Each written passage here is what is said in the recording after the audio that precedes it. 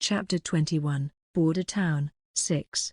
Although they had only ventured a little further into the forest than they intended to, the night sky made it nigh impossible for the both of them to see their hands in front of their face. With the clouds blotting out the moonlight and without a light source from harbor lights, the atmosphere around them felt considerably worse than when they were in Border Town. The forest seemed to be enveloped in darkness as neither light nor moonlight could penetrate its impervious canopy. The witch had cast a simple spell that created fire, one that simply provided light without endangering the surrounding objects around it. It allowed Amelia and Sawu to navigate their way through the forest and to the villa where they would be resting for the night. Upon the duo's arrival at Cloud Mushroom Village, the place where the villa was located, it was apparent that a bizarre situation had taken place. Looking at the scene in front of him, Sawu couldn't help but wonder if the scene was what Earth would look like 200 years after its destruction.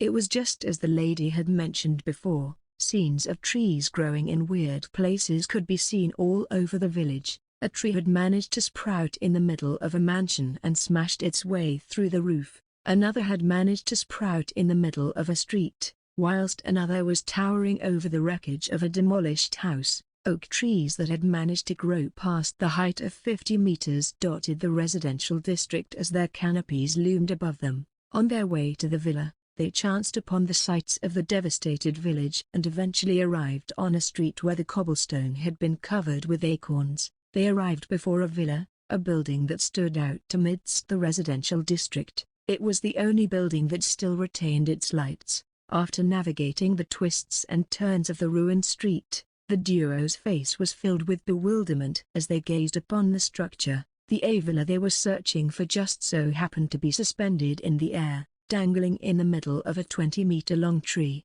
The disaster that had struck the village had occurred over 10 years ago, and yet the villa had been built 3 years ago, leading one to the conclusion that it was built that way on purpose. Would it be better to describe it as an unusual hotel instead of a villa? There were undoubtedly many hotels on Earth that looked to emulate such a design after all. For example, a motel built in the middle of a desert, a bed that is perched atop a hill to provide the best Alps view, or even a room that was built 20 meters underwater. The villa was probably built with the same thought process in mind. Are you sure you got the right place?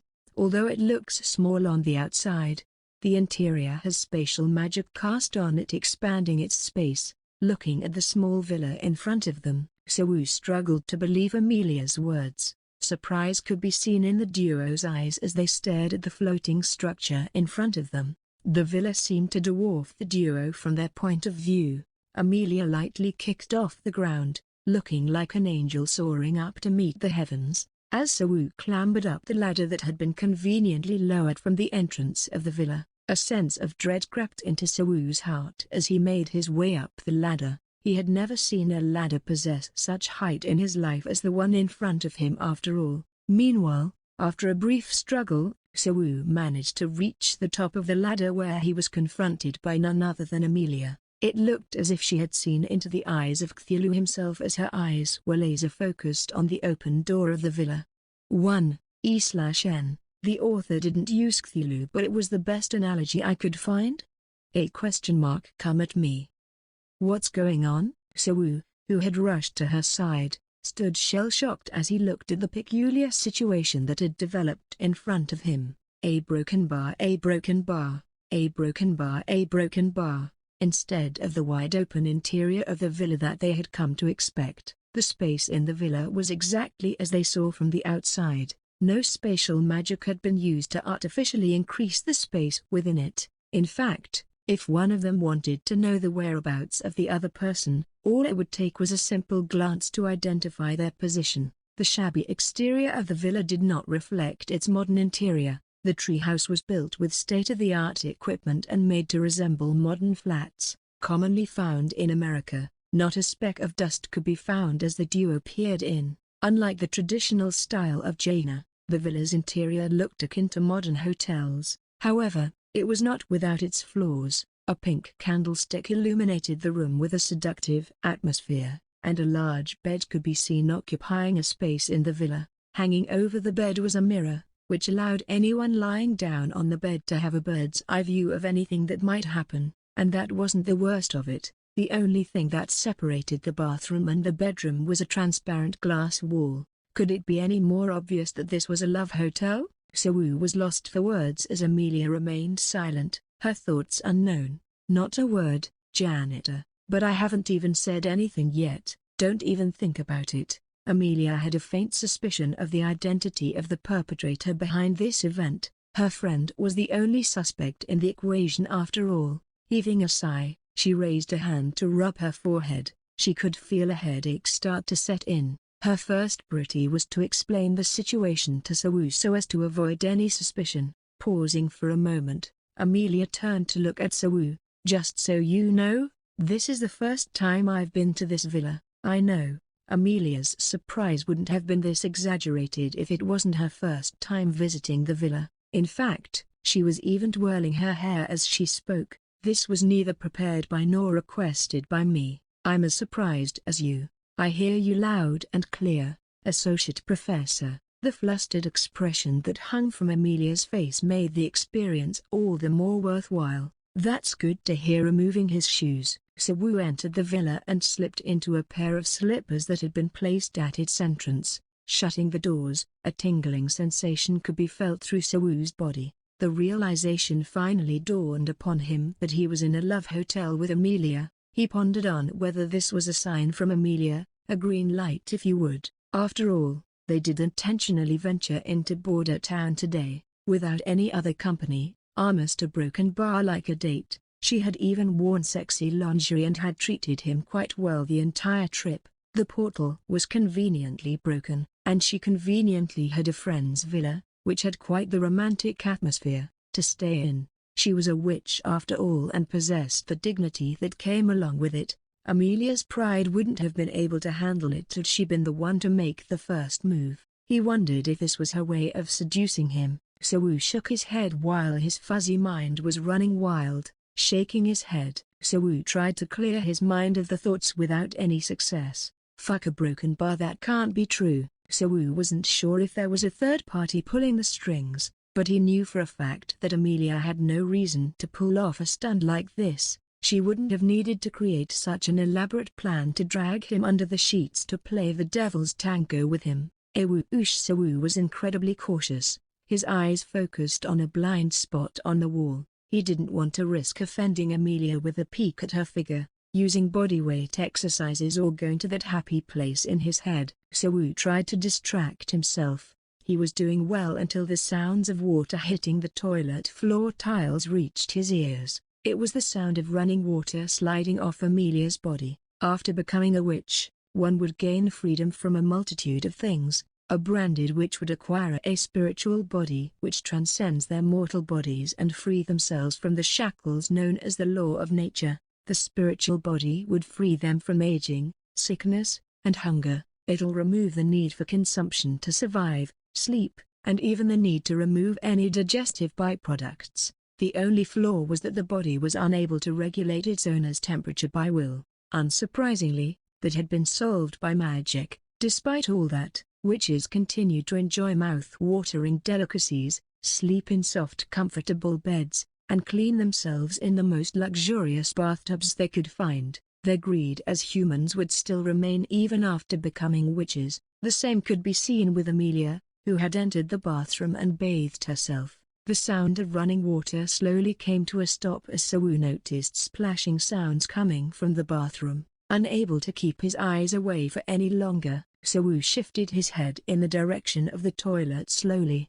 Looking into the translucent wall that separated the two rooms, he could see Amelia's silhouette with her hair tied up sitting in the bathtub. "Janitor." "Why yes," Soo shrieked in response. Because of Amelia's tone, Soo had thought that he had been caught red-handed. Fortunately, it didn't seem to be the case. "Bring me some of the wine in the cellar and a stick of those cigarettes I bought today." There was a cellar in this cramped space? Soo turned to take a look and noticed the entrance of the cellar hidden in a small corner in the room. Amelia was able to see and understand Soo's busy silhouette through the glass as he went about his task. Although she hadn't told him to, Soo took great care to get the ashtray ready. He set them down on the glass door of the bathroom while making every effort to avoid looking at Amelia. So carefully laid the ashtray in front of the glass door, careful to not catch a glimpse of Amelia's naked body. "It's ready, bring it in, please."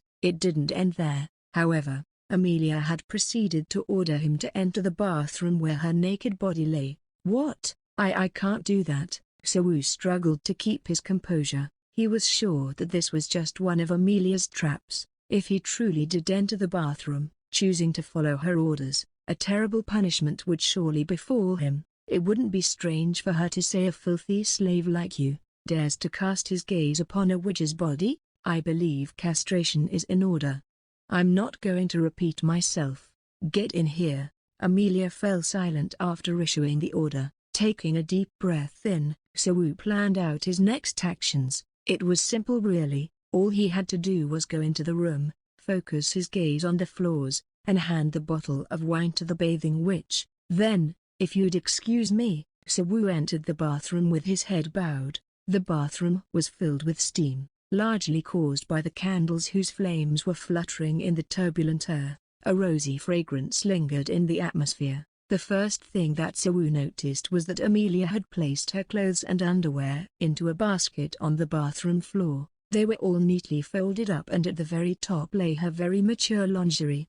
Having only small amounts of fabric to cover her modesty, "You don't have to look away from me. The bubbles help to cover everything after all." Hearing those words, So gathered his courage and looked up. As she had mentioned, the bathtub was so filled with bubbles that it was hard to see the bottom of it. The only thing that So managed to catch a glimpse of was her shoulder line. Amelia's slender neck, which was usually hidden by her hair, caught So's eyes. "Give me a stick of cigarette first." Snapping out of his momentary stupor, So shook out a cigarette from the pack and placed it in between her lips. So recalled that Amelia never smelt of cigarettes and wondered if it was magicked away by a spell. "Wine?" Hearing her order, So carefully poured the bottle of wine into Amelia's glass. Inhaling the smoke from the cigarette, Amelia sipped on the wine and closed her eyes. Although the bubbles did cover much of her naked body, Amelia was still quite exposed.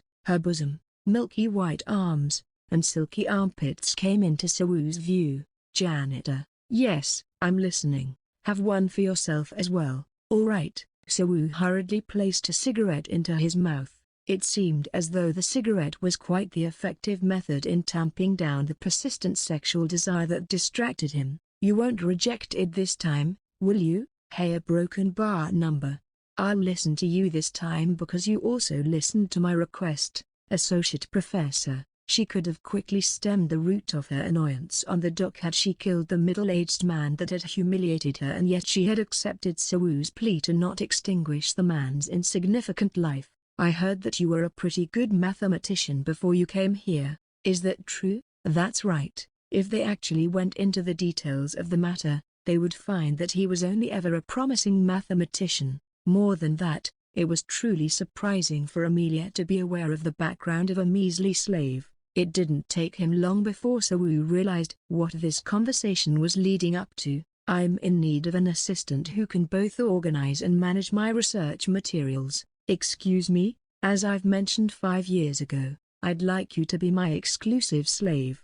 "Huh?" So's jaw dropped. In an instant, it felt like a bolt of electricity ran through his brain as he regained his senses. 5 years ago? Wasn't that when Amelia asked him to serve her at night? So began to question his interpretation of what Amelia had said that day. "Associate Professor, I apologize if this sounds rude, but may I inquire about something? Only if it's not too rude." So's Adam apple bobbed up and down as he gulped. "Didn't you approach me 5 years ago to serve you during the night?" Thinking back on the event, Amelia had approached him after his work was over and gave him the offer. The So back then had been but a mere mathematician on Earth before being thrown into jail and had been told the many horror stories of witches from the slave traders and therefore refused the offer, terrified of what was to come if he did accept. Following that rejection, he was hounded by Amelia and tortured for every waking day as punishment. At least that was what So thought she had done. "Well, that's a rude question." Furrowing her brows in displeasure, Amelia took a sip from her wine glass. I merely told you to come to my room after work that day. Never did I mention anything about you serving me at night. Why would you ask me to come to your room in the first place? I had to evaluate your usefulness after all, and my room was closer compared to the research building. So broken bar janitor, broken bar, you actually think of me as a slut who'd allow any man under her sheets? The question carried a chilly tone. Her reply hadn't actually answered his question and was kind of vague, but Soo didn't have the guts to contend against her. I sincerely apologize for my transgression. As he said so, Soo bowed his head in apology. He still believed that his assumptions was natural, and yet what Amelia had said did make sense. He had never seen Amelia drag any man into her rooms for any sort of nightly activities before. She focused solely on her magic and was a conservative through and through. Would Amelia, of all people, try to bring a slave she had just met into her bed? Was it possible that she fell in love with Soo on first sight? This could only mean one thing, that he was the one living in delusion from the very beginning. 2. T/N, Axe disease. It's a disease? Figuratively, where the patient believes everybody has a crush on him, her. It's a play on words, which means to swing an axe equals onwards and also to have a crush on lesbian slang. It has another meaning, delusion, so we are going to localize it as delusion. There were times when Takasho had added fuel to his assumptions, but clearly it was a mistake on his part. I deeply apologize. I don't wish to hear an apology from you about this matter. After all, that's how all the males I've come across think. Amelia's fury swept through the room like a chilly gust of wind in a snowstorm as Soo kept his head bowed at a 90-degree angle, clearly repenting his misunderstanding. The nervousness from before had faded and what was left were only the thoughts of calming her down and improving her quickly souring mood. Footnotes: the situation ended when Soo rushed out of the bathroom with his head bowed, afraid to annoy her any more than he had already done. After receiving a stern warning from Amelia, Amelia sighed softly as she watched his silhouette fading through the transparent glass wall. She was relieved to see that the excuses she had roughly put together ended up working. She had felt a pang of shame pierce her heart earlier when she realized that she had lied to protect her ego. Looking back 5 years ago, on that boring and uneventful winter day, Amelia submerged herself under the sea of bubbles. "Aren't you bored, Amelia? What are you doing here at this time, a vinegar?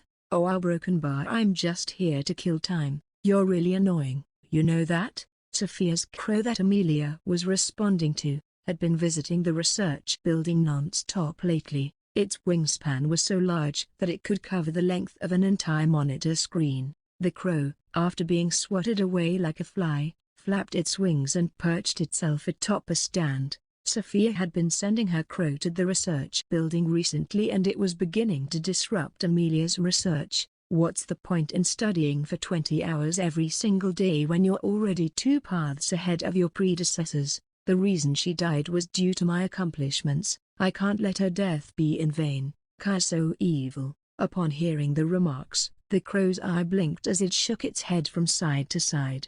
Amelia's thoughts did not accurately reflect the thoughts of the general witch populace. In fact, most of them believed the complete opposite. They believed that the act of inheriting a brand from another witch took priority over the life of a single witch. Yes, Amelia's predecessor may have died after passing off the brand to her, but that didn't necessarily mean that Amelia was responsible for her death. Obviously, it was a topic that Sophia avoided talking to Amelia about. She knew how much Amelia's predecessor meant to Amelia. There have already been many cases where the bond between teacher and student slowly matures into a bond between parent and child. If you continue to overwork yourself like this, won't you need to impart your brand to someone else sooner than you think? The only way you can go when you reach rock bottom is up. What's more, you haven't even taken in an apprentice yet. I'm way too busy working to get one. Do you have to put in some much effort? Whenever I see you, all I see is an old, retired witch, long past her prime, on her way to impart a brand onto her apprentice." Sighing, Amelia put her pen down. She observed as the crow, perched on its stand, cawed, It seemed like Sophia had no plans to leave quietly today. "What are you going to bother me with today, Sophia? Did you know? New slaves have arrived at the academy." "So? There's only 2 of them and they just so happen to be male." Amelia couldn't care less about the slaves and the expression on her face communicated that perfectly. The crow understood what the expression meant and seemed to speak with much more care. The panicked look on the crow's face was amusing to say the least. "I have some advice that has been passed down from my predecessor, Avankina. Wanna hear it? You're still going to do it even if I don't consent, aren't you? Go ahead." To say that the relationship between Sophia and Amelia was tense was an understatement. Talking to Sophia was like talking to a brick wall. She was resistant to Amelia's sharp tongue, which usually helped Amelia get away from annoying situations. Therefore, Amelia was left with no other choice than to listen to whatever Sophia had in store for her. She said that creativity is intrinsically linked to the environment you put yourself into.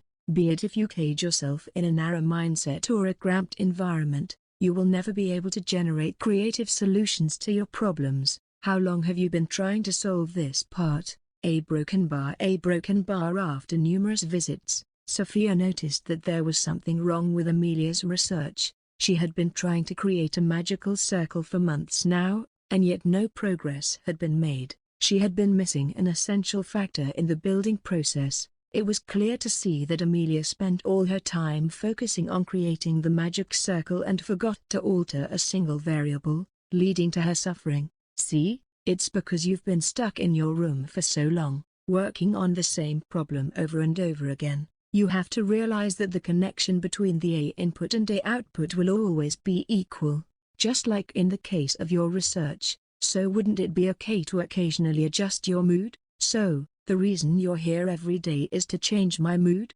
Sophia ignored Amelia's remarks and continued. I don't follow trends. I won't go to salons unless there are magic items to buy. I only like to take baths in the large public baths. I go to work every day at the research building." "And you actually think you can come up with new ideas like that? What you need is new stimulation and fresh ideas, not clinging to some old problem you can't solve." Sophia's clever little technique succeeded in piquing Amelia's interest. If she had instead said, "Why not? It'll be fun to fool around," would Amelia, the biggest nerd on Jaina, someone who spends their time in the corner of their room studying magic, listen to what she has to say? Amelia's research habits would have long caused her to pass out from exhaustion had it not been for her spiritual body. Sophia had intentionally misinterpreted the advice and claimed that it was all for the sake of magic when in reality, she simply wanted Amelia to take some time off studying and relax a little. Although it seemed like Amelia wasn't listening, the fact that she hadn't chased away Sophia's crow spoke volumes. "Get to the point. We'll be embarking on a harrowing journey today, ascending up the stairs of adulthood. Sexual activity is not a key factor in experiencing new things, is it?" This wouldn't be the first time Amelia had received such an offer. Unlike Amelia, who was conservative in nature, Sophia was pretty liberal in her actions. It was one of the reasons why Amelia was initially irked by her. She had a nasty habit of sleeping with people whom she found sexually attractive regardless of their gender. From the rumors circulating around her, she didn't seem to be a bad person. However, her persistent attempts for Amelia to join her in her hobby annoyed Amelia to no end. Now a broken bar. You've got it all wrong. Wouldn't it be accurate to say that the act of coitus is an act of creation? We witches are unable to create any children of our own, but the act itself has been a noble tradition passed down from generation to generation. It is the foundation of our existence and has created billions of lives ever since time immemorial and will continue doing so long after we are gone. Amelia started to get increasingly upset as she was forced to listen to the horse shit that was spewing from the witch's mouth. She had looked away from the crow, struggling to suppress the rage that threatened to boil over within her. "I've finished listening to everything you have to say. It's time for you to leave." Aha broken bar, aha broken bar. She took up her pen, ignoring the cause emanating from the bird. It was obvious that Amelia would start to ignore the ramblings from Sophia and instead, continue to work on the pointless calculations laid out in front of her. Sophia realized that continuing with her current strategy would prove futile, and instead she chose to change gears and attack from a different angle. The first strategy was to utilize Amelia's love for magic. If that failed, the backup plan would be to go for her pride. "Oh, Broken Bar, come on, I couldn't help myself. I mean, just look at yourself. You could use a little more confidence in yourself.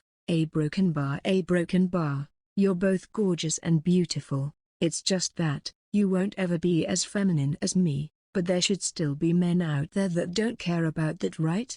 Broken Bar. I know how awkward and scary talking to the other gender can be. You've never had any real experience talking to men after all, much less any experience in falling in love before. I understand that learning new things can be challenging in the beginning, so don't give up just yet. Broken Bar.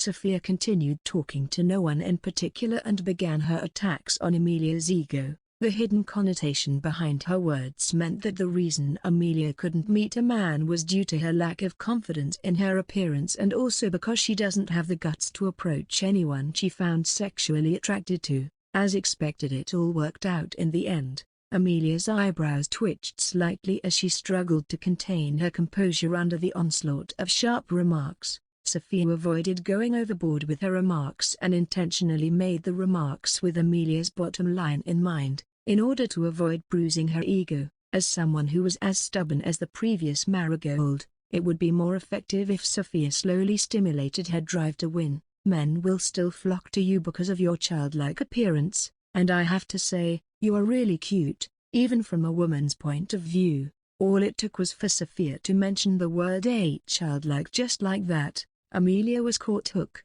line, and sinker. It was as easy as stealing candy from a child. Amelia's eyes fluttered open as she hurled the pen back onto her desk. She was trying to seem threatening, but all it did was make her look all the more adorable. "Did you just imply that I'm a child?" I do apologize if I happen to offend you. I learned more than just magic from my predecessor. She taught me the etiquette and mannerisms befitting a lady and a member of the aristocracy. Unlike your predecessor, a vinegar, knowledge that a quasi-noble such as yourself can never hope to comprehend," Amelia declared back at her stoically. Descending from its stand, the crow rubbed its head along the back of Amelia's hand in apology. "You know I'm not doing this out of hate, my friend. I want to see you grow, mature, and come of age." A Broken Bar. Amelia sighed and got up from her seat. Sophia's crow squealed in delight as it circled around Amelia's head. "Don't trouble me again, I'll show you just how wrong you were." "Huh? What do you mean?" Sophia pretended to have misunderstood Amelia as she listened to her rant. "I'm not as dense as to fall for the same trick twice, or rather, in this case, thrice. You're making it plenty obvious that you're trying to enrage me." It seemed like Amelia had gotten quite upset over Sophia's actions. "Your statement about the vulgar act of seeking sexual pleasure as an inspiration for magic is utterly preposterous. It is not something I intend to follow, and the only reason I stood up was to prove to you how wrong you are about me." "What did I say about you?" "You claimed that I'm not confident enough to talk to the opposite gender." "That's false. I simply choose not to do it because I feel no need to." Men were simply low-level mortals who couldn't even utilize a drop of mana. "Show me where the slaves are being kept." Untying her hair, Amelia walked out of her room with a confident gait. 3. Do we need to even succumb to such cruel methods as seducing slaves? They can't even refuse a witch's command, so what added benefit would it give us to do so? Oh, it's simply done to motivate them to do as they're told. Amelia walked along the well-lit corridor with the crow as her guide. She had been informed of the location of the slaves 2 days prior. A slave could be seen bent over cleaning the shelves in the library as Amelia entered the room. That specific slave would be leased out by the City Hall to Trinity Academy for the ensuing 6 years to work under their supervision. Amelia had planned to occasionally use him as a teacher's assistant. She observed as he clumsily cleaned the shelves. It was clear to see that the long working hours weren't enough for him to adapt to his situation. Amelia wondered if it was because he was kind of a nerdy guy who wasn't used to manual labor. Janitor Shinsawu, yes, Lady Witch, A crash. The abrupt noise, which was Amelia calling out for him, had startled the slave as he fell from the ladder with a loud crash. He hurriedly dusted himself off, arriving before Amelia with a stiff expression on his face. Amelia believed that if she showed her capability to seduce a man with naught but a single word, Sophia, who was perched on her shoulder, would admit her defeat and get off her back, in which case, Amelia would be able to go back to her research and remain undisturbed for a while. In fact, just from a glimpse of his face, Amelia could tell that he had been smitten by her, and she wondered if further proof of her capabilities was still needed. "Meet me in my bedroom after work." Wasn't it obvious enough that he had already fallen for her? Amelia was, after all, fairly confident in her looks. Her soft blonde hair appeared to have been handcrafted by the gods, along with her blue eyes that seemed to hold the blue ocean had earned her numerous compliments from her predecessor. And that's not all. Both etiquette and grace had been ingrained into her very being through her long years of formal education. She had even been taught the charm a witch should possess in her arsenal. She was confident that her charm could beat even the likes of an ignorant witch like Sophia. "It's exactly as I predicted." The nerdy slave would arrive at her room with all kinds of fantasies in mind, but upon arrival, he would simply have to leave disappointed.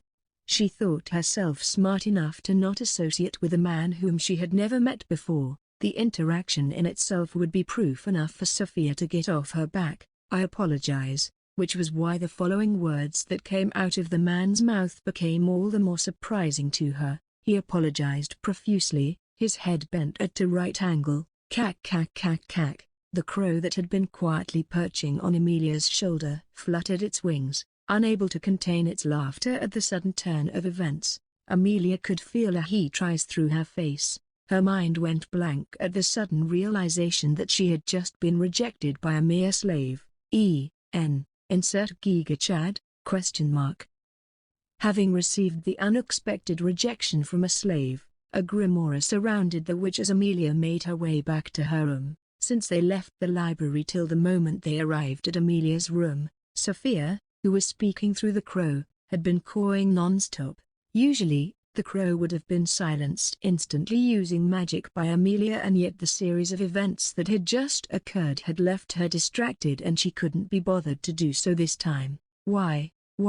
What would compel him to do that? The three questions were the only thoughts that circled within her head. It was like an indescribable itch at the back of her mind that wouldn't go away. Entering the bathroom, Amelia turned on the magically enchanted shower. The water was at a perfect temperature, allowing Amelia to cool down her overheating brain and come to her senses. The crow had somehow managed to use its beak to turn the sink tap on, filling it to the brim. It then proceeded to flap about in the bath of its own creation, seemingly pleased with itself. "Are you still angry, Amelia?" Amelia hadn't interacted with any members of the opposing sex before this. She had never thought about having sex before. To begin with, she hadn't even understood what the concept of sexual desire was or felt like. She hadn't intended on doing anything funny to the slave that she had invited. She had just intended to extend an invitation to the room, make him a cup of tea, and give him instructions for the duties he would be performing going forward, which was why Amelia felt stunned when her invitation was rejected. According to the social hierarchy of this world, Amelia was a witch whilst the other party was a slave. The rejection came as a shock, as Amelia's status wasn't enough to coerce the slave despite the difference in social standing. "There's no way I'd be angry." "Well, you certainly look quite angry." "Sophia, how many times must I tell you, I'm not angry. Anyways, isn't it high time you get out of here?" Fine, a broken bar. I'll leave after washing myself. Don't you know that crows like to be clean?" The sight of the crow enjoying itself in the water irked Amelia to no end. She felt even worse when she remembered that Sophia was a witness to the humiliation she had faced earlier. Sophia uttered nonsensical words in an attempt to comfort the distraught Amelia. Sophia said whatever came to mind. "Maybe a broken bar. He got tongue-tied because of your beauty." "Just shut your mouth. I don't want to hear a word out of your lips. You can do that, can't you?" "Yes." Amelia's anger flared as she spotted Sophia, who had reluctantly shut her mouth. She wouldn't have had to go through the humiliation had it not been for Sophia's appearance in the lab and her constant nagging that eventually persuaded Amelia to prove her wrong. Just thinking about it made Amelia clench her fist in anger. Amelia felt a strong urge to grab the crow by its neck and suffocate it, snapping its throat in the process, but the minuscule amount of sanity along with what remained of her humanity held her back. Wire broken bar biting her lip, Amelia pondered on the possible reasons behind the rejection. After a period of time flapping about in the water, the crow turned its head to face the troubled figure of Amelia. Sophia had become a witch 20 years earlier than Amelia. Looking back, their predecessors, Vinegar and Marigold, had always held a close relationship with one another, so it wasn't out of the ordinary that the responsibility to teach Amelia about the different kinds of spells and magic fell onto Sophia. As soon as she received the witch's brand, Sophia acted like an older sister to Amelia, who seemed to attract trouble no matter the timing or location. On the flip side, Amelia didn't really appreciate being treated as such and always felt irked whenever she was treated as such. Magic was Amelia's obsession. Every waking moment of her life was dedicated to gaining more knowledge about magic, and nothing else mattered. Sophia would occasionally invite Amelia out on these activities in hopes of providing Amelia with other interests besides magic. Yuga broken bar judging from the amount of strength Amelia was pulling her hair with, she seemed to be in a foul mood. She hadn't anticipated Amelia's proposal to be rejected by the slave, nor did she know what thoughts compelled him to do such a thing. The one thing she did know, however, was that Amelia was devastated by the rejection. Amelia, what? Don't be too upset. If it wasn't for Sophia egging her on, Amelia would never have had to suffer such a humiliation. You're the reason this happened. Amelia's rage reached its tipping point and bubbled over as she pointed towards Sophia whilst complaining as if she were a child. It was the first time Amelia had such an emotional outburst ever since she became a witch. Why did you have to egg me on to do something like that? A broken bar. From Sophia's point of view, Amelia was like a flower that had been grown with great care within a greenhouse. Someone that hadn't come into contact with the real world yet and did not possess the life experience of a woman her age. Her current state of being was more like a girl who hadn't experienced puberty. Amelia tried to emulate her teacher, someone who was quiet, graceful, and polite, but on the contrary, deep inside, she was still an immature young girl. She wasn't originally like this. She had initially inherited the brand after the death of her predecessor Marigold, and after that, Sophia, who was like a parental figure for her, also left her in order to broaden her horizons and explore the world. It was a long journey where Amelia was left to her own devices. Sophia had managed to escape from the cage, Jaina, and gain numerous life and death experiences. The journey allowed her to witness the flow of history from an outsider's point of view, and eventually led to the defeat of a homunculus created by the Witch of Creation. Although her mastery over magic hadn't drastically increased, the journey provided her with fond memories that she could look back on. 140 years later, the first thing Sophia did upon her return was visit Amelia. It's been a long time, Vinegar. When she finally met with Amelia after all these years, it was evident that she had changed. It would be rare to see Amelia smile, and her expression had gotten much stiffer as compared to before. At the time, Amelia's appearance worried Sophia. Her actions and demeanor resembled a doll. The both of them reunited in the house where Amelia and her predecessor, Marigold, used to stay. The house was largely the same as it was in the past, and it reflected her deep sense of longing for her predecessor. Amelia could be usually found in the house studying magic. Now, that wasn't to say that a witch studying magic was anything out of the ordinary, but it was her obsession with magic, her drive to acquire more and more knowledge, that worried Sophia.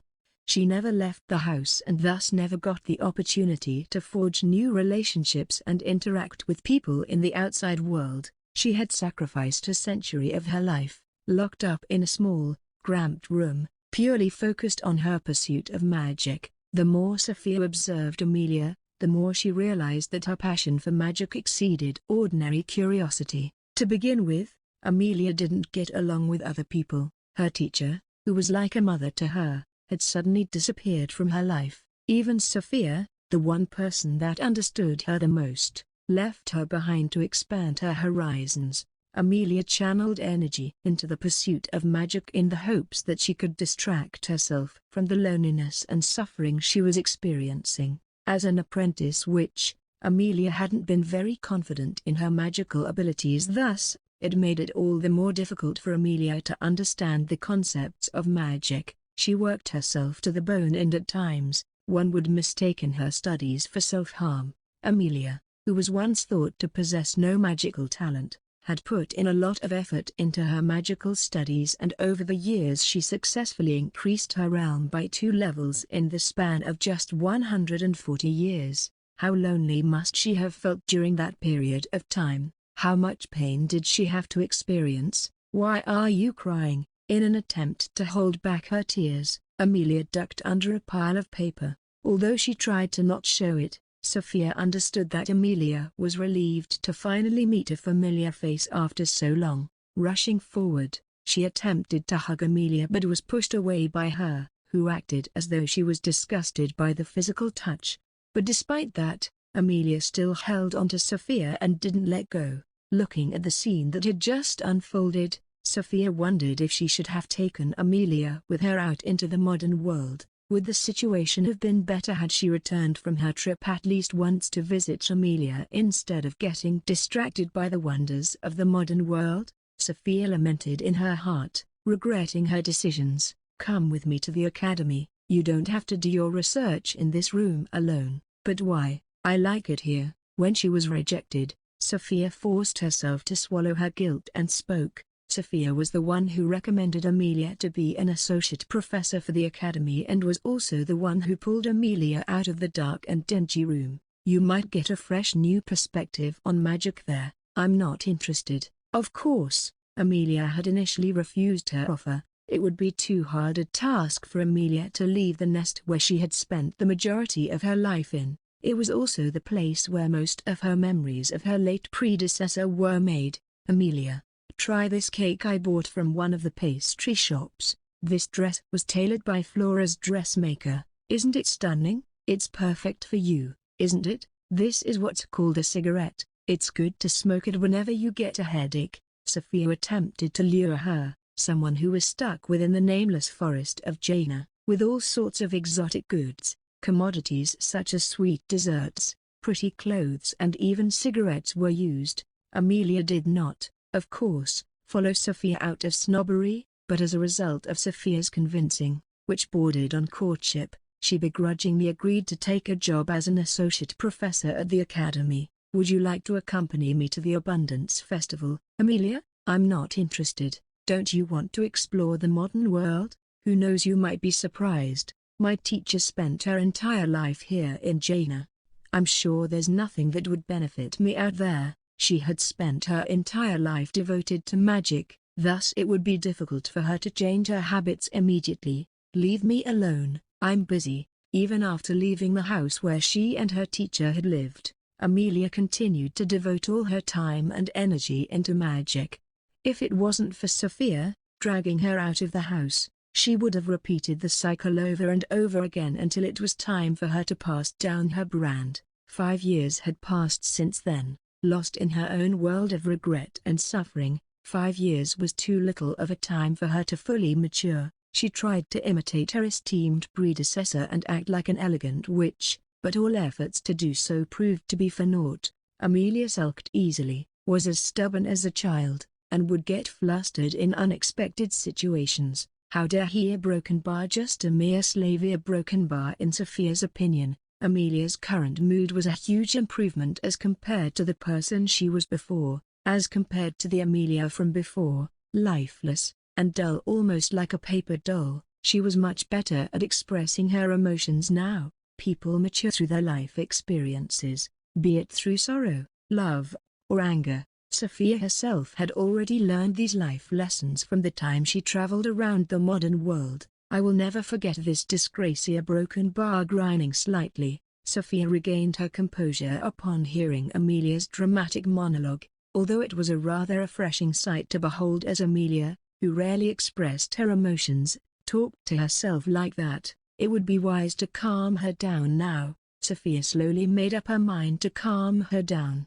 "You're just a slave, a slave, a slave, a slave." "A broken bar, Amelia? There's no way this is swearing. There's no way a broken bar. This is blasphemy. A broken bar, huh?" But it isn't. A faint ominous aura was emanating from Amelia as she muttered curses under her breath, clearly being consumed by the need for revenge. It showed the lack of maturity within Amelia's mind. She didn't understand the complex emotions that brewed in her mind and wasn't able to find ways to deal with it. Thus, she tried to imagine how a noble of Jaina would react in such a situation as a way to cope with the rejection. The result of that line of thought resulted in a terrifying conclusion. Let's put the slave in his place and punish him thoroughly. Despite the fact that birds don't normally have sweat glands, Sophia saw that the crow's body, which was serving as her replacement body, started to secrete sweat. She could foresee the long road of misery the slave would have to go through.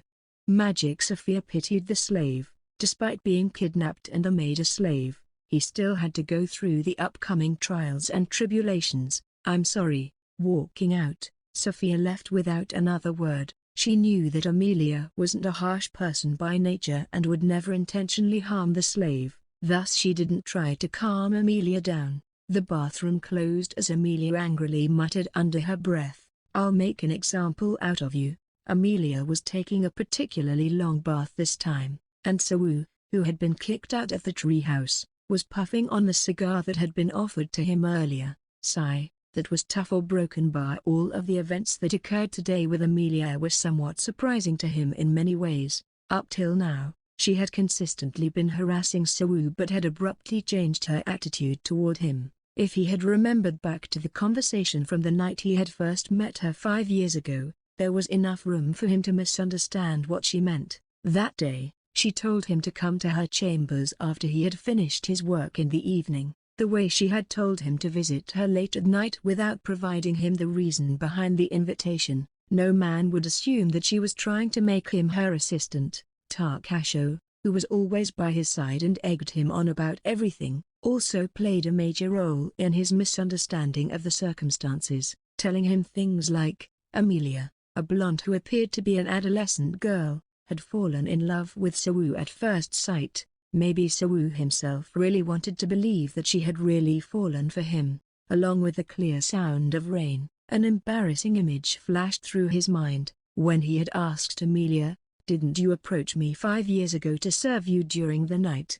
He had no idea how dumbfounded she must have been. They were meant to spend the day at this villa after Amelia had taken her shower, but just thinking about it made him anxious. Sawu debated whether or not to enter the villa after hearing the bathroom door close. He was unable to picture spending the night with her, and even if he fell off the balcony while nodding off, he really wanted to just crouch on the balcony. After the bathroom incident, he found it hard to look her in the eye. Gulping his saliva, Sawu opened the door. After all, she should have left the bathroom fully clothed, and slaves must accompany the witch after her baths. Sawu knew that Amelia would not accept any cheeky excuses for him leaving the treehouse to get some fresh air. A broken bar, a broken bar. As he opened the door, he caught sight of Amelia paying close attention to something that was lying on the bed. Her cheeks were peach-colored, possibly because of the bath from before. Moreover,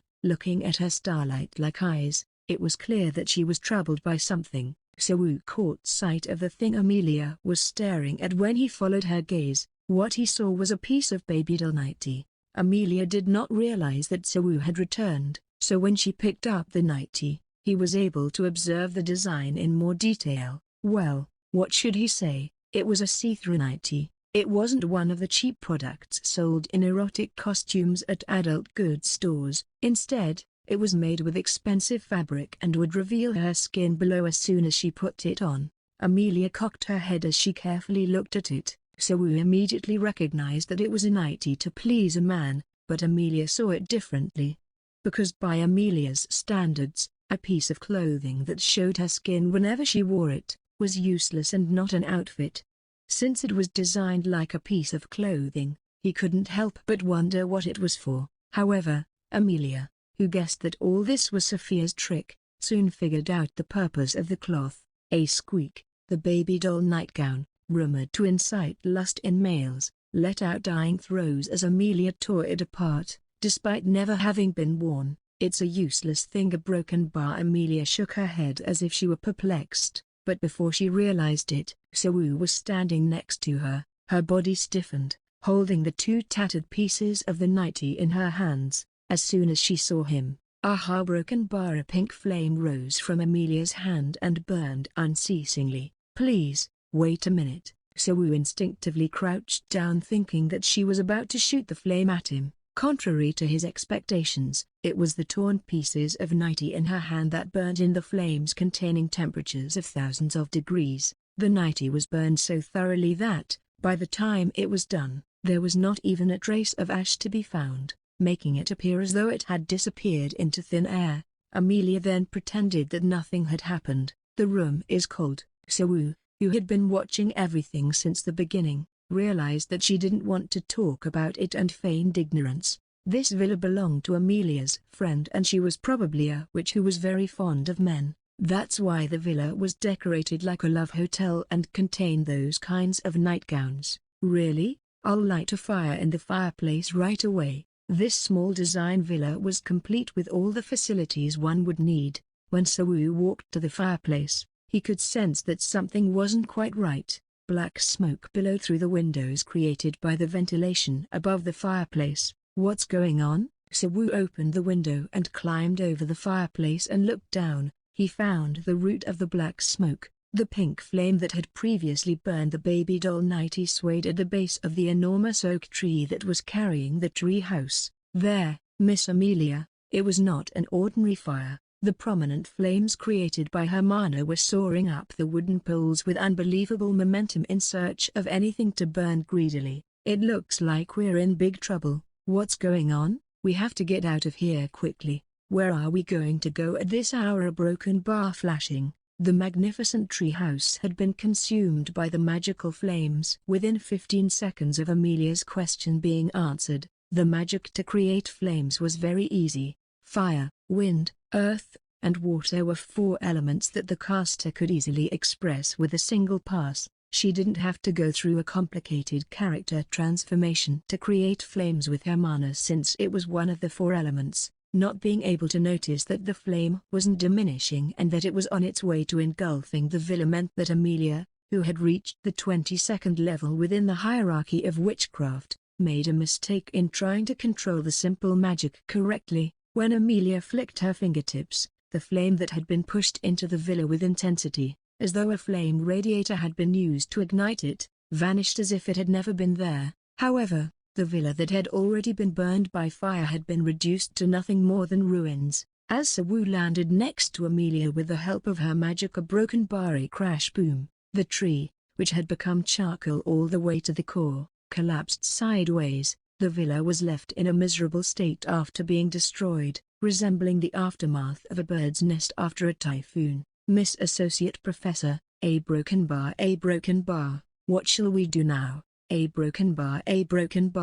Amelia and Sawu stood in the pouring rain for a long time, staring at the shattered tree and the remains of the treehouse. They resembled displaced people caught in the aftermath of a natural disaster. We can't spend a day in a crude house like this. Is that why you burned down the house? Be quiet. Amelia appeared to be trying to cover up the earlier magical error. Sawu remained silent, not wanting to say anything that would aggravate the situation. They were both left in an uncomfortable silence. A caw. In the middle of the silence, a crow's screech could be heard. Sawu didn't care, but Amelia was a noble and the circumstances they were in at the time weren't suitable for her. It had been pouring all that night and there would most likely be dew and drizzle the next morning, so there was no way to spend the night in such a situation. After a considerable amount of walking, the two eventually made their way off the forest path and returned to the dock in Border Town. They'd been gone for 3 hours, and it was past midnight when they returned, yet the dock was still packed with slaves carrying luggage. It was open 24/7 because it was the port responsible for delivering all of Jayla's supplies. Let's look for an inn nearby. Ensuring that Amelia didn't get wet, Sawu held an umbrella over her head as he hurried from place to place looking for accommodations. There were no lodging facilities in inland cities like Tarrowtown and Lenimond Town. This was because the citizens of Jaina were practically nothing more than serfs, and weren't allowed to travel freely. Even if they had to stop by other towns or villages for business purposes, it was common for them to have to pay a certain amount of rent to a tavern to stay there in an empty room. But things were different in Border Town. Sailors and captains traveled regularly between the modern world and Jaina, and many witches who lived in the modern world also visited Jaina for extended periods of time. As a result, there was a high demand for large accommodations in the city. The problem was that many of those accommodations were often packed with other guests. While it was occasionally possible to get a room, getting 2 rooms for 2 people was far more difficult. After searching all kinds of inns, the last inn Sawu visited had the sign of a coiled-up snake. It was a 3-story wooden building, and like any other inn, the first floor served as a bar, with rooms on the 2nd and 3rd floors to welcome guests. Cheers. By the way, the bar was packed with people. There were individuals there with tanned skin and bulging physiques. Men who were dressed as sailors were conversing in loud voices. Everyone pay attention. Next is our captain's toast. Gulp. Just drink. Sawu, who squeezed through the pouring laughter and jeering, asked the innkeeper standing at the bar counter if there were any vacant rooms. Do you happen to have any spare rooms? He was a tough-looking guy and didn't look like an innkeeper.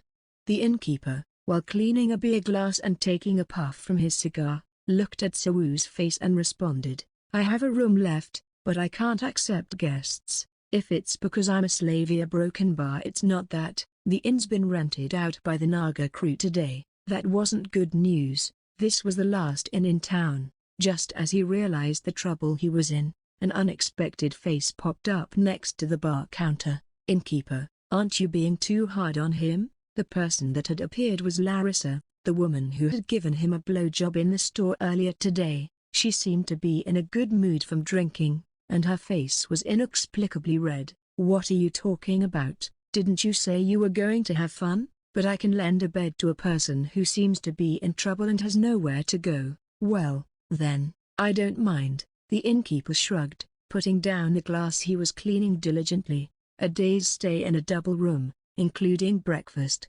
costs 1 shilling per person. There are still plenty of rooms available, so take your pick. Thank you. Sawu, who had successfully found a place for the night, also gave a nod of appreciation toward Larissa. Thanks to you, I was able to find a place to sleep. Larissa smiled and exposed her pearly teeth in response to his greeting. It was a smile that somehow gave the impression that she was amusingly watching a shivering puppy. Did you really miss me that badly? You couldn't wait to slip it between my breasts, couldn't you? Larissa grinned as she gathered her breasts to reveal her seductive cleavage. The sight made Sawu envious of the necklace hanging down between the plump cleavage. That's not true. I didn't even know Miss Larissa was here. Oh my goodness, how could anyone not know that I'm the only woman in the Naga crew? The ship that supplies cargo to the Blue Snake has left the dock after all. Magic. When he heard it, he apparently realized why she would have misunderstood the cause of his arrival at the inn. She probably thought that Sawu, who remembered the tantalizing suggestion she had offered earlier, couldn't hold himself back even for a day and ran to the inn where she was staying. But it's really not. The witch is still waiting outside. The witch? The one from before?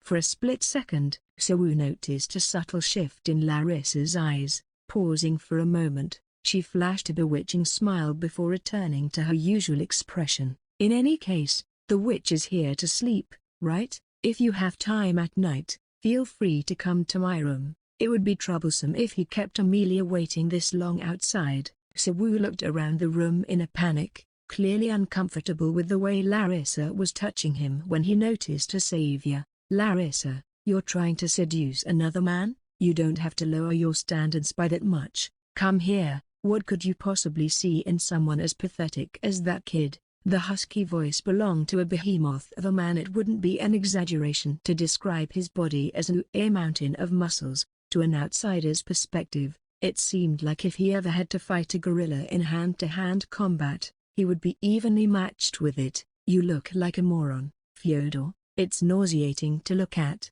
Does using your strength in bed make you horny? No matter how much a bitch whines in the beginning, in the end, they all start moaning as soon as I shove my dick in them. I'd bet you'd cry in embarrassment like a little girl after finishing in 3 minutes. Fyodor smiled, loving the way Larissa had responded to his taunt without a shred of hesitation. Fyodor grabbed onto Sawu's shoulders. He had attempted to sneak out as their conversation quickly turned from rated R19 to R29. Hey, kiddo, don't think of any nonsense and go to sleep, unless you want to break your back and turn into a half-wit. Shut up, you moron. Why are you scaring him? It's a joke, just a joke. The impact of his tap on Sawu's shoulder was enough to make his head ring. Sawu tried to ignore the gorilla and politely excuse himself. Anyway, thank you for your help, Miss Larissa. There's nothing to be thankful for. Let's have a drink later.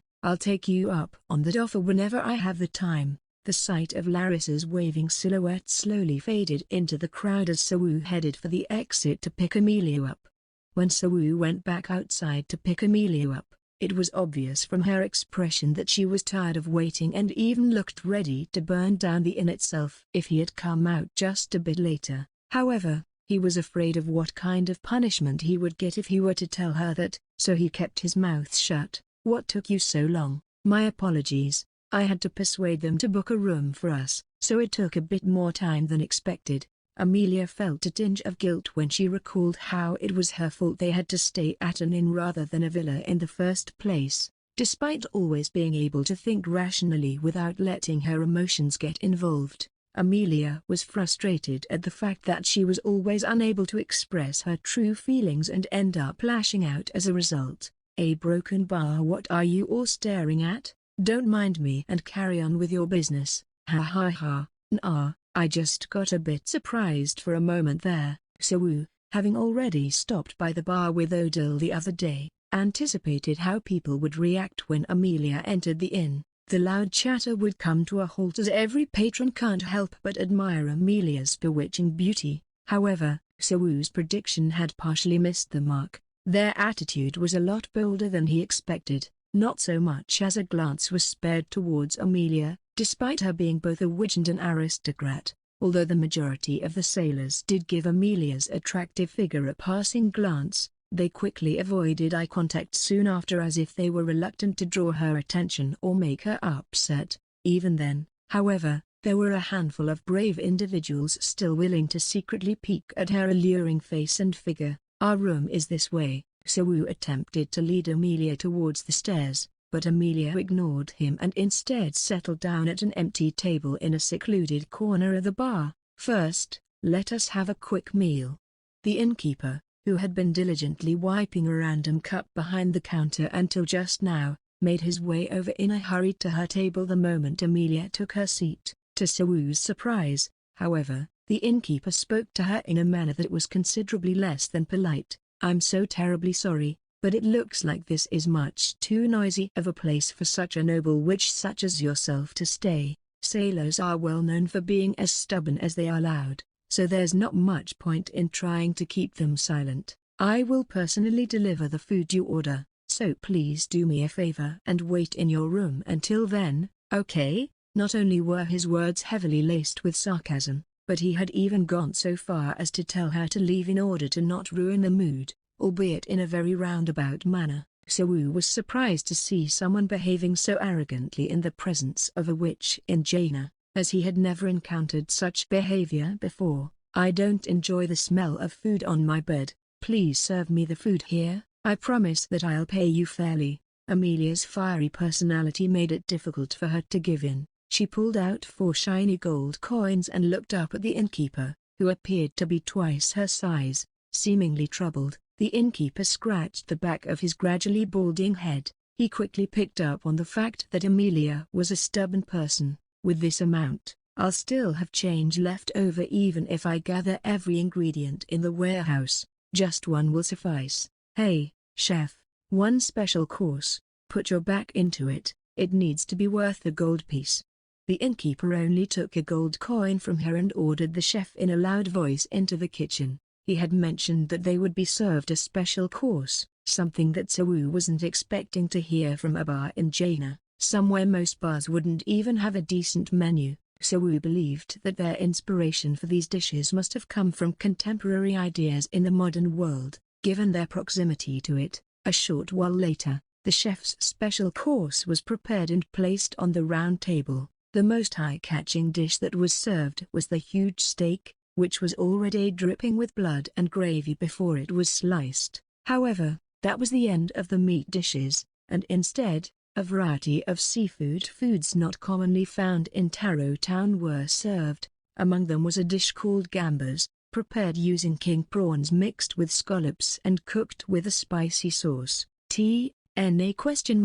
Gambas is a Spanish dish with shrimp and garlic as the main ingredients. The name means shrimp, gambas, and garlic, ajillo, in Spanish. It is a name with only two main ingredient names attached.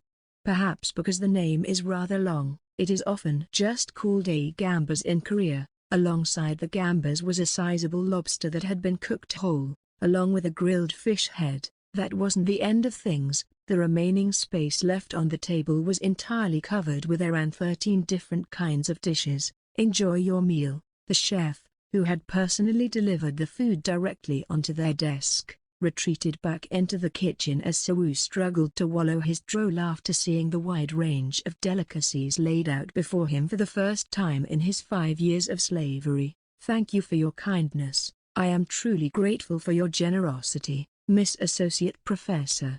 Magic. Since they were in a bar, Sawu had to raise his voice in an attempt for Amelia to hear him over the noisy background of the busy bar. Just as they began to dig into their meal, a loud commotion broke out outside the inn. Pay attention, everyone. The crew members whose names are called out are to get ready for departure immediately. In order to get everyone's attention, a man in a nice suit rang a bell as he entered the inn from the outside. He began to call out the names of the selected crew members one by one from a piece of paper. What the hell? Why are we suddenly departing the port? I have no idea. Didn't the captain say he had to leave right away to take care of something? Max, Ben, Timmy, hey, wake that guy up and come with me. Why me? Take the other guy. Have you gone crazy? How am I supposed to navigate a ship without a helmsman this late at night? Shit. It's been a month since I last set foot on land, and now I'm returning to the sea. Such bad luck. The sailors, who were sitting around a table and having fun, hurriedly grabbed their things and made their way to the exit. Despite all the grumbling and nasty swearing that had been going on since the captain's instructions, the sailors left in an orderly manner. The sounds of creaking floorboards and swinging doors resounded throughout the inn as the crew members left the premise, and despite the large number of them leaving, there were still over a dozen people inside the inn. As Sawu looked around the room in a daze, Amelia continued to eat without a care in the world. By the time the sailors had finally left, Amelia had also finished her meal. Given the fact that she only ate a small amount of food, it was only natural that she would finish much faster than Sawu. The bar quickly fell into silence as the majority of the remaining guests slowly left. The bar that was supposed to be filled with drunken chatter was instead filled with an uncomfortable silence, creating a tense atmosphere in the bar. Oh, Miss Witch, it's good to see you again. In that moment, Larissa walked to the side of their table, her heels clicking as she walked. Amelia straightened her back and looked up at Larissa, dabbing the corners of her mouth with a napkin she'd stashed somewhere. What's the matter? Oh, our broken bar. Nothing in particular. I'm not here for anything. Can't you see that I'm having a meal? Larissa, who was politely speaking, was at a loss for words. In fact, it was how people usually reacted after hearing Amelia's way of speaking. She wasn't really friendly after all.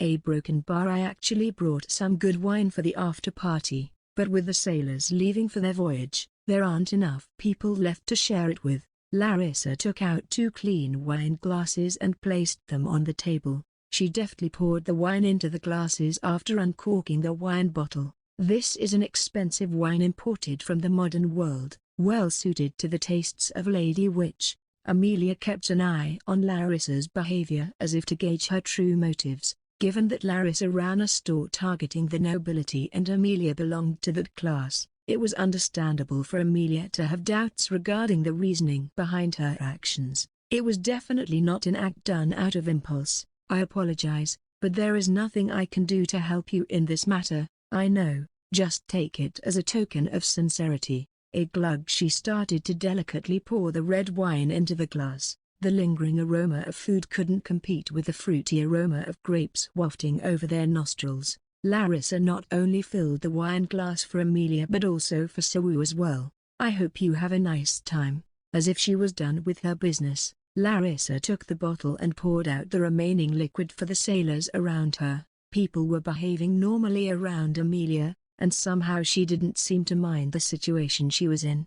Witches were objects of awe and terror. They often tried to posture themselves in front of others, seemingly superior to other beings, whilst Amelia was the polar opposite of such a mindset, which was why behavior like this didn't bother her. Amelia took a sip of red wine and frowned. Noticing her change of expression, Sawu took a sip from his glass and instantly understood why. It was a very dry wine.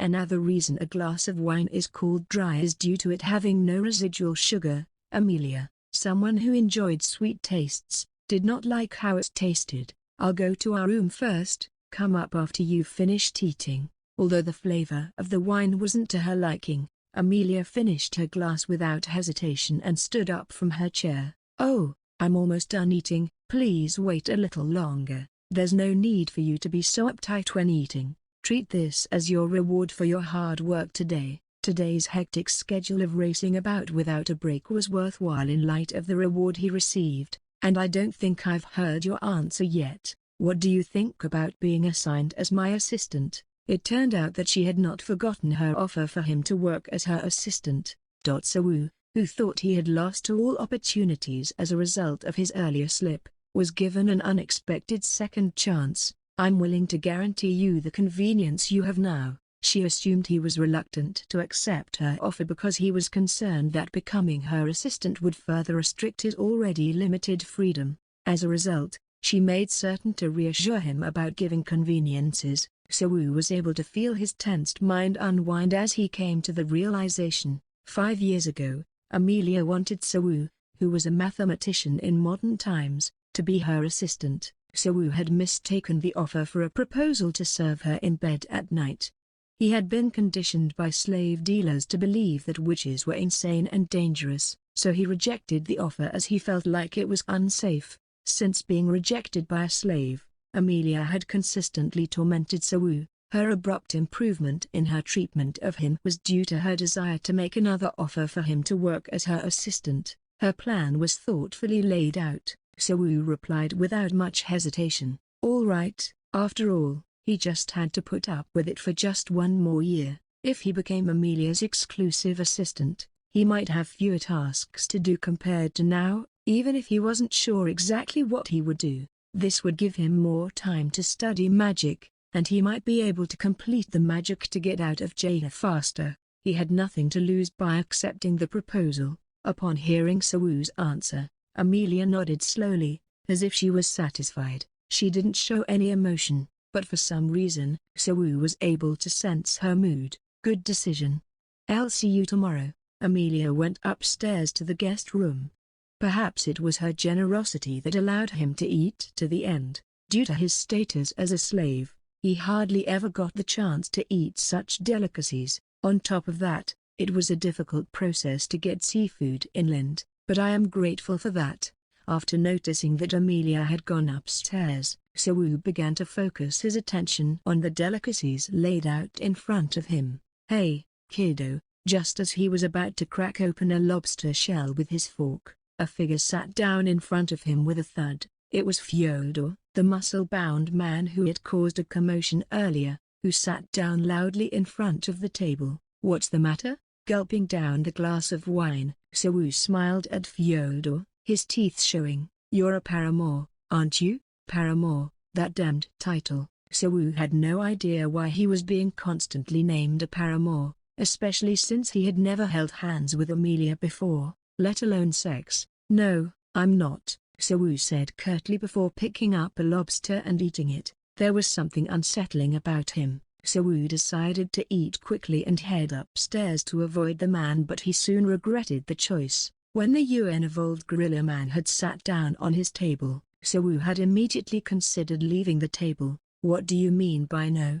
You're being unreasonable. I envy you." While some were clapping whores' asses at the brothel, others were watching the witch's naked bath. He had heard that there were a lot of rough and foolish sailors, but he hadn't expected it to be to this extent. Nevertheless, Sawu, who was regarded as an elite in the outside world, was aware that this rude individual belonged to a race he had never met. If the gorilla punched Sawu's face with his fist the size of his head, his face would be instantly disfigured, but Sawu was not one to back down, even after gaining more patience through his military and slave life. "Then why don't you go bang a whore's ass? You don't have to sit in front of someone else's table and drool all over their food, do you?" There was a big difference between their physiques. Fyodor's face went blank for a moment, as if he hadn't expected to be rebutted in such a manner. It was only for a moment, though. The man, who had been condescending toward Sawu, began to engage in more vulgar banter while mocking him as if he knew everything.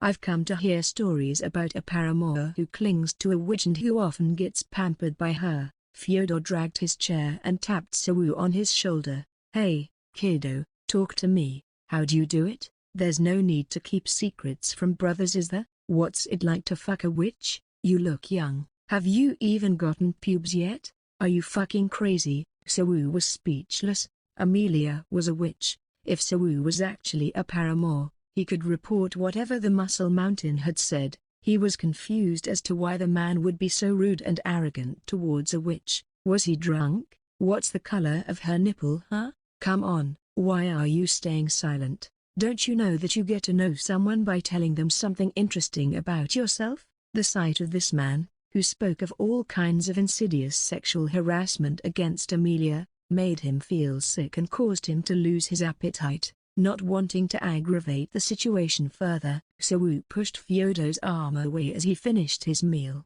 "Be careful what you say. Do you even know who she is? Ha ha ha." A boom. For a split second, all Saiwon could see was white. Regaining his bearings, he discovered that his head had been buried under a plate of lobster. It turned out that Fyodor had used his rugged arm to knock his head onto the table. "Hey, what does it matter to you, kid? You fucking punk." The words rang in his ears as lobster skin plastered over his cheek. He could feel a spicy sensation spread from his nose as if the sauce had entered his nostril. A disgusting voice rose amid the chaos of the situation. "Sorry about that. It seems like I accidentally smacked you in the heat of the moment. Well, I had no other choice but to calm my anger." However, his voice didn't seem to be sorry, rather, it was a hateful voice that did not care to hide its laughter. "I don't think you'll ever get the chance to see that witch again." Sawu felt a throbbing pain in his head as he was pressed against the plate.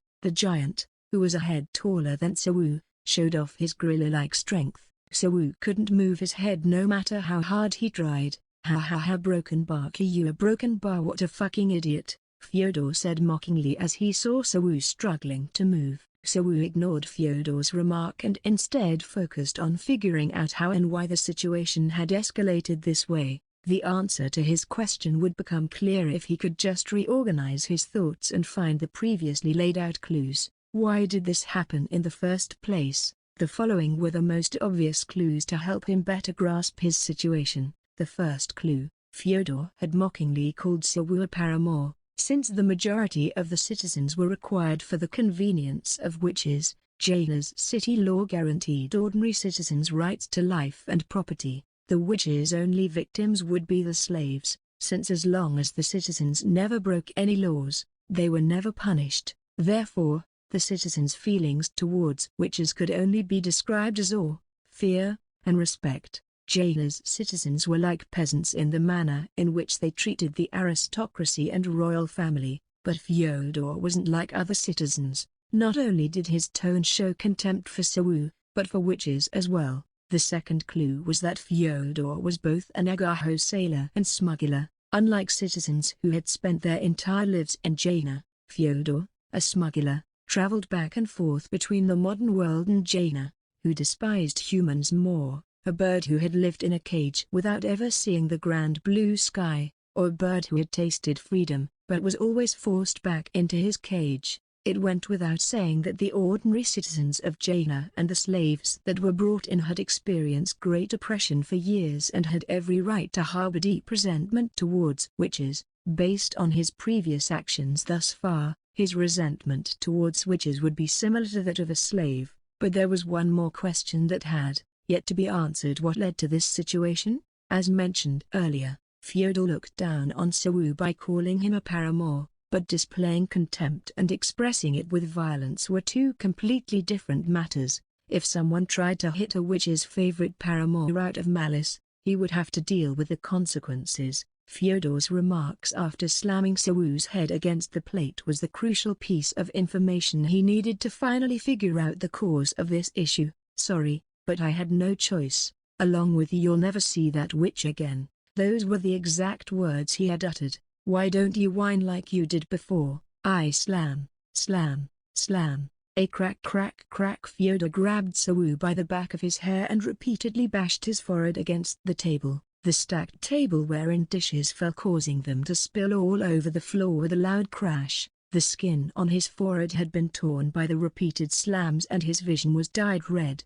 If this continued, he surely would die. Even if the giant man had no intention of killing him, his body wouldn't be able to handle Fyodor's gorilla-like strength much longer. When Sawu realized this, his hand moved at lightning speed. It was a situation where he couldn't use the mana he had worked so hard to polish. Unfortunately for Sawu, he lacked both mana and a method to activate it at the moment. With little room for options, Sawu took a fork from the table and plunged it into Fyodor's meaty thigh with as much strength as he could possibly muster. It was an improvised reaction to a survival situation. Shit! The sharp fork pierced the fabric of the thick jeans and with little to no effort penetrated the soft flesh and muscle underneath.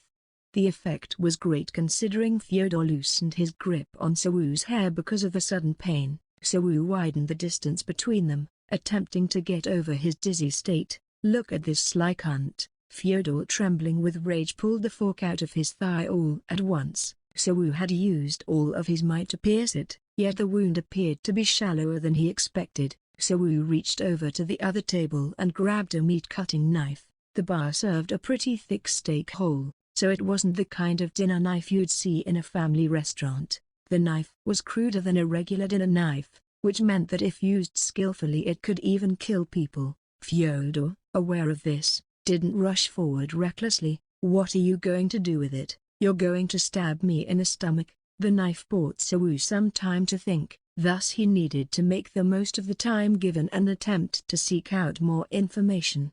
"Amelia." The scream was so loud that Fyodor frowned. Then 3 seconds later the first floor of the bar was filled with laughter. "Ha ha ha, look at the kid looking for his master. It's a spectacular sight, indeed." Kekik. Sawu, ignoring their sarcastic remarks, slowly widened the distance between himself and Fyodor. It would take some more time to accurately judge the situation.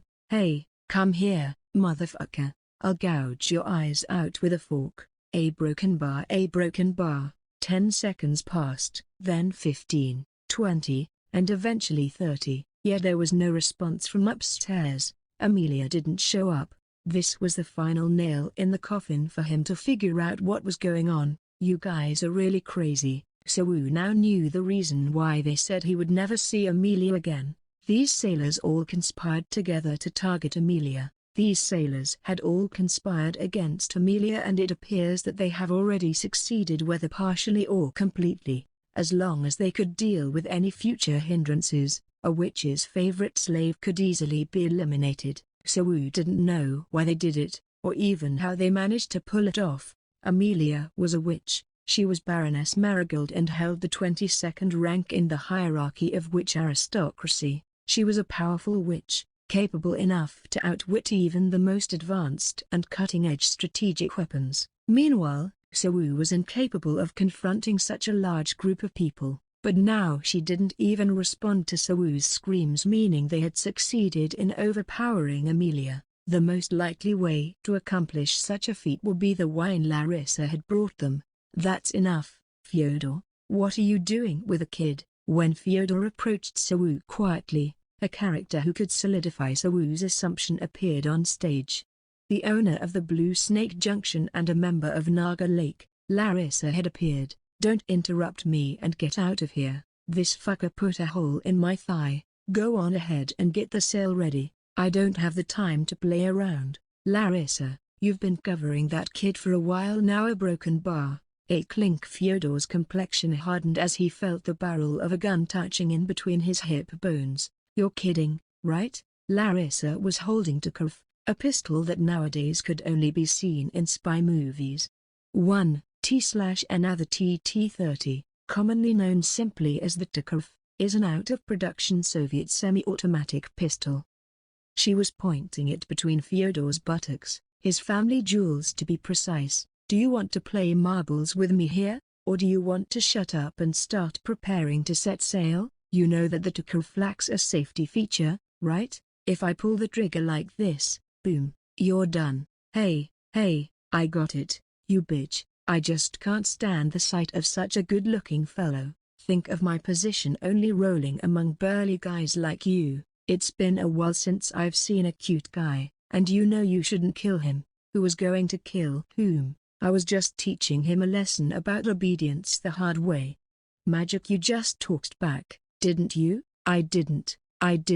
Put that thing away." Fyodor threw the fork away with a fed-up expression and led the rest of the crew to set sail. "Hey, you should get moving, too, soon." Only Larissa and Sawu remained on the first floor of the bar. This time, Larissa, who had observed the previous scene, pointed her pistol at Sawu's chest. When she pointed the end of a small pistol at him like a scene from a movie, he wondered why he couldn't move. It was simply the suffocating pressure from the little hole facing toward him that inhibited his movement. "Is it Shin Sawu? I won't thank you for saving me. It's all right to pay lip service for what I did earlier for you. You are a much scary sister than I thought." Larissa just grinned at Sawu's resentful words. "There's still something I need you to help me with. Don't you want to know why this happened? What happened to Lady Amelia? If you're curious, go to the guest room, stand in front of me, and don't ever look behind you. Oh, but before that, put down that lovely knife." Sawu did as he was told and dropped the knife. He wasn't a former member of the Special Forces or a retired intelligence agent. He had no intention of facing a gun with a crude knife.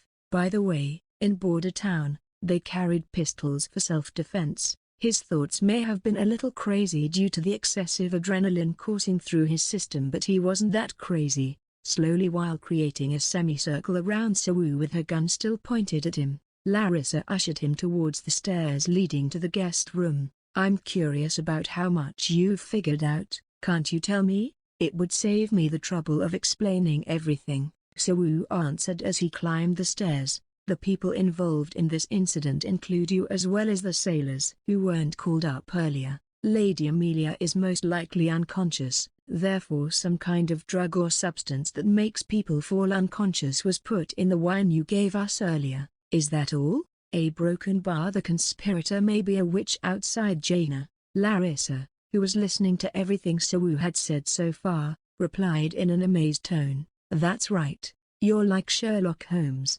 I didn't expect you to notice a witch was involved." It wasn't difficult to figure out once he contemplated the previous circumstances for a moment. Everyone, including Sawu and Larissa, had drank that wine together, yet Amelia was the only one who ended up unconscious. It was possible for Larissa to be given a poison that only worked when mana was present in the body. If a trap caught Amelia without her realizing it, the only explanation would be that the conspirator was a witch high in the hierarchy. Furthermore, if she wasn't an idiot, she should be aware that she wouldn't be safe after causing such a fuss against the witch. She would obviously have her countermeasures or a backup plan. "Is it an outcast?" "That's correct, too," Larissa responded by clapping her hands. "Not all witches lived in Jaina. Surprisingly, the proportion of witches who lived inside Jaina, like Amelia or the twins, was at most half of the total amount. The remaining half settled in modern times,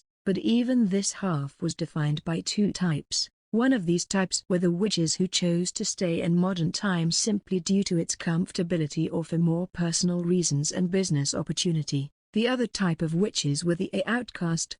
An outcast was a witch who had their citizenship revoked and couldn't enter Gehenna due to breaking an unwritten law. The detailed reasons may vary, but some of them have committed the following crimes: the one who had hurt another witch's apprentice witch, the one who had caused too many casualties while experimenting with magic, or, you're going to steal the brand, aren't you? The one who killed another witch and robbed them of her brand in order to elevate their magical rank.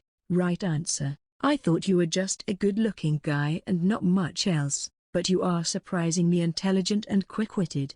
Go ahead and open the third door on the right. Sawu opened the door of the guest room and went in. Amelia was lying on the floor as if she were on a bed. Forgetting the fact that Larissa was aiming a gun behind him, he hurriedly rushed over to her to see her condition. Stop. If you put your hands on her body, I'll shoot you. Larissa stopped Sawu with a sharp voice. At least let me check her condition. Fine, but do it without touching her. Sawu glared at Larissa and put his finger under Amelia's nose. Even though he hated Amelia so much, he was still worried when he saw her lying on the floor like that. "Cool broken bar," he sighed softly in relief. Even if he shook her, Sawu doubted she would wake up.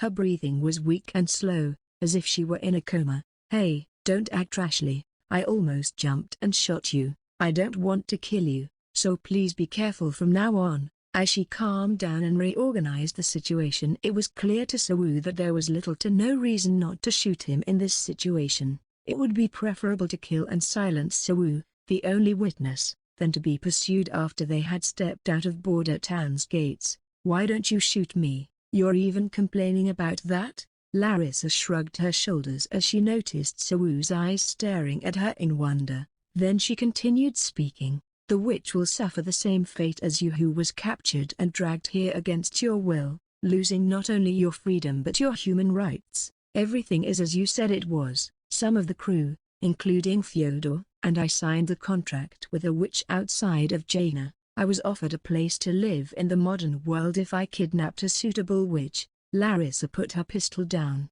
Naturally, she kept a safe distance from Sawu so that she could fire whenever she felt threatened. "I've been waiting for a chance like this for a long time, you know. Luckily enough, I was able to reap a great harvest tonight. While we were renting the shop, a noble witch happened to appear with nothing but a single slave. No wonder their movements were so organized." Amelia was like a butterfly that entered the open mouth of a carnivorous plant. "Actually, life here isn't that bad. I'm pretty rich, and I'm good enough to get most of the things I want in Border Town." Sawu asked Larissa. "Then why attempt to pull off such a dangerous stunt?" The act of kidnapping a witch was not without risk. If she failed or got caught halfway, those participating in the operation would surely be executed. Larissa's reply was both sad and lonely in some ways. "Even if you have 1,000 pounds of gold in Jaina, you still can't buy freedom." Footnotes: "There's not much I really desire. All I want is to be free from having to live in such a narrow world, as a slave. Don't you know it too?"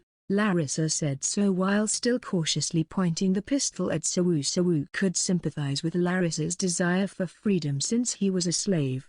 Didn't Sawu, who yearned to regain his freedom, study magic every day to escape from this place? "I have a suggestion that might interest you. All you have to do is carry the witch into our ship, the Nagaho. We've gotten a pass from Inquiry City Hall, so no one would even bat an eye at us setting sail. Once the mission is finished, we can live under the protection of the witch who helped us. You get what I mean, right?" To make her offer even more appealing, Larissa smiled gleefully. "You can be free as well, and return to the modern world." At first glance, the offer looked very appealing to him. It was only after remembering a bit of information he read in a book about witches that Sawu realized why Larissa hadn't shot him yet, and instead had made such an offer. "It's because of autonomous defense." "Yes," Larissa shrugged her shoulders as if she had nothing to hide.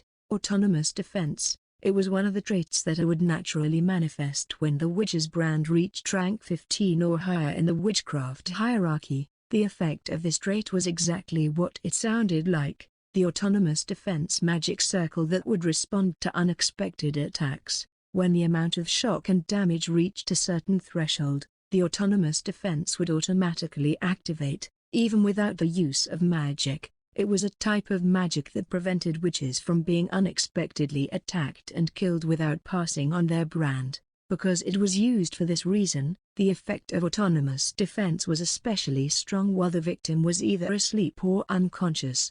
Amelia was now sound asleep due to an unknown drug, meaning the autonomous defense magic was at its most dangerous. It is said that you should never touch a sleeping witch. In addition to shocks, autonomous defense magic detects human malice. It can cast a spell if someone with hostility lightly touches a sleeping witch's body. It's really troubling that I can't even use my hands. Despite carefully putting her to sleep, only Sawu was able to properly touch Amelia since he had no malicious feelings toward her, which prevented Larissa from shooting him or Fyodor from killing him right away. The thought of getting killed made his hair stand on end. You have good feelings for this witch, so her autonomous defense won't activate, so please, just carry her to the ship. Sawu crouched and looked down at Amelia, who had fallen asleep. She curled up and fell asleep like a baby, her eyes twitching as though she were having a nightmare. While looking down at the associate professor sleeping helplessly on the floor, Sawu couldn't help but recall the days he had to endure such hellish torture under Amelia and her awful attitude towards him. He was forced to clean the bathroom in the middle of the night, and then without rest he was told to cut off a moose's antlers, or if he was lucky he would just get more overtime added to his already long hours. But even after all those trials and tribulation, he had worked as hard as he could over the past 5 years. One couldn't be sure Amelia didn't hold animosity toward him due to the way she tormented him for so long. If she didn't like him, touching her right now may cause him to be hurt by the autonomous defensive magic. There seems to be a misunderstanding. I hate this witch. If I touch her, the autonomous defense will be activated. It didn't respond when you checked on her condition, so I'm certain that you are lying. Even after being so close to her, nothing is happening and the autonomous defense magic is showing no reaction to your approach. When I tried to get close to her earlier, the magic began to squirm. No matter what approach I took, the autonomous defense detected my malicious thoughts for the witch, but you don't seem to harbor such feelings, eh? Sawu was bewildered when he realized he hadn't been attacked by the autonomous defense magic, and his assumption that Amelia disliked him had been proven wrong yet again. Sawu was sitting right next to Amelia and not long ago. He checked Amelia's breathing by placing his finger under her nose, meaning the distance between them was quite close. If you still doubt what I said, just confirm it. It's dangerous. Magic. It's good to be cautious, but don't think about pulling any tricks. I insisted on making this offer to give you a way out of here. That didn't mean we couldn't get her to the ship without you. There will be some delay, but we can capture any random citizen from the outside and have them carry her to the ship. Clink, hurry up, and come on. A broken bar. As Shay urged Sawu, she pointed the gun's muzzle directly at his head. Sawu had no choice but to gently place his hand on Amelia's shoulder. Sawu's breathing was ragged and his heart was racing so much so that his anxiousness was increasing as his hand touched Amelia's shoulder. He assumed that the autonomous defense magic would react, and as he was waiting for the worst, surprisingly nothing happened. Sawu's racing heart eventually stopped and his breathing stabilized. Sawu was relieved when he realized nothing had happened. Amelia was surprisingly soft to the touch, and despite her small stature she always walked with a proud gait that made it feel as if she were out of reach, like a dazzling star in the night sky. Yet at this moment Sawu was able to touch her slender shoulder with his rugged hands. Sawu could feel Amelia's warmth as well as her delicate and soft skin all over his palms. See, nothing happened, right? Isn't it a little too easy for you to judge? One wrong move, and I'm dead. Larissa simply grinned without a care for the world. Just by looking into your eyes, I can tell you're a good and kind boy, which makes me wonder how someone so kind could possibly abandon the witch he serves. It simply isn't feasible. As she watched Sawu contemplate what she had said, her confident smile showed she truly believed in her assumption that Sawu did not harbor any hatred toward the witch. It's a good contract, isn't it? You hand the witch over to us, and we free you from your servitude. It's a win-win situation for everyone involved. Now lift her up." At Larissa's urging, Sawu put his hands under Amelia's knees and back and carefully lifted her up. She looked incredibly relaxed, despite being unaware of the events taking place around her or the reason behind her slumber. Sawu's long-awaited escape seemed to be within arm's reach, but his morals prevented him from accepting Larissa's offer. He didn't want to be free if it meant dirtying his hands by killing Amelia. Even if she had a nasty attitude and treated him like a pet, he would surely live to regret it. All he had to do was carry her to their ship, but he was still skeptical about whether or not they could guarantee her safety. Nobody's going to lose anything, right? He couldn't help but confirm the fate of Amelia as he was worried about her safety. What about Amelia? The witch who acted so arrogantly will atone for her sins by being offered as a sacrifice.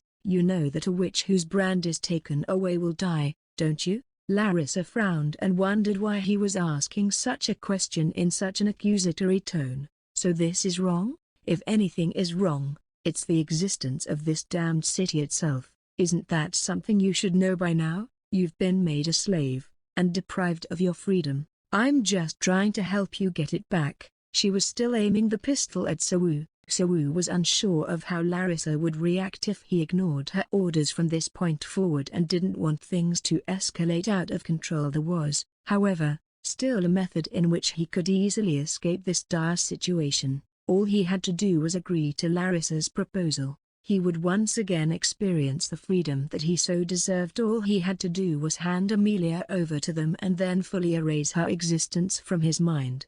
A broken bar, a broken bar, a broken bar. It was an undeniable fact that Sawu hated Amelia, but his feelings for her were a bit more complicated than that. It was hard to put into words, but you shouldn't misunderstand. He hated Amelia, but he never hated her so much as to kill her. Even after all the pain he had endured by her hands, he still didn't feel she was wicked enough to deserve death. A broken bar. Don't do this. Larissa's expression distorted as she saw Sawu, who was determined to persuade her to spare Amelia. Enough already. Even if you insist, what is left for you? He had nothing to gain, but if he had to say anything, it would be adaptation. It would be nice to put it that way. He could have enjoyed slave life with a bit more freedom if he had been as submissive as Darkasho from the start and attempted to adjust to the situation. If he had adapted to Amelia's childish resentment, he wouldn't have gotten so involved with her. But if he got too comfortable with his way of life in Jaina, he may have never learned magic and instead spent his days serving witches or working hellish hours. Now that Amelia's life was in danger, the only thing left to do was persuade Larissa. Gaining freedom by selling other people's lives is wrong. I'm sorry, but I can't join you. Larissa's lips trembled as she bit down on them. It wasn't something as simple as feeling humiliated for having her goodwill rejected, but an internal struggle where one side was urging her to go through with the kidnapping no matter the cost, and the other side begging her to stop before she regrets her decision. A truly evil individual wouldn't feel so conflicted about committing a crime, but Larissa was different. She wasn't an evil individual and understood that what she was doing was wrong, thus an inkling of uncertainty remained. As Sawu read her hesitant expression, he suddenly remembered a remark that Larissa had made that bothered him, so he questioned her about his concern. Isn't this too dangerous? The witch who promised to release you guys rather than abandon you is an outcast. Furthermore, if the witch wanted to take away Amelia's brand, she would be one of the most demented among the outcasts. Was there any assurance that such a vile witch would keep her word? This is a risky deal not only for me but also for my sister and the crew. While broken bar, I figured out that much. How about other matters? After conversing with Sawu, Larissa realized that he was smart enough to figure out situations quickly if given enough information, so it wasn't anything surprising to her. I don't want to shoot you, so hurry up and move. If you're so afraid of the exiled witch, we'll just go out by ourselves. There was a ruckus on the side of the stairs as the confrontation between them continued. Following Fyodor, 3 crew members who had previously left the bar to go get ready to set sail entered the room.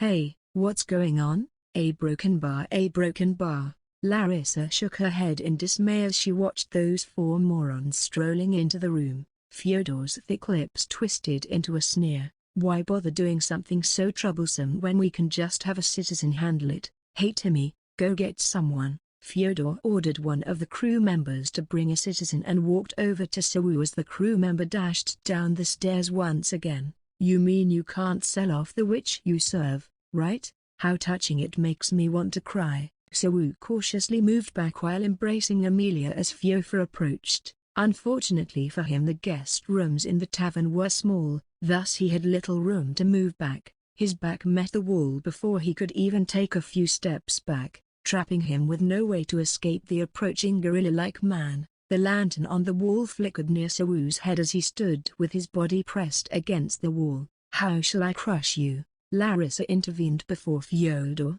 who had a wicked look on his face, could begin. Join me when you've tied him up. It would be pointless to torture him. What type of bullshit are you spouting now? I know what that arsehole is up to behind the scenes. Before we get there, let's have some fun. Sawu could smell Fyodor's terrible breath as he talked, despite Sawu himself being an arm's reach away from him. Fyodor's bloodshot eyes roamed all over Amelia's body. All kinds of perversion could be seen within them. Hey, kiddo, take off her clothes. I can't fuck her, but I have to see what a witch's cunt looks like. Fyodor couldn't put a finger on Amelia's body due to the autonomous defense, but Sawu could, so he attempted to threaten Sawu into stripping Amelia. Sawu quickly cast a sidelong glance at the lamp next to his head. It was a stroke of luck for him as he discovered a glimmer of hope to escape from his hopeless situation. Do you know the difference between an oil lamp and a mana lamp?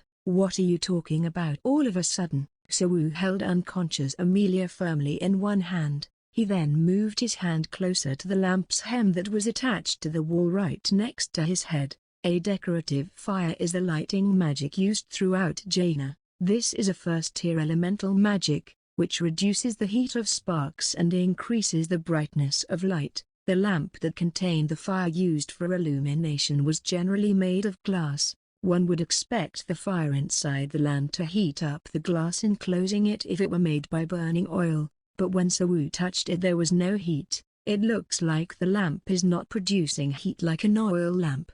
That means a decorative flame is inside of it. Did he go crazy realizing he was about to die? Sawu opened the lamp with a twist and slipped his hand inside while they were still unable to grasp what he was saying. The fire in the mana lamp looked exactly like an oil lamp, but the properties of the fuel were completely different. The fuel for the mana lamp is a mixture of a little bit of mana water and alchemy. What's up with that? Although the mana water was too impure and wild to be used for magic experiments, it was enough for him to control and reshape the mana that had been used to form a flame. Bloom. Sawu forcibly activated the mana water mixed in with the fuel. The decorative flame he held in the palm of his hand started to quiver violently when the mana was unleashed. Crackle. In order to more precisely control the fire, Sawu was now examining its chemical composition. The overclocked flames gathered and rolled on the palms of his hand after the stabilizer was removed.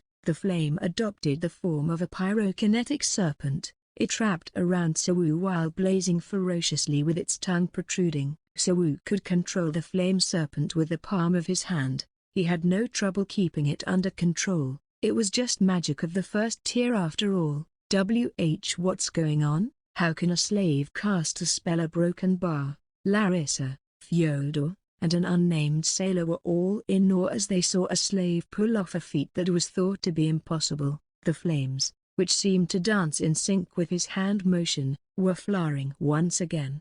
It could be seen at a glance that the form of these flames were anything but ordinary. The decorative fire, which had been interfered with by mana, wriggled like a living creature and became a wall that separated Sawu and the crew. Get back. Even so, not all of the problems had been solved. That fuel in the lamp had too little mana in it. If he had used it to just light the room, he could have used it for over a month. But if he wanted to ignite such a ferocious flame, the mana could only be used for a maximum of 30 seconds. Therefore, in order to destroy the opponent's fighting spirit and obstruct their field of vision, he first built a wall of fire that was visually realistic and afterward transformed the flame into a pyrokinetic snake. The temperature of the fire was only about 70 degrees Celsius at that moment. The flame wall was so thin that they could easily cross it if they wanted, meaning, Sawu was just bluffing. "Larissa, what are you waiting for?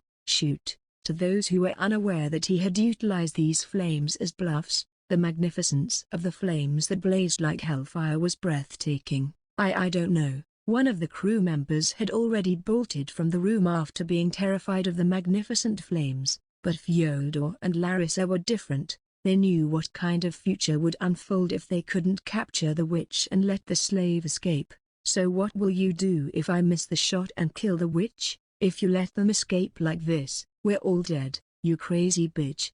As Fyodor was attempting to take the pistol away from Larissa, who managed to stop him, Sawu discovered the solution to his problem. He would need to create another spell while his bluff was still in effect. He found that Amelia's lessons were helpful in situations like these. Men, unlike women, couldn't store mana. However, unlike women, they could generate weak mana. Even though it was just a tiny amount, the mana generated was far greater than the minuscule amount of mana found in the lamp. Sawu had created new spells before, thus he should be able to do it once again. With that thought, Sawu lowered his gaze. There, he could see Amelia's little chest moving gently up and down in sync with her breath. Without hesitation, Sawu immediately rolled up Amelia's dress. The current situation could only be described as chaotic. The towering flames created from the fuel of the lamp acted as a barrier, shielding both Sawu and Amelia from their enemies.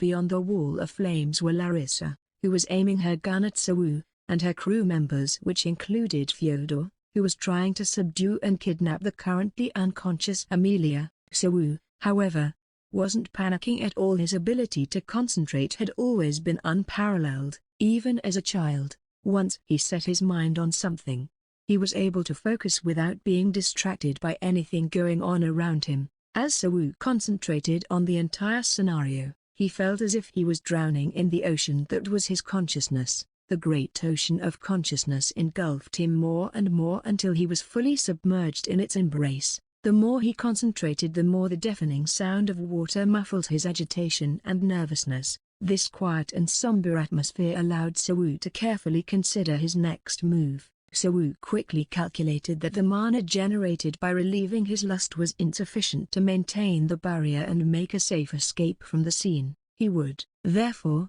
need to arouse himself sexually using Amelia's body as a medium in order to generate mana. This was because the amount of mana generated by an erection directly correlates with the level of sexual excitement. It would take longer and provide less mana if he merely masturbated while not feeling very sexually stimulated. Therefore, using her to boost his arousal was a wise move. Amelia's beauty was a bonus since it made her a desirable person. Her hair was so thick and lustrous that the spring wind would be unable to sway it like it did curtains.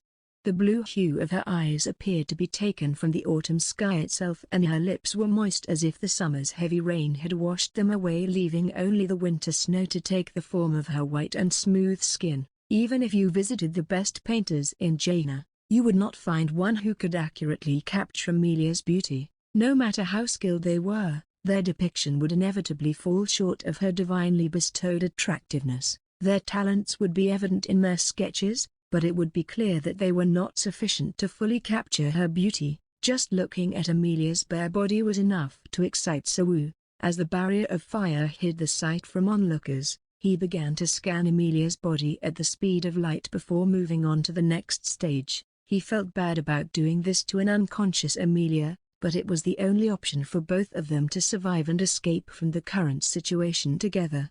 A broken bar. Sawu grabbed the hem of her dress and lifted it upward, exposing Amelia's semi-naked figure to his eyes. He began by scanning her lower body first. He began to scan her lower body. He could spot a pink tattoo etched into Amelia's lower abdomen, which was whiter than a field of snow. The tattoo was proof that a witch's brand had been passed down to Amelia. As he slightly lowered his gaze, he noticed Amelia was wearing a sexy thong that barely covered her pussy.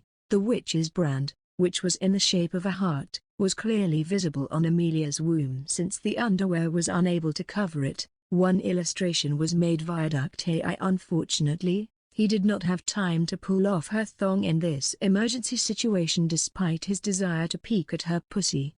Magic, since he was embracing her with one arm. Anything beyond this would either be too difficult or take too long, so Wu continued to explore Amelia as his gaze rose to her soft tummy. His eyes arrived at Amelia's upper body after glancing at her cute navel, which was located in the center of her slim waist. So Wu couldn't help but be mesmerized by Amelia's petite chest moving in sync with her breath, highlighting not only its great shape but the sensual black underwear gently wrapped around it. He could easily cover her soft and tiny chest with only one of his palms if he really wanted to. A sense of triumph engulfed Sawu at the realization that he was the first man to ever lay his eyes on Amelia's exposed body. He instinctively glanced at her left breast after noticing something. Did the position of her bra change when she collapsed after the drug took effect? First of all, Amelia's bra didn't have enough fabric to conceal her areolas, and as one side of the bra fell down, it revealed her left nipple. The way her soft nipple gently rested on the brassiere cup made the sight undeniably alluring. Moreover, the fact that the owner of the nipple was Amelia only served to heighten Sawu's excitement.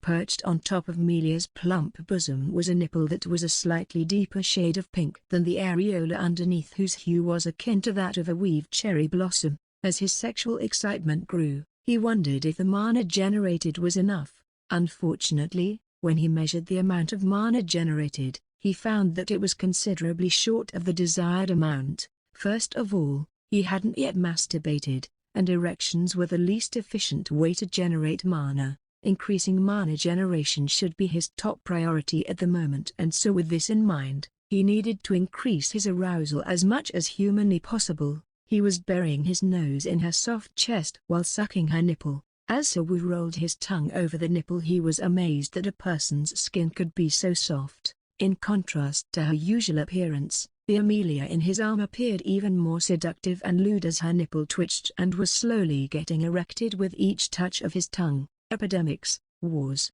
and natural disasters, the only thing that had pushed the future of humans in whatever circumstance was their instinct to overcome these frightening circumstances. If humans were driven by the instinct called a fear, what was the name of the instinct that drove someone to sow seeds in attractive women? It was a libido. Sawu's body responded to the call of this old instinct, and as if it had been lying in wait for this very moment, it propelled his sexual arousal as high as humanly possible. Like a ferocious tsunami, the blood in his body rushed to his shaft, causing it to not only become harder but hotter as well. His breathing became rapid and ragged like that of a hungry beast, and his blood pressure began to increase as a result of his arousal, making his entire body hotter than a raging fire. His boner was so hard it even began to hurt. Suddenly, Sawu felt more mana surging within his body than ever before. Bloom. Even though he wanted to remain in the embrace of Amelia's soft bosom, Sawu forced his mouth off her chest and stretched his hand open towards the sky. Aping through his hand, the mana that had surged into his body burst and shot forth with a powerful wave toward the sky. He quickly returned Amelia's dress to its original state and put out the mana-made wall of flames that had been protecting them both. An eerie silence swiftly followed. He heard the footsteps of people coming up the stairs.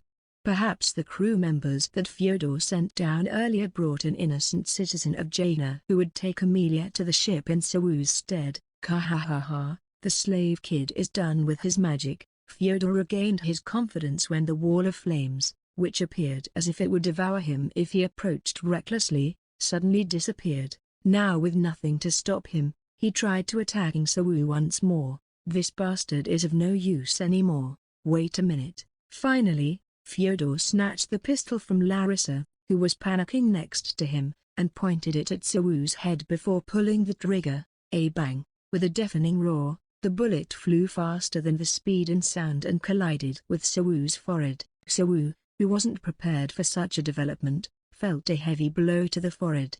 The wounded Sawu slowly fell back onto the floor as blood splattered on the spot where he was shot. He had never before encountered death, but after being shot, he felt as though he could understand what death truly was. Did other people experience such a phenomenon?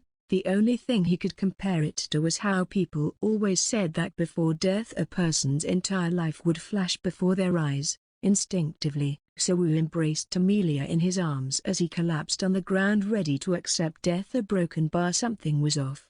Huh? Sawu was alive and even his forehead was perfectly fine. What happened? Fyodor was more puzzled than Sawu about what had happened. It's not easy to miss from this range, even if he was using a pistol. He thought it was unbelievable that Sawu was still blinking his eyes even after receiving a headshot. What a naughty boy. A carefree voice rang out alarming everyone of the presence of a newcomer who sat across the bed as if she had always been there. The newcomer was a witch that Sawu was familiar with because of his friend Taksho, Sophia Vinegar, a senior professor at Trinity Academy. Sawu used the mana he generated from sucking Amelia's breast to cast the spell A Skyboard, which allowed him to write words in the sky. That spell was a primitive method used by witches to communicate with each other over long distances. Due to it being a primitive spell, however, it had obvious limitations such as its poor mana efficiency and some safety concerns, but the effect was clear. He was able to quickly ask a witch for assistance by casting it and Shay urgently rushed to save them. Fuck, fuck, fuck, a bang, bang, bang. Fyodor pulled the trigger one after another at the witches who suddenly appeared. He knew he wouldn't make it out of here alive now that a witch had interfered with their mission, but he couldn't let himself die without putting up some form of resistance. Sawu realized how he had survived when he observed Sophia being shot by Fyodor while remaining unharmed. As soon as the lead bullet was fired from the pistol, it slowed to the point where it was visible to the naked eye. The slow bullets transformed into snowflakes by the time they touched Sophia's clear white skin, and this wasn't a metaphor at all. They literally turned into real snowflakes. You've done everything you can, Janitor Sawu. Thanks to you, I found the location right away. It was clear that the title of witch wasn't only for show, as even after being indiscriminately shot by a pistol, she remained unharmed without feeling the slightest bit of danger. I sincerely appreciate it, Senior Professor of Aniga. By the way, your idea of using a rune there was really good. Unfortunately, due to the poor mana efficiency of the A Skyboard spell, only one letter could be drawn in the sky with the mana generated by Sawu. It was a situation where he could neither write "Hey help me" nor "help." He couldn't even use SOS, which was the universal Morse code for seeking help in an emergency. As a result, Sawu chose to write the runic letter A?. It was a character that was essential to any magic circle no matter the simplicity of its design. It served as an emergency shut-off mechanism that stopped mana's effects from short-circuiting in an unwanted direction. The situation is twisted and it's an emergency, so please help me. Since witches were familiar with the rune, he shortened its writings to a single runic letter, like emergency Morse code. Then he cast the spell so that the witches in the area could see it. Fuck, ugh. When Fyodor realized shooting her randomly with a pistol wasn't enough to harm her, he desperately charged at Sophia with a knife while screaming at the top of his lungs. Sophia's reaction to his actions was plain. How cute. She only chanted the single spell while extending her hand forward, turning Fyodor into a fish. Incidentally, the species of fish he turned into was mackerel. A flap flap flap flap. Fyodor, who was turned into a mackerel without any distinguishing characteristics, flapped on the floor. He hit the ground with his tail, but it didn't make much of a difference how hard he hit it. How dare you harm our Amelia, now suffocate to death. Sophia, who turned a man into a fish in a second, stretched her arms at Larissa without even looking at Fyodor, who was bouncing around on the floor. Larissa was certain that she would meet a similar or even worse fate after seeing Fyodor turn into a fish. She accepted her demise by sitting on the ground and tightly closed her eyes, awaiting the judgment of the Grim Reaper that was the witch. If Sophia used her magic, would Larissa turn into a fish like Fyodor? Senior Professor, what's wrong, sweetheart? Sawu held Sophia's hand reflexively. Sophia stopped what she was doing and turned to face Sawu, her bright purple hair fluttering in the wind. As expected, all witches were stunning. Amelia had the elegant and regal beauty of an empress from a faraway land. while Sophia had a deep, warm beauty that one could feel emanating from a goddess. "I have a favor to ask of you." "Favor?" "Yes, I know how deeply the senior professor cares for Amelia." "That's right. I demand compensation for that." "You want to be praised for saving Amelia?" "Got it. You don't have to worry about it. I'll do as much as you want." Sophia puffed up her chest and assured him that there was nothing to be worried about. "Let's get this over with." A broken bar. "I'd like to be rewarded right now." Sawu cut her off, and Sophia stared at him with a puzzled look. At the time, Sophia assured him that she would give him his reward later, which was mostly like what she usually did with other slaves, and if she remembered correctly, Shin Sawu was once offered by Amelia to serve her at night. If Sawu was a simple snob, he wouldn't have declined Amelia's offer. He wanted to take his reward right away, and taking into account the timing of it, a broken bar. "No way." "Do you want me to spare her?" Sawu replied without avoiding Sophia's gaze. "Yes." Larissa's eyes expanded in shock when she heard Sawu's declaration, since she had already mentally prepared herself for death. He knew that he was doing something outrageous, and he himself couldn't believe he was begging a witch to spare the person who threatened his life. However, what he did was not on the same level as forgiving the fraud that was the magic tool store owner, since he could empathize and even somewhat understand the reasons behind Larissa's actions. Even if she had been fighting for freedom in the wrong way, Sawu didn't blame her and instead blamed the witch who built this city in the first place. By killing Larissa in this situation, Sophia would only be reinforcing the corrupt laws of the city, and besides, didn't Larissa try to save Sawu in the end? But contrary to his expectations, Sophia nodded obediently. Additionally, she was grinning broadly as though she had seen all the things that the world had to offer. Her expression was akin to a mother's warmth. "Well, if there's anything else you want, tell me in detail." Sawu didn't hold back and said all the things he wanted. Considering the severity of the crime she had committed, she deserves punishment, but I don't want you to take her life. I accept this request, but as a baroness, I simply can't overlook what she did, so I'll leave the judgment up to City Hall. What will happen if she is taken to the City Hall? I'll make sure she isn't sentenced to death, since you want her to live, right? They'll confiscate her property and she will be reduced to a slave. However, she is also pretty, so she will most likely be sold to a brothel. I see. Being a slave wouldn't be a good thing, but isn't it better than dying? You really are a unique child. Is there anything else you want? I'll let you know when the situation is settled. Well, it's a little chaotic. Sophia reached out to grab the mackerel, which was gasping for air and choking on its gills. "Do you want me to spare him too?" No matter how hard it was for Sawu, he couldn't let the guy off. "No, leave him where he was." Sophia grabbed the mackerel by the tail and lifted it up.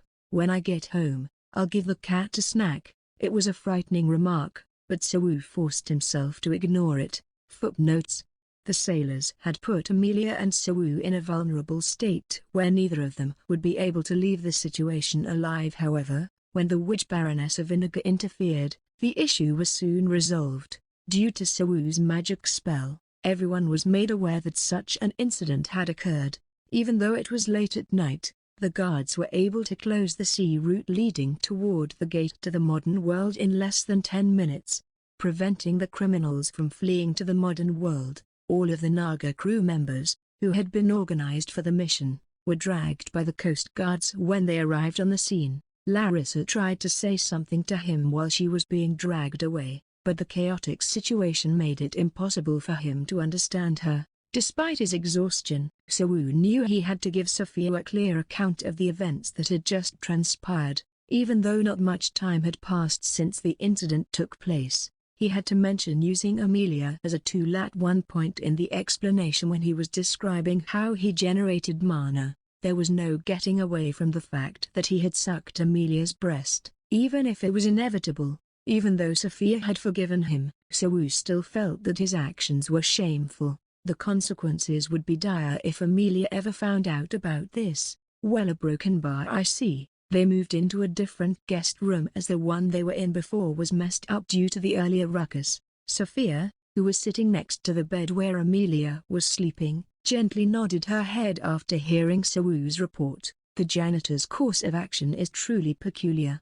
In a situation like this, the first thing anyone would think of is running away. No, my lady, I would never do that. That's a compliment. You really should be happy for your bravery. It was hard for Sawu to accept the compliment freely, and after much consideration, he decided to ask Sophia a question regarding the situation. Well, it's a bit late, but don't you need to directly interrogate the crew members about who was the mastermind behind this incident? The mastermind behind this work was an outcast witch, one who had been banished from the city. In reality, it meant that all the Naga crew members, including Larissa, who were captured, were pawns used by the witch. I heard Amelia fell asleep right after a drink. Obviously, among the outcasts, there's the Witch of Aquarius, who is proficient enough to put Amelia to sleep using her alchemy. Well, either way, it's not anything you should be concerned about. He couldn't even leave Jaina if he wanted to, let alone intervene in disputes between witches in this realm. Sawu simply lacked any power to do so. Oh, and regarding Amelia, there's nothing to be worried about. She'll have a headache in the morning when she wakes up for sure. In fact, if it was poisonous enough to cause an issue in the first place, the autonomous defense spell would have taken care of it. I see. Fortunately, she was in better shape than he had anticipated. Despite his dislike for Amelia, the thought of her being in danger caused a pain in his heart. Anyway, I'll have to finish what I was talking about. I cherish and love Amelia like a little sister. Therefore, I want to reward you for risking your life to protect Amelia. Sophia stretched out her arm and patted Sawu gently on the head. When she stretched her arm, he unintentionally caught sight of her swaying, partially exposed symbol of motherhood, which was as large as a pair of melons. Magic. What do you want as a reward? In an alluring voice, she asked him. Even though her tone was soft, Sawu could detect a seductive tone in her voice that made him feel a bit uncomfortable. A broken bar. Can you get me out of here? I apologize for declaring so boldly that you can request a reward from me, but the request you've made is quite difficult. He had made the request on the spur of the moment, and got rejected. Sending Sawu outside of Jaina would have been a simple task for either Sophia or Amelia. It's natural for you to ask for your freedom, but I want you to stay with Amelia a little longer. He may have been able to flee Jaina if he had a better understanding of the city's legal system. He wasn't quite sure of the city's legislation, so he believed that the procedure would be a little complicated. Sophia had wanted to repay him for saving Amelia. As a result, he intended to seek Sophia's aid in fleeing this place. This was easier than going through a complicated process and meddling with Jaina's authority. However, Sophia was unable to accept such a request, so he had to come up with another. Then can you pretend that nothing happened today? Sophia's reaction to his new request was hilarious. She stared at him with her mouth agape, her eyes wide open. She was more shocked now than she had been when Sawu had requested her not to kill Clarissa. Janitor, are you certain? You saved the life of a witch. Your good deed is enough to grant you citizenship in Jaina. I'd appreciate it if you'd let the matter go without asking me any further questions. Witches were familiar with how magic operated and the amount of mana needed to cast certain spells. He could be assured about his secret because Sophia didn't care enough to go into details about how he generated mana. But if someone other than her wanted to dig up information about the incident, they would learn that the mana capacity in the magic lamp was insufficient to cast the skyboard spell. They would naturally be suspicious as to how a mere slave had managed to gather enough mana to cast such a spell. It was difficult to predict how much information could be dug up if more thorough examinations were done in this manner. In this case, the best thing to do was just to bury the information about this incident. In any case, if he accepted Amelia's previous offer to become her assistant, and had access to better quality magical materials, he could complete the magic circle he was creating to escape from Jaina more quickly. However, it would only be possible if Sophia agreed with his request and covered up the incident. Well, do you want me to hide the kidnapping thing and the fact that you can use magic? Yes, I understand that there may be a valid reason for your request, but does it also mean that I should not ask for an explanation? Of course, I beg you. Despite his absurd request, Sophia smiled and nodded. Her agreeing to the majority of his requests surprised him. Sophia seemed to have given him more than he had anticipated in terms of compensation for saving Amelia's life. If so, I'll have to make up an excuse for why I imprisoned the sailors. All right, I'll do it for you. I really appreciate it. After thanking her, So-woo put his palm on his chest and breathed a sigh of relief. It was an eventful day. He could feel the fatigue set in as soon as the case was settled. So-woo felt that it would have been better had he not witnessed the sight of Sophia turning Fyodor. The experience left him tense and uneasy. He still couldn't let his guard down around her and pondered when she would leave.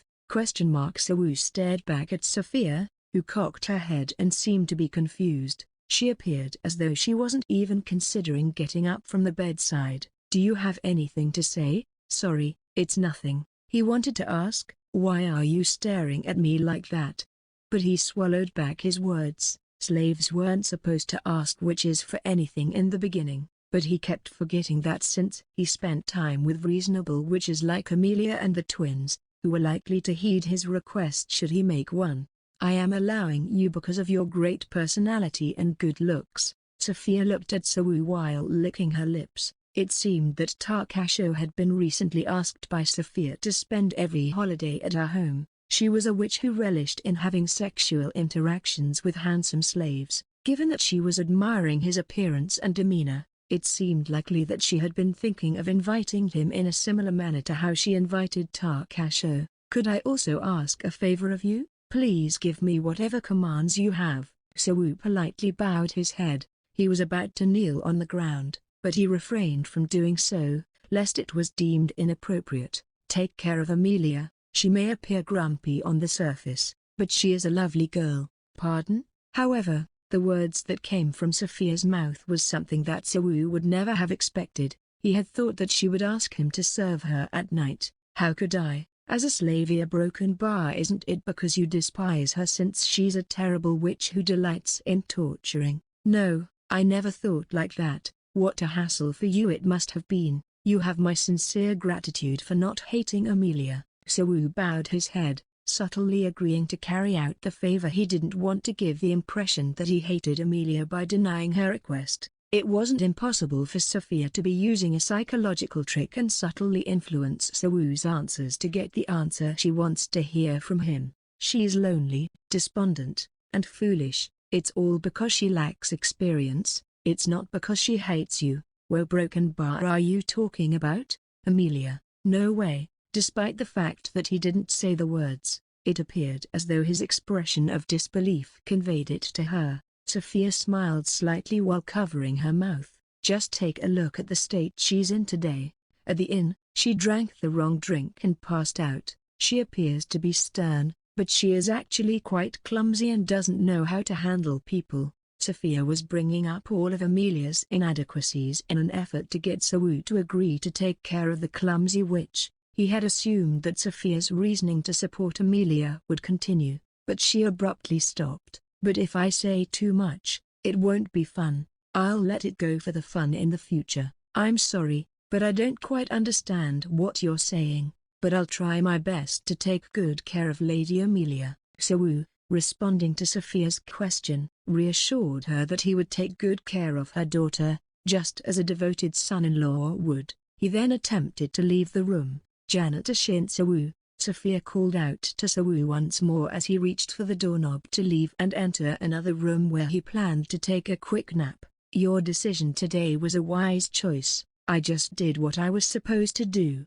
No, not that, but the rest. There was something ominous about Sophia's amber eyes as they flickered in the dimly lighted room like the glow of a candle, because it seemed to demonstrate unequivocally that she was not human. If you had handed Amelia to them and gone over to the modern world, you would have died. Sophia's usually calm voice now held a menacing tone, causing a shiver to run down So-woo's core. The Witch of Aquarius is famous for grinding humans into experimental materials. Perhaps if they gave Amelia to her, she would use them as well in certain broken bar experiments. Ironically, So-woo's earlier action also saved the crew members of the ship. Even if that wasn't the case, I don't think I would have forgiven you for betraying Amelia. Sophia smiled subtly at So-woo, whose body tensed in nervousness after realizing he had unknowingly passed 2 death flags. "Anyway, go rest now, I've taken up too much of your time." So said goodnight and entered the neighboring room, all the while feeling a sense of unease, as the sailors of the Naga, who were supposed to stay in their rooms today, were captured. The rooms were all empty, so he could choose to rest anywhere in the inn. Was it around 4 o'clock? It was uncertain when Amelia would wake up, but it was clear that Sawu would not be able to sleep much. However, no matter how hard he tried, Sawu was unable to fall asleep.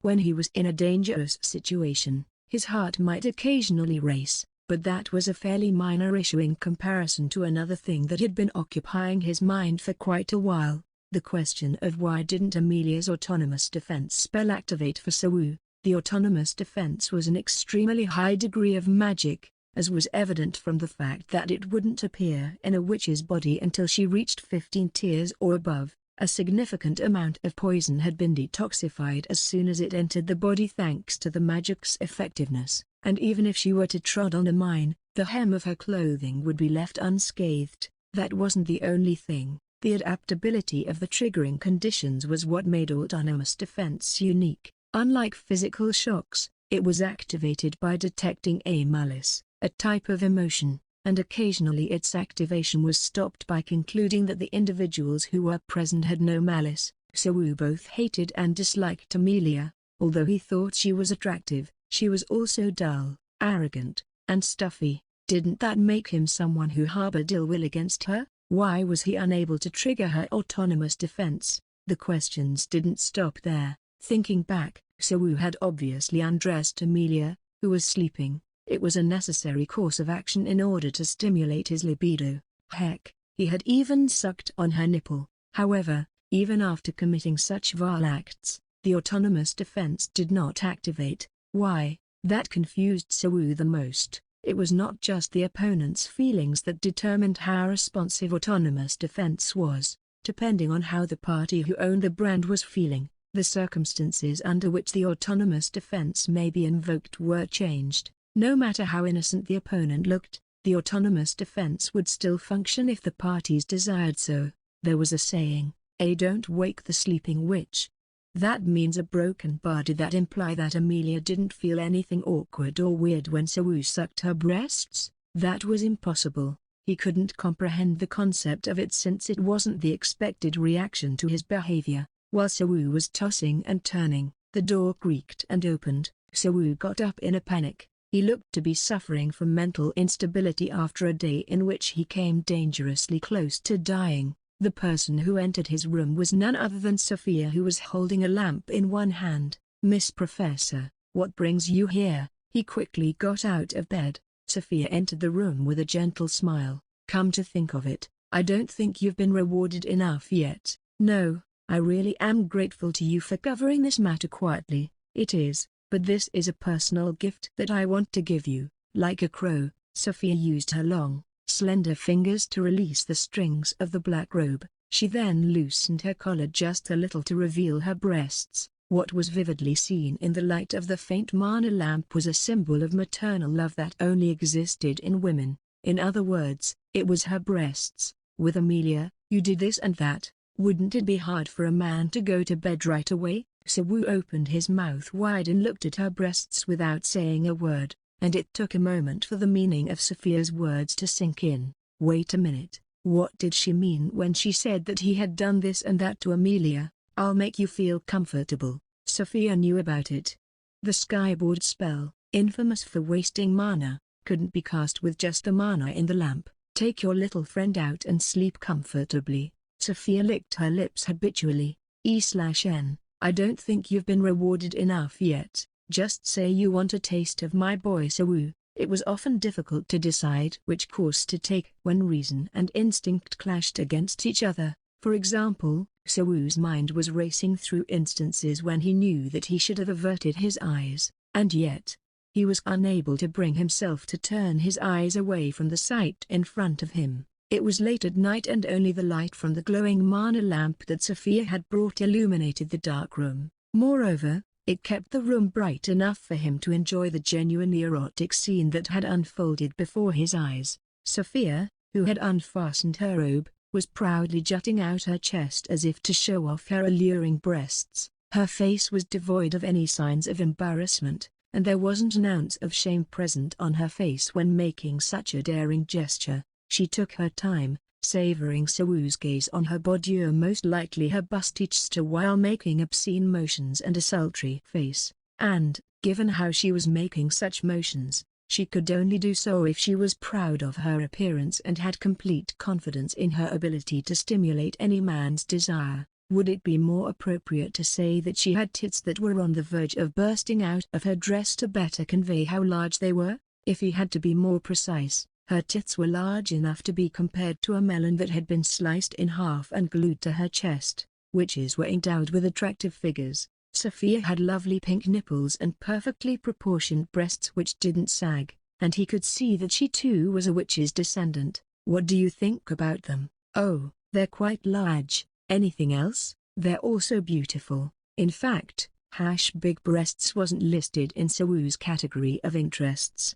Even though he had seen actresses in porn sway their massive tits about, he still couldn't fully indulge in his fantasies about having sex with big-breasted women because of the two thoughts which shackled his sanity in place. Will I ever come across someone with such large breasts? The first and the most realistic of the two was the issue of finding a well-endowed woman. If he were to describe his second issue with large breasts, it would be a physical one, since large breasts would droop a little and look unattractive when not covered up. However, the thing in front of him checked all the right boxes in his pursuit of the ideal busty woman. Are you sure they're beautiful? Sophia gazed at him with an alluring smile, a coy grin forming on her lips as she walked straight in his direction. She had been standing a few paces ahead of Sewu, showing off her lascivious body whilst facing him directly earlier. Her eyes were focused on him the entire time as she walked forward. Sophia's stride exuded confidence as she approached Sewu as if she was taking a normal stroll down the park, swaying her hips left and right. Her light purple hair, which reached her hips, fluttered in the wind as she moved slowly and seductively toward him. Meanwhile, her ample bosom was creating waves as it jiggled up and down with her every step. Sewu was mesmerized by her coquettish figure's beguiling movement and couldn't help but be drawn to her. Temptress. Men were drawn to Sophia because of her seductive charm and flirty personality. She exuded the characteristics of a temptress, and therefore, it was accurate to describe her as such. Sophia came to a halt right in front of him and then inched her hand around her back.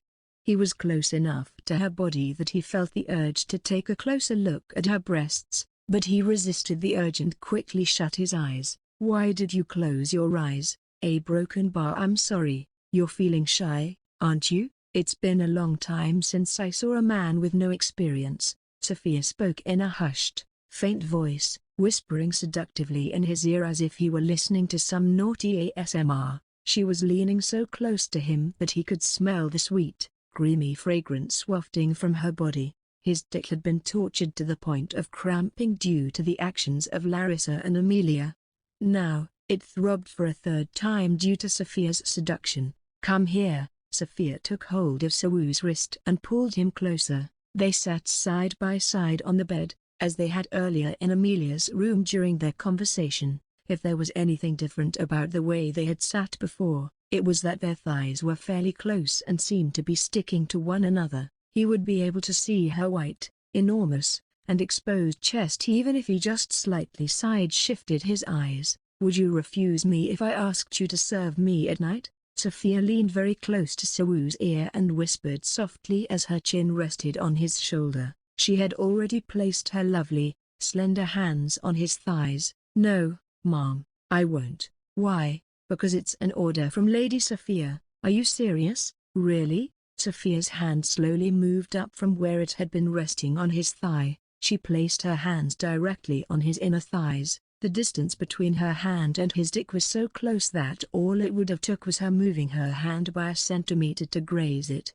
To be honest, I have a debt to pay you back. I'll forgive you, even if you treat me roughly, but just for tonight. What do you mean by roughly? Well, you can blindfold me, spank my ass. Alternatively, you can pinch my nipples and smear me for being a lecherous witch. Ugh, A vivid image flashed through Sawu's mind in response to Sophia's words. Sophia, a witch, was allowing him to treat her like a maid and to rub her big breasts to his heart's content. Today, Sawu will be my master and I, his slave. That's how you can view it. Today, before he knew what was happening, she was calling his name with affection and a hint of embarrassment, but he must have been mistaken. In this instance, Sophia had been taking the initiative whilst Sawu was on the verge of embarrassment. Are you really not turning me down to serve at night because it's an order? A broken bar number.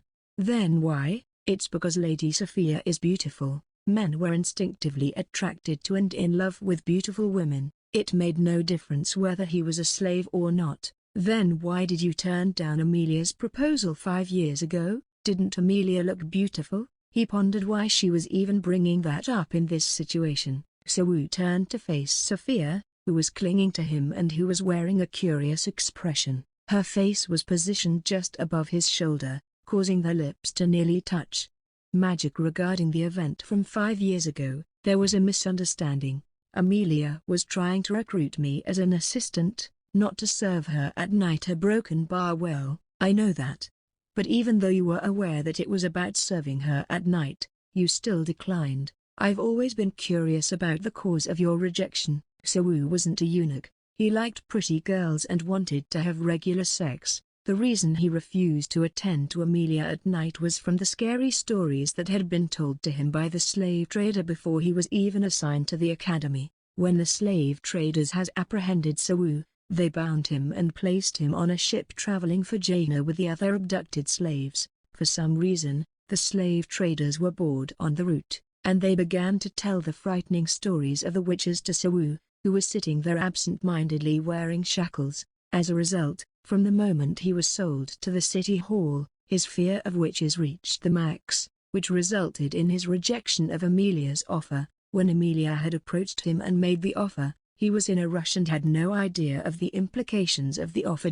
His gut told him not to go, so he unconsciously declined in the spur of the moment. Naturally, he forgot all about the offer she had made to him after that. After hearing Sawu's explanation, with a PFFT, Sophia laughed out loud, her spit splattering all over his cheek. Ha ha. Oh, I'm sorry. A broken bar. That's a very, very unexpected answer. Sawu didn't understand why she was overreacting in such a way, and continued to watch as Sophia, who had been laughing for a long time, carefully wiped the spit away from his face. You're such a coward and an idiot. Now I finally understand. You're just like Amelia. Every time she said something, Sophia would attempt to have him get along with Amelia. She kept the same smile on her face as she stared at him. You now know that Amelia isn't such a bad witch. Would you serve her at night if she told you? After Sophia questioned him, Sawu thought back to the previous event with Amelia.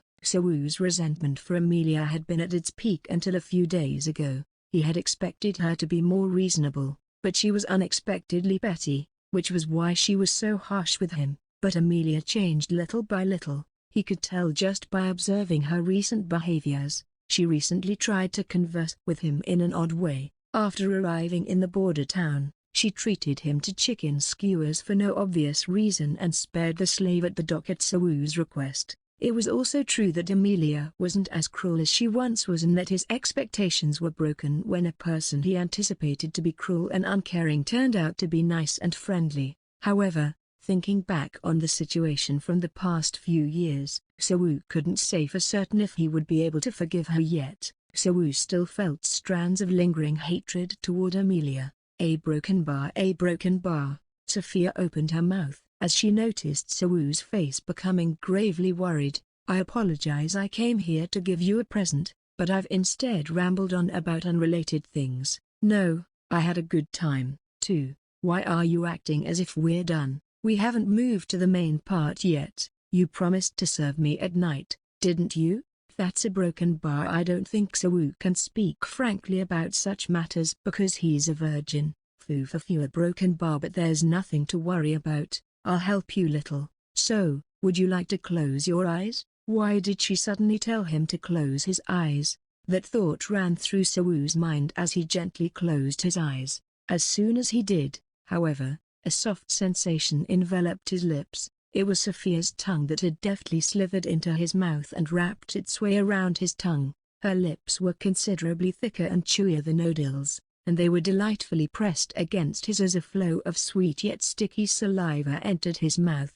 Oops! The kiss was short. Sophia's body backed away as the atmosphere reached its breaking point. "How do you feel?" I feel a broken bar. Good. Well, yes, a broken bar. It was impossible to resist kissing such a beautiful woman. 3 seconds later, however, it would seem like Sophia wasn't asking about kissing. So felt a dizzy sensation and his head turned woozy, almost as if he had just downed a shot of soju. All of a sudden, his heart started beating faster, and it felt as if the blood was rushing to his lower body. "It feels good, doesn't it? My saliva contains an aphrodisiac essence in it." "What does that mean?" A broken bar. Cough. A broken bar. His already hardened member was becoming painfully stiff, and it began to hurt as soon as the drug kicked in. "I'm the A-witch of the beast. It's one of the self-essence magics I've created to make it simple for the causal individuals to mate with each other." Despite feeling dizzy, Sowu's eyes were fixed closely on Sophia's,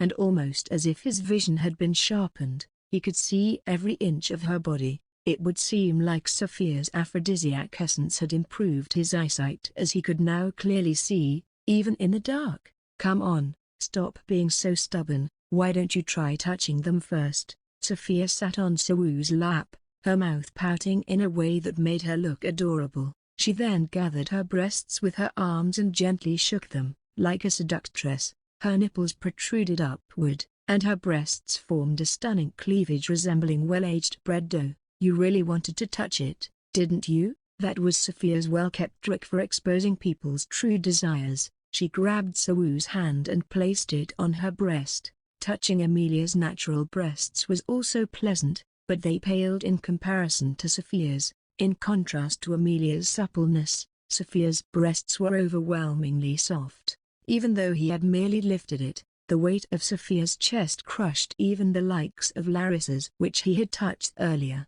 "Well done, you're a good boy, aren't you?" Sophia was enjoying the feeling of her hand stroking Sowu's head. It was almost like she was soothing a baby. She was petting in a way that gave the impression that she was playing with a cute puppy rather than a man. "It tickles. You can squeeze it a little harder." A broken bar. Sowu tightened the pressure on Sophia's chest as he started to feel parched. The sensation was out of this world. With this emotion, he would have obeyed Sophia for the rest of his life. For a mere touch of her breasts, he was unaware whether the thoughts that were coming to his mind were due to the aphrodisiac. "Now, do you want to suck the nipples?" Sophia raised her breast and placed her nipple directly into Sowu's mouth.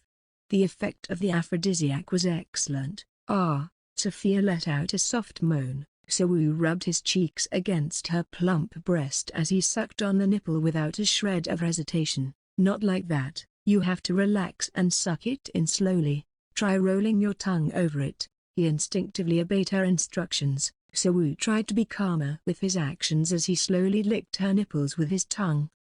Yes, like that. A broken bar. That's what you have to do to make a woman feel good. Do you get it? "I'll write a broken bar," Sowu replied in a drowsy tone. "Come on, get up, take off your pants." Sophia got up from Sowu's lap and stripped Sowu, who was now standing absent-mindedly, of his pants. As soon as she took off his pants, a big dick that was pointing up to the heavens and dripping with pre-cum that sprang like spring bounced off. Sowu's dick sprung up and pointed to the sky as soon as it was free of its constraints. Pre-cum dripped from his tip as it bobbed up and down like a spring. "Oh, a broken bar. It's big." Sophia nodded meaningfully. "The more of this you have, the better. You have to prepare a lady for sex. It will be painful for her to take it without prior preparation. Got it? You must begin by lightly caressing her chest, like you learned before. Keep in mind." "Yes, Miss Sophia." Having no idea why Sophia was saying what she was saying, Sowu nodded. The aphrodisiac that Sophia had used was incredibly potent. "Well, let's call it a day. I'll give you a present." Sophia dropped to Sowu's feet as the words left her lips. Chapter 31, Mommy Sophia, 3, A Mommy Sophia, 3, A Warning. The chapter contains an NSFW illustration. Please do not read in public. A witch, belonging to Jaina's ruling class and one who possessed numerous magical abilities, was now kneeling before a slave. In truth, the perception of modern people may not regard such a scenario as a major concern, but it seemed a little different for Sawu as someone who had lived in Jaina's feudal system for the past 5 years, a witch kneeling before a slave was unimaginable and even considered blasphemous in the eyes of the everyday Jaina inhabitant. As the situation had become so dire, his head, dizzy from the effects of the aphrodisiac, began clearing up to some extent when he was able to realize just what Sophia was doing right now. Lady Sophia Broken Bar, you shouldn't be doing something like this. Ignoring Sawu's words, Sophia placed her hands onto his lap and gently raised her head to look at him. She slightly raised her fox-shaped eyebrows and continued to stare at him, pretending to not understand what he was trying to say. What do you mean? I'm a slave and you're a broken bar. Didn't I already tell you that today Sawu is my master? Don't you want me to serve you? Just spread your legs and enjoy the experience. Opening Sawu's tightly clasped knees, Sophia swiftly slipped in between the gap. She then carefully observed Sawu's erect dick as her tits were now resting on his thighs. Phew, of course, I don't think it has been affected by any STDs either. The size is good too, so this one's definitely a pass. What do you mean a broken bar pass? Oh, it's nothing. Sophia moved her breasts closer to Sawu's groin and wrapped his rod in between their pillowy softness. Q. Immediately, Sawu's hips trembled and his dick twitched frantically as though he was about to ejaculate into her soft, warm, and cushiony breasts that gently wrapped around his dick. He had never imagined that a pleasure of this caliber could exist in this world. The fact that something like this existed ignited his desire to explore this sensation further. It's been a long time since I've seen a dick that couldn't be completely covered by my breasts like this. Give me a minute. As Sophia uttered a short spell, the dry skin of Sawu's dick, wrapped between her delightful breasts, suddenly began to moisten. Sophia had used mana to draw the moisture from the air and condense it into water, which she then instantly transformed into scented oil with the use of alchemy. His penis became slippery, allowing it to move back and forth between the smooth and delicate skin of her breasts like a loach. Using her hands, she tightly squeezed her voluminous breasts, increasing the friction of his slick dick between her breasts. For now, this should be enough. Is it okay if I move now? Oh, fuck. Sophia used her hands to apply more pressure to her breasts, which were tightly enveloping his dick and smothering it inside its pillowy embrace, and proceeded to tit-fuck him by rubbing his dick up and down. The glands of his throbbing shaft repeatedly appeared and disappeared between the white valley of her massive lumps of fat. As Sophia clasped her breasts with her hands, her nipples became clearly visible through the gap of her fingers. The oval-shaped boobs bounced rhythmically, as though their sole purpose of existence were to squeeze all of the semen out from Sawu's balls. Do you like it? It feels good, right? Seeing the sight of Sawu receiving such an intense feeling of pressure from her tit-fuck, Sophia felt an incredible amount of arousal and excitement. 1A I made squelcher squelcher squelcher squelcher. Sophia's breasts were smacking against his thighs, creating a thumping noise whenever they collided. As she boldly shook her melons with more and more force, the banging sounds also grew louder and louder. Squeeze, squeeze, squeeze. The clapping sounds were closely accompanied by the sticky noises of his oily dick being rubbed by her delicate breasts. You can come if you can't hold back the urge. You know a broken bar. Where would you like to come? Aha, broken bar. I know where broken bar. I think I'm gonna shoot right now. Sawu felt his mind going completely blank from the tremendous amount of pleasure he received from Sophia's skill, which was at least 10 times more pleasurable than masturbating alone. Oh my god, he couldn't hold himself back any longer, and his seed gushed out of his urethra in torrents of viscous white fluid.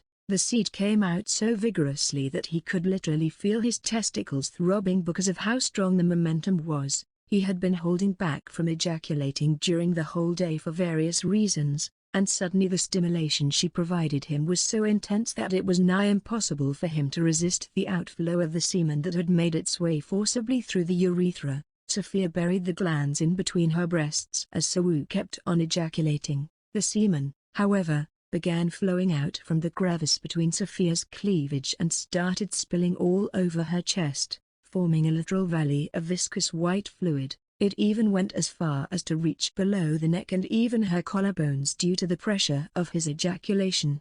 A broken bar, a broken bar, a broken bar. Breathing heavily, good boy, he was receiving a fantastic post-ejaculation service from Sophia. After a lengthier ejaculation than usual, Siwoo indulged in the afterglow as Sophia gently caressed the semen-drenched dick with her breast. Every time his sensitive glands were stimulated by her voluptuous breasts, his entire body felt a momentary bout of intense pleasure wash over it. His erect dick flinched once more, and the remaining semen was forced out of his urethra by the intense squeezing of her breasts, not leaving a drop of it inside. "You were planning to sleep with that much spunk piled up in your balls?" Sophia was slowly rubbing Siwoo's slick, semen-covered dick while he savored the post-nut clarity state while looking up at the ceiling with an exhausted face. His waist started to reflexively jolt as he continued to feel pleasure from the stimulation applied to his dick immediately after the ejaculation. Siwoo eventually regained some of his sanity after a while. "Thank you. Could you please go on?" Siwoo had already coated half of her plump and voluptuous chest with his semen by the time he had regained his sanity.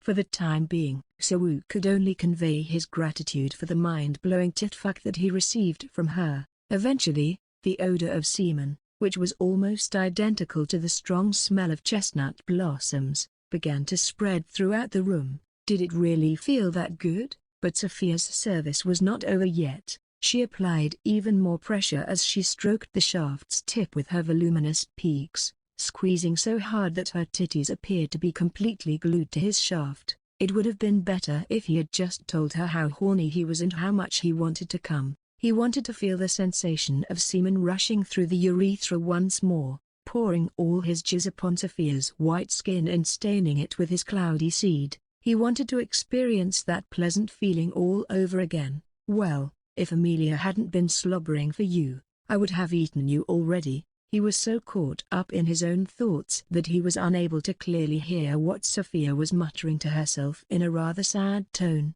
Clean. With Sophia's chant, the semen that had been messily scattered all over her chest vanished in the blink of an eye. The oil that she had used to lather Siwoo's dick was also nowhere to be seen. He felt a little more at ease as the skin of his half-withered dick pressed on her cow-like breasts dried up after being soaked with semen and oil. Siwoo's cock was finally freed when Sophia loosened her hand from around her enormous breasts, which she had been squeezing tightly to keep Siwoo's schlong between them. He breathed a sigh of relief as she finally freed his dick from the constant influx of stimulation, but the regret he felt over not being able to experience such pleasure again made him want to cry out in anguish. Watching the scene of Siwoo sighing was quite a bit amusing for Sophia. She then teasingly spoke out to him.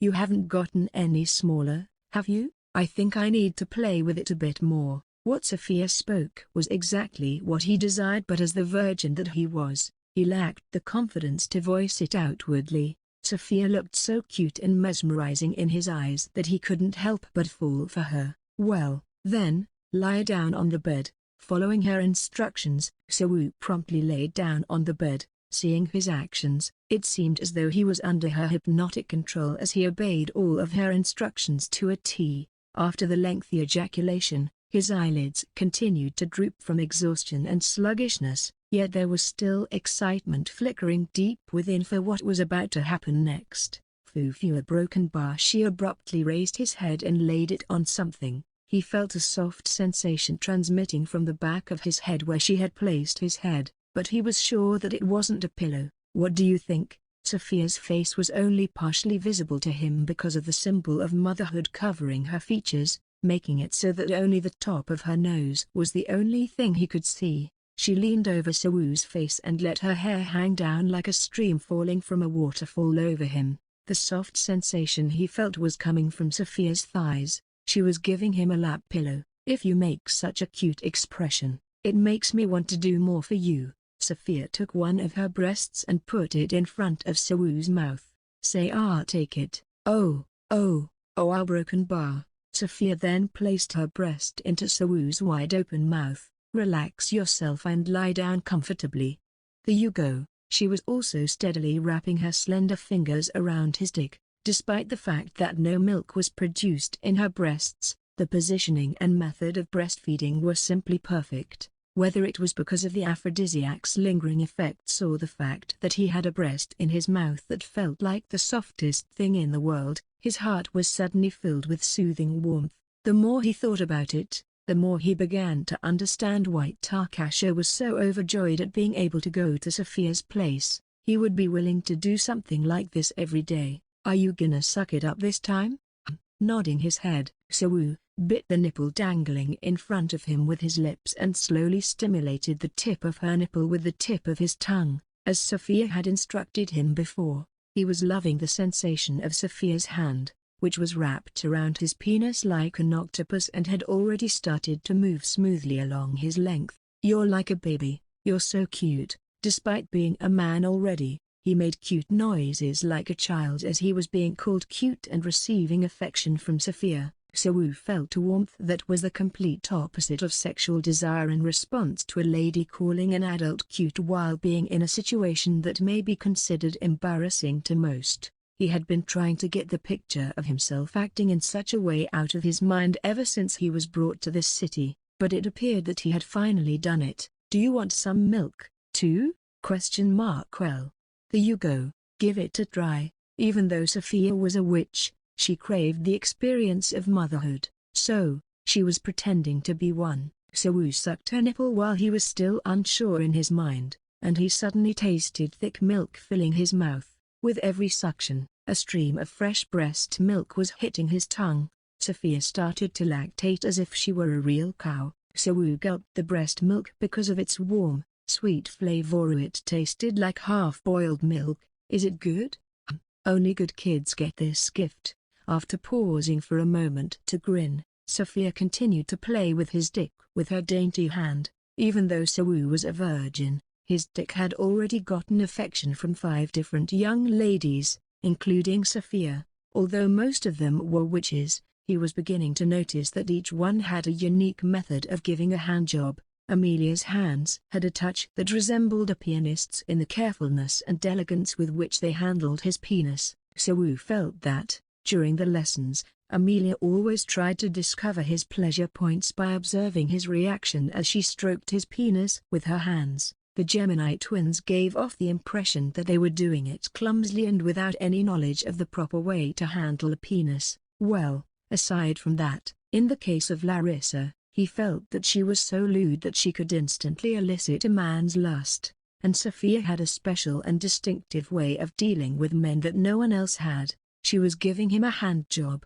but there was no feeling that she was urging him to ejaculate or forcing him to feel pleasure. Her hand did not even touch the shaft and gently swept the sensitive glands, which she was slowly and softly caressing, as though she were clutching a delicate cloud. He had the impression that she wasn't stroking his dick particularly vigorously or lightly, rather, it was somewhere in the midst, where the small sensations were slowly building up and intensifying with each passing moment. She was handling the stimulation in such a way that felt like she was guiding his excitement toward a vectorial change from comfortable to pleasurable. Soo was having a so-called loving hand job. Furthermore, the texture of Sophia's thighs supporting his head, the sensation of the soft breast brushing against his nose, and the flavor of breast milk made him feel like he was receiving the best massage ever. When you think you're going to come, let me know. You don't need to be reserved about it. Well, a broken bar. Soo nodded while still sucking Sophia's nipple.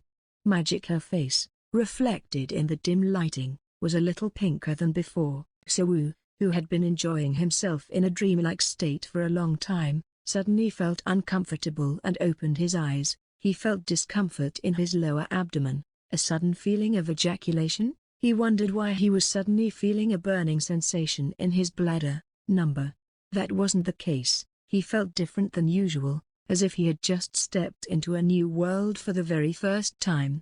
Before he even realized it, his hips were unconsciously shaking and his dick, which was rock hard, had already begun to turn limp. Why, you don't like it? Oh, no, a broken bar. What's going on here? With an unusually sly expression, Sophia rubbed the glands of his penis repeatedly with the palm of her hand. She was doing it continuously at a slow and rhythmic pace. "Why did you stop sucking my breast? Are you full already? Do you want to stop drinking milk? Well, that sounds good." It was amazing that she could turn breast milk on and off like a faucet. Rather, the new sensation he was feeling now was more perplexing to him than the unusuality of her breast milk. Males often had to wait a bit longer to reach the point where they were ready to discharge their semen. However, if a man could estimate when sexual pleasure was at its peak on a scale of 1 to 100, it would only take a few seconds to go from 90 to 100, and 100 was usually the number where they ejaculate, indicating that he was at the peak of his sexual excitement. He was glad because of the situation he was in, knowing that the gap between 90 and 100 would close soon, and his scale of pleasure was about to reach its peak. Soo still felt like he was prepared to ejaculate any moment, but he also had the tiniest inkling that he wouldn't in the end. To put it simply, he felt like he had been stuck at 95 for prolonged periods of time. A little more stimulation was all he needed to bust a powerful nut. Gasp. Suddenly, a tingling sensation ran throughout the entirety of his glands and stimulated the insides of his stomach. "What's wrong? My body is in a strange condition. A broken bar, isn't it? It's normal, don't worry, leave everything to me." As Sophia's soft voice soothed Soo, he relaxed once again. The tingling and itching feeling grew stronger over time. Furthermore, the water in the glass had a limit, so adding more water might occasionally make it spill over. The same was true for Soo, who was getting overstimulated by Sophia and possibly had something that was about to pour out through his urethra.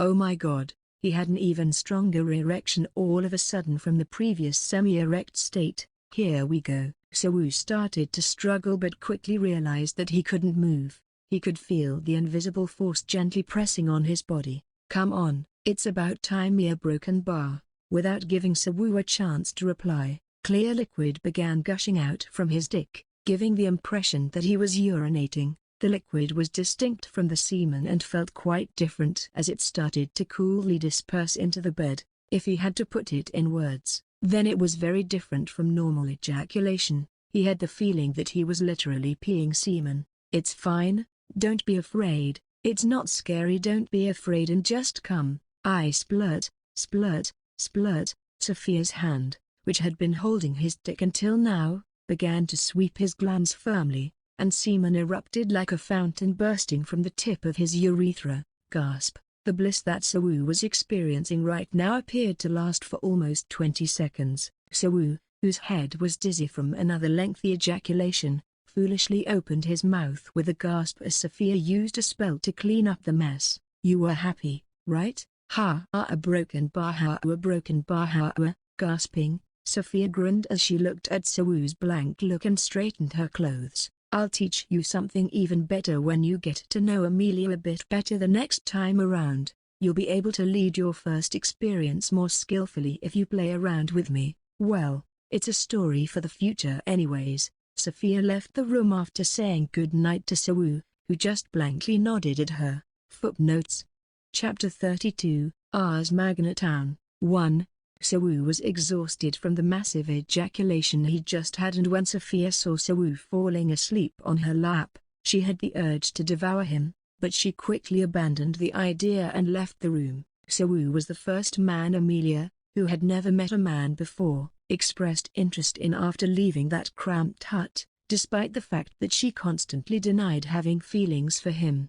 On the other hand, Sophia, who was aware of Amelia's unspoken emotions, would never act in a way that would prevent her precious friend from experiencing love. "I can't possibly do that." In the first place, Sophia could already predict how the first night of Soo, who had no experience with women, and Amelia, who had no experience with men, would go. Especially if it was Amelia, she would undoubtedly be lying on a bed stiff like a piece of wood, while Soo would be in a panic. How disappointing would it be if that was their first experience? Since ancient times, women have always preferred to be led in bed a little bit because it makes them feel more comfortable and desirable. Along with the reward, Sophia decided to teach Sawu about the basics of how to treat a woman in bed ahead of time in order to prevent them from facing an awkward situation during their first experience. Yuga broken bar. Sophia stretched after getting up from the bed and then put on her robe and hat.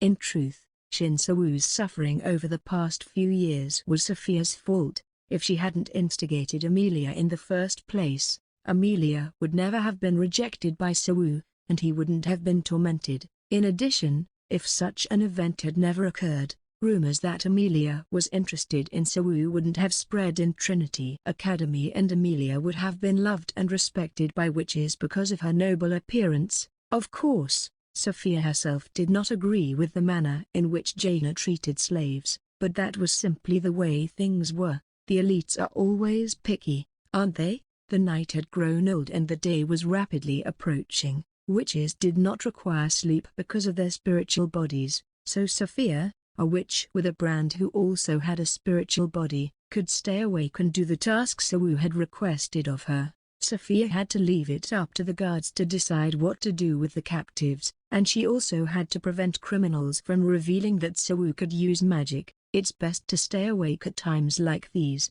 Sophia, who had been wearing a robe, leapt over the window frame and transformed into a big crow with feathers sprouting all over her body. She then flew away into the moonlit sky. There were no special vacations for slaves in Jaina. Even during the holidays, which was only one day a week, Sawu had to work until lunchtime. But something unusual happened. Sawu didn't have to work today and was now lying comfortably on a bed of straw while swinging his arms and legs. Through the windows, the sun could already be seen rising in the middle of the sky. Sawu was sluggish due to oversleeping. Sawu, who was always up at or before dawn, found oversleeping to be a tearful luxury. How long has it been since I've been this lazy? He had never known that being able to sleep in without doing anything was such a wonderful sensation. It was the first holiday he had ever taken in his life as a slave. Just the other day, Amelia, who had slept the rest of the night and woke up late in the afternoon, hired Sawu as her assistant and gave him a day off as a reward for his hard work, walking around Border Town until late at night to find an inn. It was really hard to believe. Sawu had received a day off from Amelia, who usually assigned him as many tasks as possible to prevent him from getting any rest. Therefore, it was hard for him to accept it. The sudden changes in her demeanor perplexed him, but Sawu was fortunate that she seemed to have at least somewhat changed her bad attitude toward him. What brings her here? Sawu, who was lying in his bed at the time, couldn't help but murmur as he noticed someone walking along the grassy path from a distance. After the incident in Border Town, he avoided Amelia to the point of being able to tell who was approaching based on the person's gait. It was Associate Professor Amelia. Why is she here? Sawu, who usually slept half-naked in the barn, hurriedly put on his clothes. Ugh, if she had given me the day off, she should have let me rest as well. Why bother me so much when I'm resting? Despite his grumbling, it was improper to greet her in such a shabby manner. He also thought the underwear Amelia had given him as a reward the other day was wonderful. He was pleased with himself every time he put on his new underwear. He didn't need to wear those ragged underwear he had received from the city hall anymore. When Sawu saw his new underwear, his displeasure with Amelia, who had shown up unexpectedly, also slightly subsided. Is this how a slave behaves? Sawu opened the door of the barn and went out to meet Amelia. There was no reason for Amelia to enter the barn since there was only a large meadow filled with horse fodder where his lodging was located. Actually, in the past 5 years, she hadn't visited this place even once. Amelia was holding a parasol as she stood outside the barn in the midst of the dazzling sunlight. She waited while wearing her typical haughty expression as Sawu came running to her. What's the matter, Miss Associate Professor? Amelia was bathing in sunlight as it streamed through her blonde hair, causing it to glisten. He tried to avoid recalling the image of Amelia's naked body at the inn after that day, but he couldn't help but remember the scene that made his dick twitch when he saw her. Men are such pitiful creatures. Sawu tried to think of something else in an effort to get his mind off the memory of that night, and prevent his thing from getting hard. Amelia patiently waited for him to catch his breath before opening her mouth. You'll be given to me as my exclusive slave tomorrow. You'll begin training for your role as an assistant, so I came here today because you have to move your accommodation to a nearby location. It won't take long, so follow me." Indeed, it took more than 30 minutes to get from Sewu's barn to the research building. He would need to move closer in order to properly serve as the associate professor's exclusive slave. "You lived in a much nicer place than other slaves," Amelia said as she looked at the barn perched atop the blue hill. "A nice place, huh? What about the rooms of the other slaves?" Amelia, who hadn't been inside the barn yet, might have thought Sewu was living comfortably in comparison to other slaves in a building that appeared to be quite decent from the outside. However, Sewu, who had been living there ever since being brought to Jaina, knew it wasn't a place built for human settlement. "Yeah, well, this place is fine." Amelia slightly tilted her head at Sewu's ambiguous response. "Then I'll guide you. Where should I go?" "You should go to your lodging if you want to take your luggage." Amelia glanced at Sewu as though he were asking an obvious question, then walked past him and began to climb the hill. "Let me take you there." The draft of the magic circle, mana water, and magic paper were all in the barn, but he didn't need to worry too much about those things. After all, he'd hidden them in a box underneath a pile of straw, and Amelia had no reason to look inside it. However, there was a possibility that Amelia would ask about the box if he were to take it out. He, therefore, planned to return to the barn at night and bring the box to his new lodging. While Sewu was thinking about the various things, he opened the barn door and let Amelia inside. It's a bit embarrassing letting the associate professor into such a shabby place. In contrast to what she had anticipated, Amelia couldn't help but widen her normally expressionless eyes in shock as she looked behind the barn door and saw the decrepit interior of the building. "I'll pack my belongings as soon as possible, so please bear with me." A slave could only afford the essentials to maintain a standard of living, despite their desires. Therefore, Sewu didn't have much to pack anyway. Sewu went to the pile of straw and covered the box well with straw while taking out clothes and underwear from the closet, which was almost half rotten. A broken bar.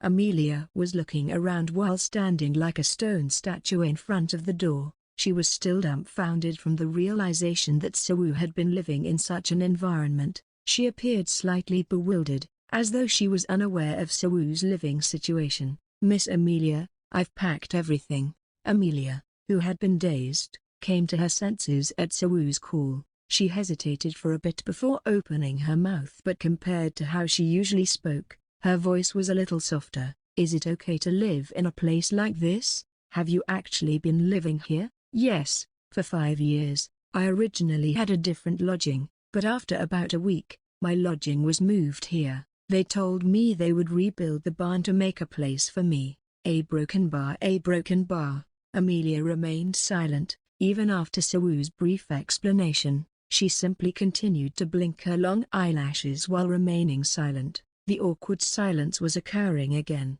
There were numerous occasions when Sewu and Amelia would cut off their conversation without further elaboration. "I hope the lodging I'm going to live in would be a little better this time." Amelia lowered her head when Sewu cracked a light joke to lighten the sudden awkward atmosphere. Sewu wondered why Amelia would be shocked by a slave like him living in a place like this. In fact, Sewu initially had a difficult time accepting the fact that he would be living in a barn, a place that was worse than the quarters for slaves. An elegant young lady like Amelia, who had grown up in such a well-off environment, would surely have culture shock from seeing how different the lifestyles of a slave and aristocrat were. When Sewu tried to go towards the door while having such thoughts, Amelia suddenly grabbed his sleeve. "Excuse me." A broken bar. Sewu, who was facing the opposite direction, could feel the hem of his sleeve being pulled by her small hands. There was a scent coming from her that swept all the foul smells from the area. "Janitor, there's something I would like to tell you." "Yes, go ahead, I'm listening." Amelia looked up at Sewu's face as if she had made up her mind. Amelia opened her mouth, but the words she wanted to say seemed to be stuck in her throat as she gasped for air. "Miss Associate Professor?" Amelia released the hem of Sewu's sleeve, appearing to have lost her composure. She remained silent for a while before speaking. From now on, Shin So-woo, the janitor, is my exclusive slave, therefore, I can't let you wear such undignified clothing. It's a clean outfit. A broken bar you will change into something else later, but you'll follow me for the time being. Amelia crept out of the barn and continued walking without saying anything else. So-woo had no idea what had happened to her all of a sudden. Still, there was no reason to refuse if she decided to give him clothes. He had been running out of clothes lately. So-woo threw the package of clothing onto a pile of straw before chasing after Amelia. Amelia's puff. Amelia was feeling uncomfortable. She felt as if she had a stomachache after eating spoiled cheese a very long time ago. All of this had happened to her since she saw Shin So-woo's lodging. Amelia involuntarily shut her eyelids as she recalled the events of the day So-woo had rejected her. It was the event that happened after So-woo's blatantly refused to serve her at night in front of Sophia. Amelia, who had been insulted by a newcomer slave, rushed to the academy's administrative office the following day. Despite her fury, Amelia spoke calmly when giving the staff orders. She gave the order to give that lowly slave the worst lodging available as the first phase of his torment. Despite his status as a mere slave, So-woo had shown the audacity to defy the order of a witch. Amelia's anger was at a boiling point when she thought about how he had insulted her in such a blatant manner. Although she did not immediately make it obvious on the spot, Amelia's face was red all night long from anger, and she was so distracted by the incident that she couldn't even concentrate on solving a single magic formula for the rest of the night. There had been no doubt as to whether this was a fitting punishment until that point.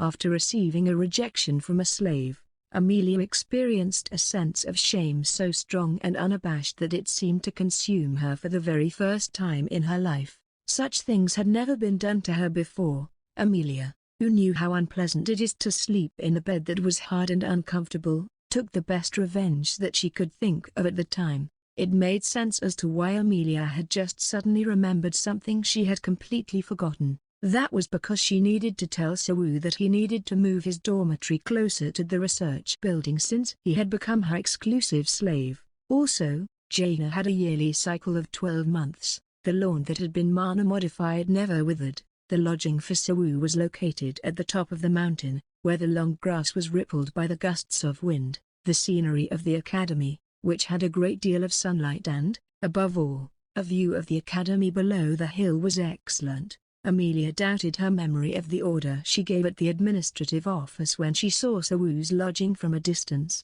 She was sure that she had ordered them to arrange the worst living space for So-woo, but the place he was relocated to was a huge wooden building in such a good location. She wasn't particularly upset about it, but it had gotten to the point where she had some doubts about how the academy handled its business. When Amelia was heading toward the barn where So-woo lived with a parasol to inform him of his transfer to a new lodging, the door in the distance opened and he came out running. "What's the matter, Miss Associate Professor?" Amelia went ahead to check on his place after explaining the situation to him, who sprinted out of the room panting. Amelia ventured to this distant place because she hoped to find out what kind of place So-woo had come to live in, and how her revenge was carried out. It was a new feeling. Magic. It's a bit embarrassing letting the associate professor into such a shabby place. Amelia doubted her eyes when the door opened under his awkward escort. The floor of the barn was soggy and smelled strange. The ceiling was all rotten and broken, leaving the sky visible in several places, and wooden boxes and straws, which were used as furniture, were wet and lying around. She had instructed the administrative office to transfer him to a subpar lodging. However, Amelia intended for him to be transferred to a home in Taro Town when she ordered the worst lodging available. The academy's facilities were all colorful and beautiful, so even if it was the worst, she didn't expect such a large gap to exist, and for that reason, So-woo's accommodation was not a place for humans to live. Amelia frowned at the sudden throbbing in her chest. Her heart seemed to be pounding so hard that it started to become painful. That feeling was strange. Is it okay to live in a place like this? Have you actually been living here? Yes, for 5 years. I originally had a different lodging, but after about a week, my lodging was moved here. They told me they would rebuild the barn to make a place for me. A broken bar. A broken bar. She simply checked to see if he was suffering as she desired, and it turned out that he actually was. The feelings she was having at the time weren't as pleasant as she had imagined it would be, so Wu was making jokes with her, despite having no idea what Amelia was currently experiencing. I hope the inn I'm going to live in would be a little better this time. So Wu, who appeared to be the first to leave the barn, laughed as if his situation was irrelevant and paid no attention to Amelia. Amelia couldn't help but pull Sawu's sleeve from behind. She realized it was time to tell him how he ended up living in such a shitty place. She gradually felt more inclined to tell the truth to him. Excuse me, a broken bar. Sawu was a slave, and Amelia was a woman of noble birth, but despite their social standings she genuinely wanted to apologize to him. However, he would find her apology ridiculous from his point of view. Amelia wasn't sure if she could persuade Sawu that her order was the reason he ended up in the worst possible location, even if that wasn't her intention. Janitor, there's something I would like to tell you. Yes, go ahead, I'm listening. Amelia somehow managed to open her mouth. However, as soon as she tried to apologize to him, she found herself suffocating. She didn't know what to say. She had no idea where to even begin. She had never apologized before and was unsure of the appropriate breathing, expression, and tone to use. It wasn't like she was casting a particularly difficult spell. Even though she knew a simple apology would suffice, she found that her mind became white and obstructed, as if the words had become stuck. Miss Associate Professor? When Amelia felt his questionable look, she was confused and spat out whatever came into her mind. It seemed as though she'd blurted out the words without really thinking them through. From now on, Shin Sawu, the janitor, is my exclusive slave. Therefore, I can't let you wear such undignified clothing. It's a clean outfit. A broken bar. You will change into something else later, but you'll follow me for the time being. That wasn't exactly what she wanted to say. Amelia bit her lips in frustration and stomped out of the barn before Sawu. Now that it had come to this, she was going to buy some clothing for him. The sense of guilt that had been vaguely present when she failed to apologize to him was wiped away. All she had to do was treat him better and be kind to him. That was the decision Amelia reached after making up her mind. Amelia and Sawu got into the carriage. It was a two-seat carriage given the fact that it only had 2 seats and was decorated in such a way that the travelers would have to sit facing one another. Surprisingly, it lacked a coachman, but Sawu was sure that the horses could guide it to its destination since the carriage belonged to Sophia. When Amelia said she would give him new clothes, Sawu thought she would throw him some from the academy's supply room, but instead of going there, he was unexpectedly going out of the academy at that moment. The carriage rattled through the main gate of the academy. Where are we going? A tailor's shop, I see. Sawu was confused because a tailor shop was typically a place that made clothing for women. Amelia said she was going to give him clothes, but he didn't expect her to give him a custom dress. Sawu, who seriously believed that it might be a new form of harassment, quickly abandoned his delusion that Amelia would get him a custom-made dress. A broken bar. A broken bar. A broken bar. A broken bar. Meanwhile, Sawu felt the carriage's interior to be suffocating. He wasn't sure if it was the fact that there were only 2 people in this cramped space or that they had to sit facing each other due to the interior's design. Sawu had been awkward around Amelia ever since the previous incident at the inn. Sawu's awkwardness around Amelia wasn't caused by a like or dislike for her, rather, it was caused by the ambiguity of his feelings toward her. Of course, he felt bad for touching Amelia's chest without her consent, but he was more concerned about something else. The main cause of confusion was why Amelia's autonomous defense didn't activate when Sawu approached her. Let's assume that Sawu's hatred for Amelia did not reach the level required to trigger autonomous defense. However, didn't the fact that Amelia's autonomous defense didn't activate, even after he performed lewd acts on her, indicate that her conscience has permitted Sawu's presence near her because he had no ill intent towards her? Therefore, he was right to assume that they didn't have malicious feelings for one another. But what about Amelia? The epitome of the aristocratic witch. Did she have feelings for a slave? Sawu's mind became foggy when he thought about such things. Sawu wouldn't know unless he spoke to her directly about it. but it was unclear how Amelia would respond and how dangerous that response would be when the whole truth was revealed. Therefore, it was ultimately useless, so Wu had a difficult time understanding Amelia. Sophia, who understood her best, said that Amelia was like a child, but he couldn't understand anything from that statement. At the end of the day, time was the only thing that could solve his problems, so he had no choice but to be patient. Either he had to complete the magical circle that opened the gate to modern times and escape, or he had to live the rest of his life here and wait to know the truth. Amelia, who had been watching the passing scenery outside the window silently, cleared her throat. Seeing Amelia clear her throat, Wu broke away from his thoughts as she asked, "What happened? Is there anything uncomfortable? Janitor, do you have any health problems?" When she asked that question, Wu wasn't sure if she was trying to make it obvious that she was worried for him now that he was her exclusive slave. What about everything he had been through over the last few years? Was she unaware of his suffering, or was she going to pretend it didn't happen? Wu found it quite difficult to keep up with her abrupt change of attitude toward him. "If you have any skin conditions or infectious diseases, kindly let me know ahead of time." There isn't any. Wu was aware that some people could be a little unclean, but he couldn't believe that she was saying that to his face. It seemed the scene inside Wu's sweet home had greatly shocked Amelia. Despite his environment, Wu always made sure to take a proper shower with cold water. Fortunately, his body had never felt itchy or anything like that. "I see, yes, a broken bar, a broken bar, a broken bar, a broken bar." The two fell silent once again.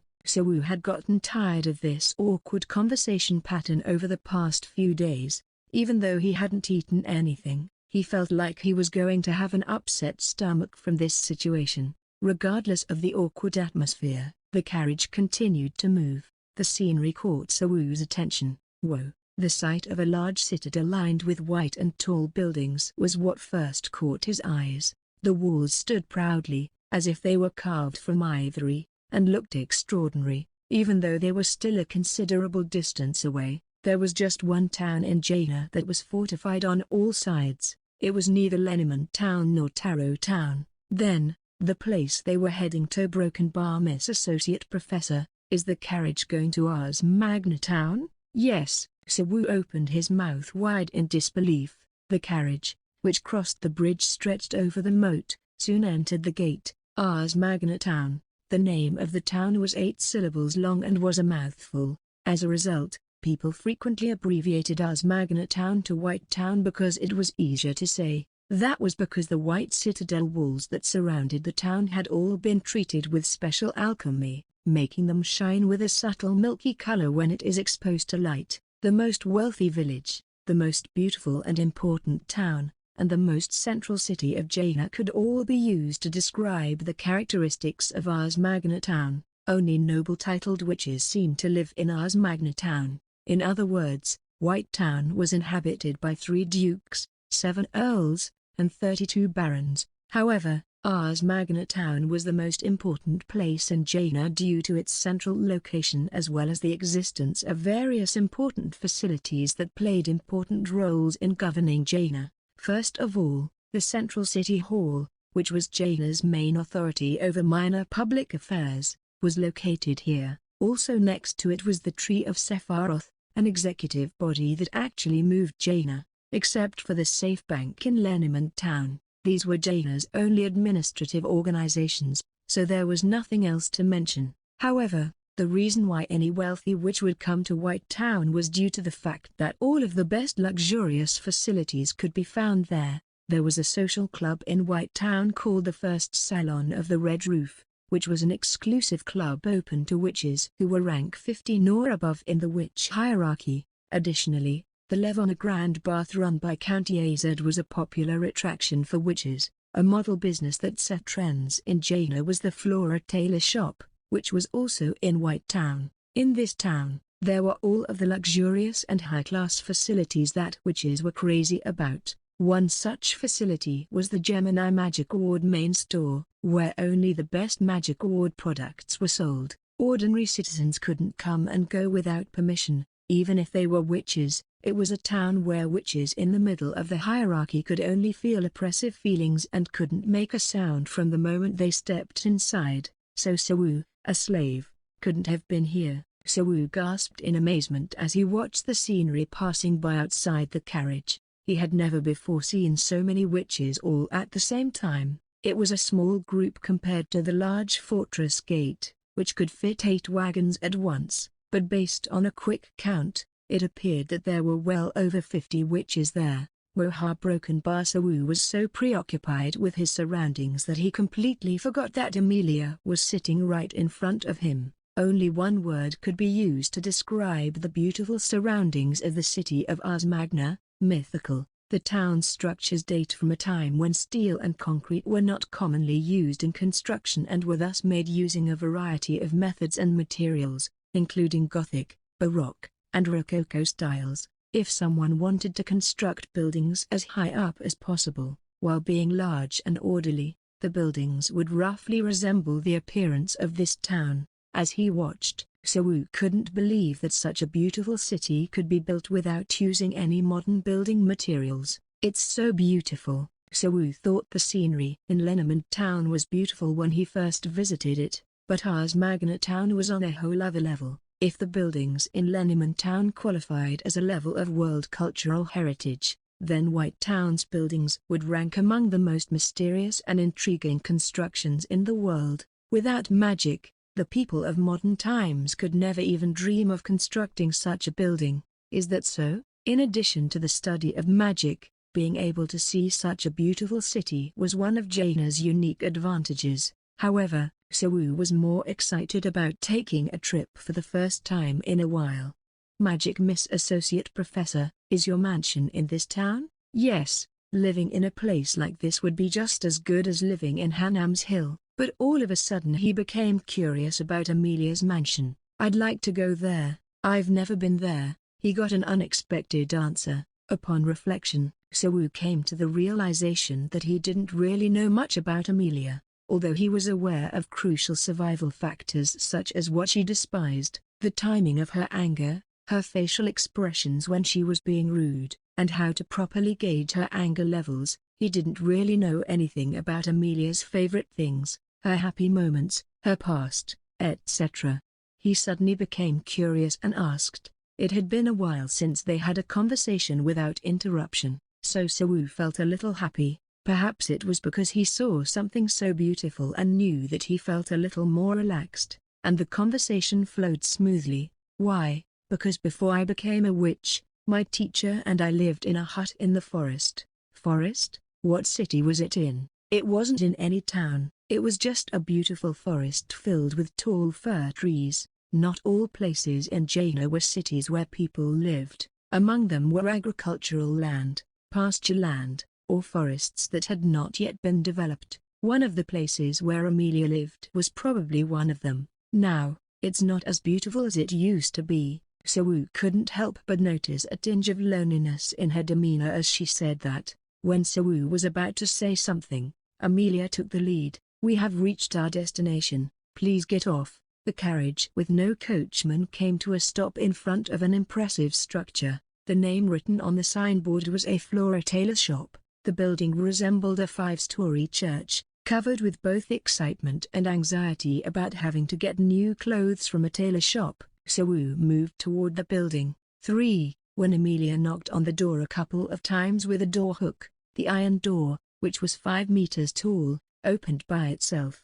The tailor shop Sawu thought was a 5-story building from the outside was actually a single-story building. It just had a very high ceiling, like a Gothic chapel. Additionally, there was a cabinet with colorful clothes affixed on it that extended from one side of the wall, all the way up to the high ceiling. A red carpet laid all over the floor. After looking around, Sawu then turned his gaze to the interior structure of the tailor's shop.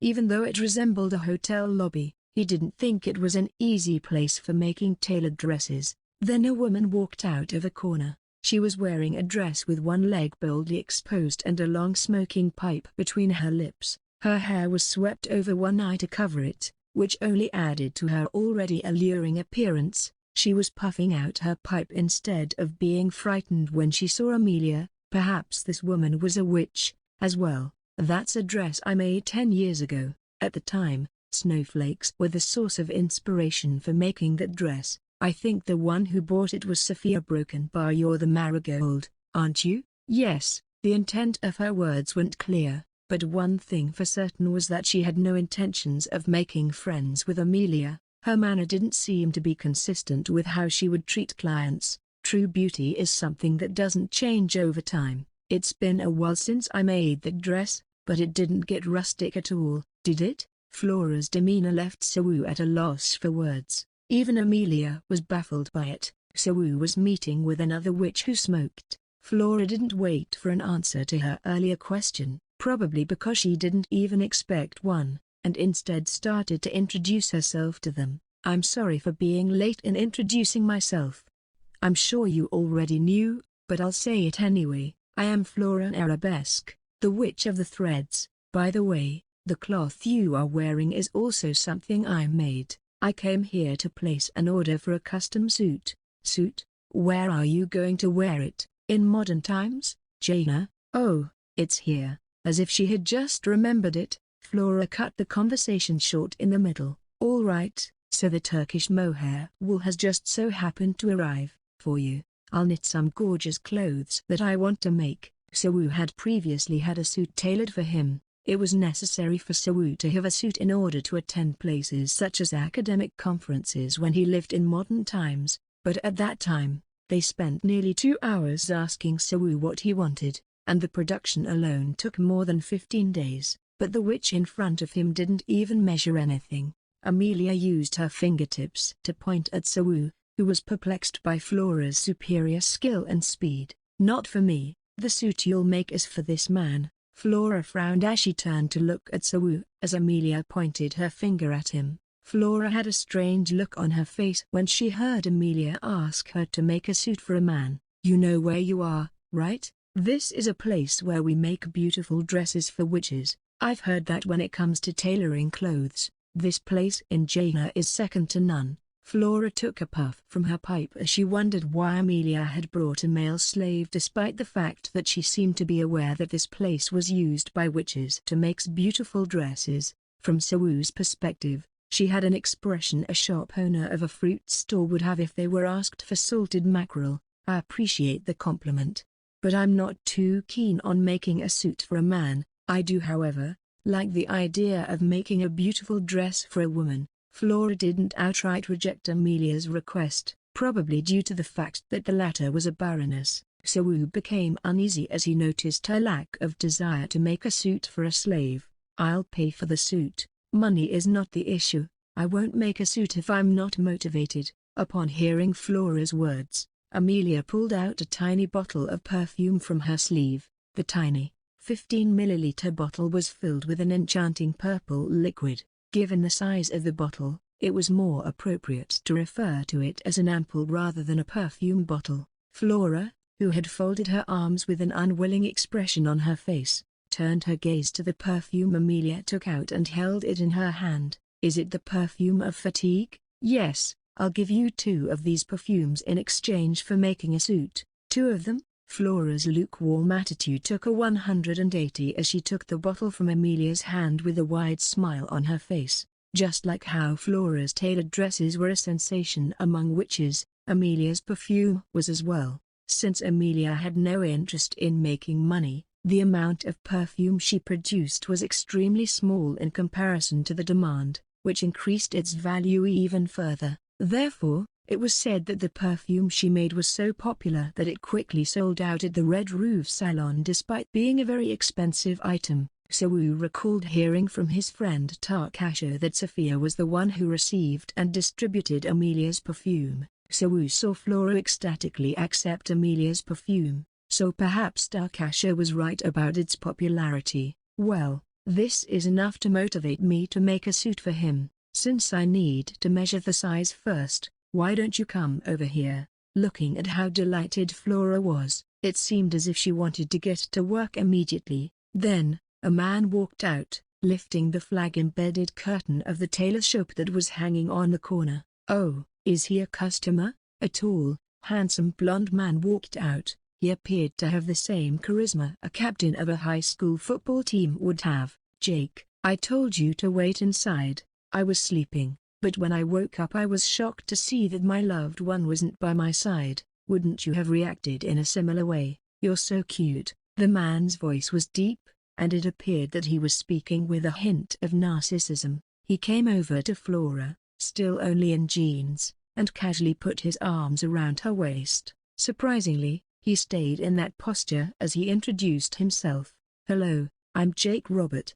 After bowing his head to greet Amelia, he began kissing Flora. Flora gladly accepted his tongue. A man and a witch began kissing passionately in an American style in front of both Amelia and Sawu. Splash, a broken bar, splop, slurp, slurp, slurp. Sawu was stunned by the sudden change of atmosphere. Sawu felt embarrassed and wondered whether it was appropriate for them to act in such a way right in front of customers. However, that wasn't the most surprising thing. Flora's relationship with Jake seemed very natural. Sawu had this thought because, judging by how close they were, Flora and Jake's relationship was not similar to that of a witch and her slave. In addition to them being able to talk comfortably, Flora had a relaxed attitude about how Jake was treating her.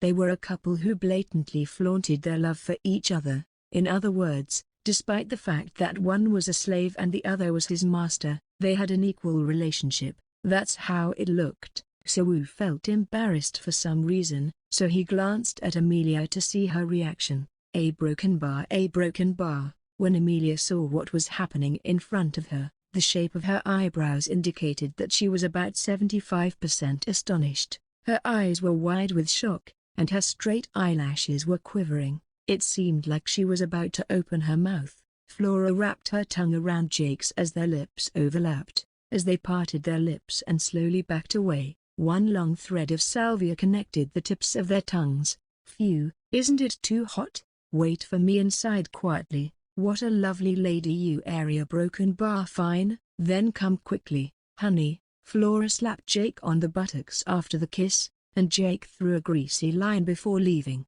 Amelia rubbed her eyes to check if something was wrong with her eyes, but when Amelia saw Jake returning to the room in the distance, behind the flag-embedded curtain, she was certain that what she had witnessed was reality. "He's handsome, right? I won't give it to you even if you stare at him like that." Flora smiled slightly as she noticed Amelia staring at Jake. Amelia's curiosity got the better of her as she asked a question that was against her better judgment. "Is that man a slave?" "Although he's a slave, he's also my boyfriend." Her boyfriend, however.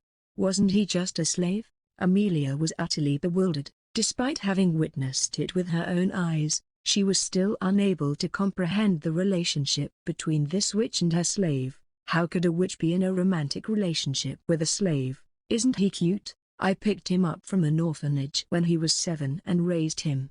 Even though he's grown up so well, he's still a child in my eyes."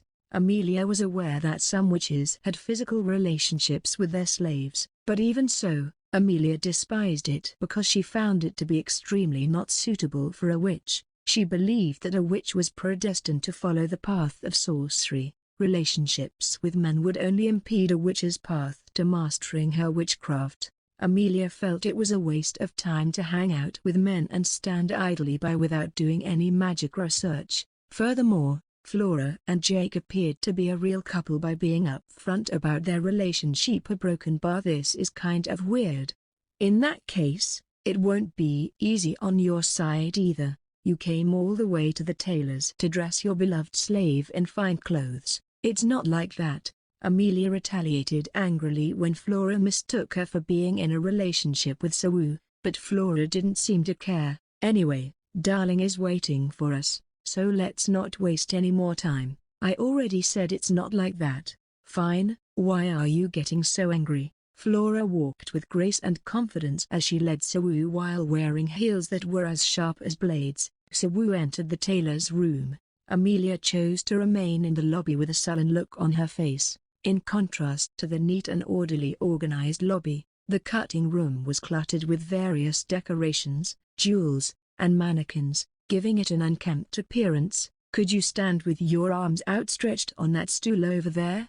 I have to take your measurements." "All right." Soo was standing there in a daze when Flora spoke to him and pointed at the footrest. Flora took out a measuring tape and began measuring Soo's waist. Flora was taking measurements of the length of Soo's chest, waist, and arm with her skillful hand movements. Possibly out of boredom, Flora began speaking to Soo, breaking the silence. "Well, aren't you serving a lovely witch?" Her predecessor Marigold was a little more mature. "Well, I'm a broken bar. Feel free to talk to me casually. You're a customer now, aren't you?" Flora was a witch with a comfortable atmosphere. Soo had already noticed it from her interactions with her slave. Soo saw that Flora proudly admitted to being in a relationship with a slave, and he didn't feel as if she was looking down on him compared to other witches. Perhaps it was appropriate to feel at ease around her. Soo was also able to relax a little because it felt like he was being treated like a human being. "Then may I ask what kind of perfume you have received from Miss Amelia?" "Oh, the perfume of fatigue." Flora took out the perfume she had just received. "When you smell this perfume, you will feel extremely tired. Your body stiffens as if you've been overworked. Your eyelids become heavy, and if you try to stay awake, you'll get a headache." "I see. Strange, isn't it?" This did seem strange to Soo. It wasn't a drug to relieve fatigue, rather, it was a drug that caused fatigue. Soo, who had been experiencing sleep deprivation for a while, didn't need it. Witches don't need sleep, do they? Perhaps that is the reason why it is so difficult to get a good night's sleep. A witch will never again feel that refreshing sensation after a hard day's work. "Can you take a breath? A big one?" A huff. She continued talking while measuring Soo's chest again after he had breathed in. "But just smelling this perfume takes me back to those days. Should I call it a nostalgic perfume? Can't you use sleeping pills or other magic?" "I can sleep, but it's artificial. The important thing is for it to be natural." "I see." Although Soo didn't fully understand what it felt like to be a witch like Flora, there were many things that the witches didn't understand but still managed to accomplish. "I've taken all the measurements I need. You wouldn't mind if I embellish your suit as I please, right?" "Of course, do as you see fit." Seeing as how Soo didn't know much about suits, he decided it was best to leave it in the hands of the professional in a situation like this. "You have a beautifully thin waistline. I think an Italian style would look good on you. Take off patterns here, add wrinkles at the end of the shoulders, use a labaka pocket style, and button in a strafetto style. It seems like shoulder pads are unnecessary. A broken bar. Wouldn't it be better to keep it casual by not having a belt? Making the lapel a little wider will make your legs look longer." "I prefer it without cuffs." "Great." Flora was talking to herself about how to style the suit and such, but Soo had no idea what she was talking about. All of a sudden, the fabric that Flora brought started floating in the air, and dozens of needles, scissors, and thread started quilting the fabric in all directions. Flora skillfully made the suit even quicker than some factories, which used efficient methods as well as shortcuts to speed up production. The synchronization was so impeccable that it was impossible for Soo to keep up. "That's great, isn't it?" Flora chuckled when Soo, who was blankly observing the suit-making procedure, exclaimed how skillfully she was using her skills to complete the suit. "If you've been making clothes for over 400 years, you should at the very least be able to do this much." 400 years. Although a witch's lifespan was infinite, the brand was usually passed down to a successor after about 100 years, or 200 at the very latest. They were unable to use their skills to advance their research because they became stuck at a certain point. Then they eventually lose all motivation to carry out magical research to advance their rank as witches. "I'm a little old, aren't I? I enjoy making clothes more than magic. I apologize to my predecessor, but what should I do?" It was her mistake to select a selfish witch as an apprentice. Flora completed the suit in less than a minute while sarcastically giggling. Even if the suit was made at a factory, it would still take longer than Flora's tailoring. Try putting the suit on. The suit was completed on an empty mannequin in the blink of an eye. Soo put on the suit and checked himself in front of the mirror. He was taken aback by his new appearance. Soo's body was perfectly suited to the suit, which was made out of a dark navy fabric by Jaina's best tailor. It was obvious that Flora made it by only measuring his size, yet there was no discomfort or inconvenience as he moved or bent his body. But more than anything else was the suit's appearance. The suit was the epitome of perfection in every aspect possible. Even if Sawu went out into the world wearing it, it would leave everyone questioning if it was tailored to fit so flawlessly. Sawu only wore shabby work clothes every day, so when he did put on such a fine suit, he appeared strangely different and charming in the mirror. That's why clothes are called wings. It came out well, right? Flora laughed wholeheartedly as if she already knew Sawu, who looked pleased as he checked himself in the mirror. Would like the suit. Have you worn a lot of suits? No, and it's been a while since I last did a broken bar. You're not supposed to lock the button below. Also your tie, come over here. Flora unfastened the necktie that Sawu had tied awkwardly and retied it nicely. At the same time, Flora once again looked closely at Sawu's body line. That's not bad. Since you and Jake have the same shoe size, I'll give you a pair of Jake's shoes. Ah, I am much obliged. Magic, if you're grateful, you should express it to the witch outside. Flora covered her mouth with a smile. Sawu couldn't help but think that having Flora as his master would not only have made his life much easier, but happier as well. He wasn't happy over the fact that he had to become Amelia's exclusive slave. Despite not being entirely sincere, the gratitude Sawu felt towards Amelia, who dressed him in such a fantastic outfit, cannot be denied. She had tormented him for 5 years, so receiving such a gift made him feel uneasy. What a mess. Let's tidy up your hair and beard a little bit. Sawu's face was cleaned, and pomade oil was applied to his head as Flora chanted the magic spell. Sawu stood perfectly dressed in front of the mirror. Although the style may have appeared a little excessive, his hair's fade and pomade were so neat and clean, they gave off the impression of being done at a barbershop, and they went perfectly with Sawu's new outfit. With this appearance, Sawu would be instantly disqualified from any small or medium-sized business interview. It would give the interviewer the impression that Sawu was a punk with a golden spoon in his mouth, so it would be difficult for him to adjust to a social life. These shoes look fantastic on you, like a rich man. Now it's time to show off. Flora pushed Sawu's back as he walked through the curtain and went into the lobby where Amelia was patiently waiting. A lobby so opulent that it could easily compete with the magnificent reception room of a royal palace. Sitting upright on the comfortable couch of such a lobby of Flora's shop, Amelia was lost in her own thoughts. Never forget your duty. You will proudly carry the great name of Marigold as my successor. Maintain your posture even if you're in a place where people can't see you. Never slack off when walking the path of magic. Always give it your all. Live your life like a noble and a proud witch. Amelia remembered the first time her teacher spoke to her in a stern tone as she was hiding inside the warehouse because she didn't want to study magic. But if she were to have an apprentice witch right now, and if said witch was someone who enjoyed playing and being lazy, then Amelia would probably reprimand her as severely as her master had done to her. In any case, Amelia's heart had been deeply impacted by the lessons she had learned from her predecessor. In her alone time, Amelia constantly found herself thinking up about her teacher and the teachings she imparted to her, constantly cherishing and reminiscing their interactions and the memories they built together. Magic. That's not right, she whispered as she touched the rim of the cup of black tea she hadn't even taken a sip from. Amelia replayed the scene she had witnessed earlier in her mind. Jake and Flora. They both introduced themselves as lovers. A broken bar. It was a peculiar relationship that was different from your typical relations that constituted. Simply put, Flora treated Jake equally as her lover and a fellow human being. She didn't reprimand Jake for walking around the store with his jacket off and didn't mind kissing him in front of her customers. But, how could witches and slaves ever be even thought of as being equal? In contrast to what Amelia had learned about how to treat a slave, what she had witnessed earlier could be considered to be blasphemous. Her mind was complicated as she was not able to understand the divergence between what she had learned and what she had witnessed just earlier.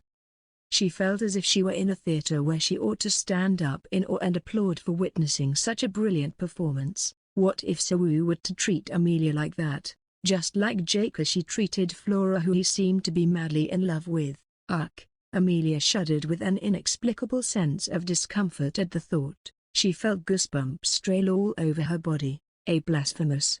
She would not tolerate such an occurrence under any circumstances, but for a brief moment, she couldn't help but picture herself kissing Sawu as Jake did to Flora. Well, a broken bar in Amelia's imagination, she and Sawu were engaged in a passionate display of affection, their tongues entwined and exchanging saliva as if they were two slugs mating with reckless abandon. Their tongues caressed each other's tongue in a passionate kiss full of the longing and affection they felt for each other. Yuga broken bar this time, a deeper sense of discomfort swept through Amelia's body. She found such an act to be utterly strange. She couldn't understand why anyone would use such an indecent act as a token of love and affection. In an effort to clear her mind, Amelia sighed out loud and took a sip of the black tea that she had not touched all the while. The black tea had already cooled down. "And then a broken bar, Miss Associate Professor, I've changed my clothes." The person Amelia had been waiting for had finally walked into the lobby.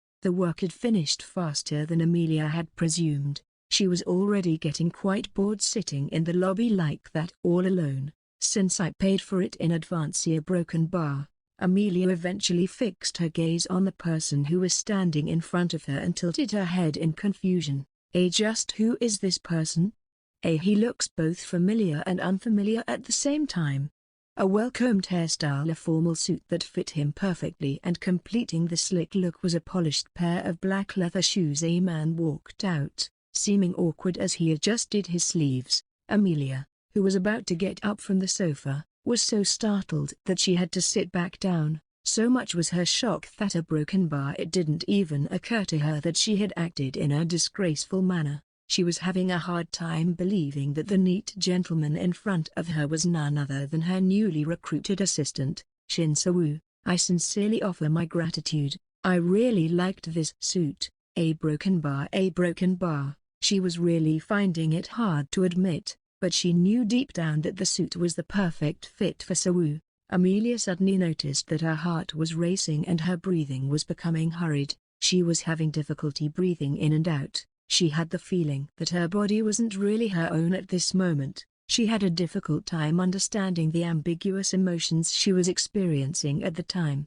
She pondered what changes in human emotions were required for the body to react in this way. Unfortunately, there were no words in her dictionary that could define such a feeling. She sprang to her feet in the next moment. "Sire broken bar, it's much better now." "I suppose so. It fits so well that it's very easy to move around." Waving his arms, Sawu was showing off his clothes to Amelia. Flora may have lacked manners and had an illicit relationship with her slave, but she was a skilled tailor, nonetheless. Even when he moved in that manner, Sawu's suit didn't feel unkempt or wrinkled, and he didn't appear to be troubled by the suit's tight fit. He had always worn ragged clothes till now, but after wearing a formal suit and neat shoes, he looked like an entirely different person altogether. Amelia quickly averted her gaze from Sawu as she appeared to have been mesmerized by his attractive appearance without even realizing it. "Miss Associate Professor."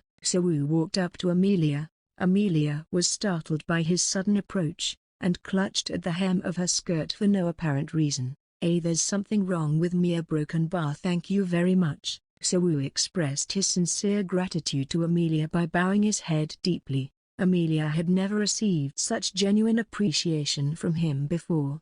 Even though he had shown his gratitude to her before, it was quite easy to notice that it was nothing more than lip service. However, his current show of gratitude was different, more intense and sincere. Was it okay to receive such gratitude? Do I really deserve it? And before long, she came to a conclusion. Of course, it was. Why wouldn't she? She had paid 2 bottles of perfume of fatigue for his suit. However, when she considered the reason for which she had given him these clothes, she felt confused once more. In some ways, this could be seen as nothing more than compensation. As usual, she kept her cool and gave the best response despite the confusion that was plaguing her mind. "No need, I just didn't like it when you walked around in those ugly clothes of yours."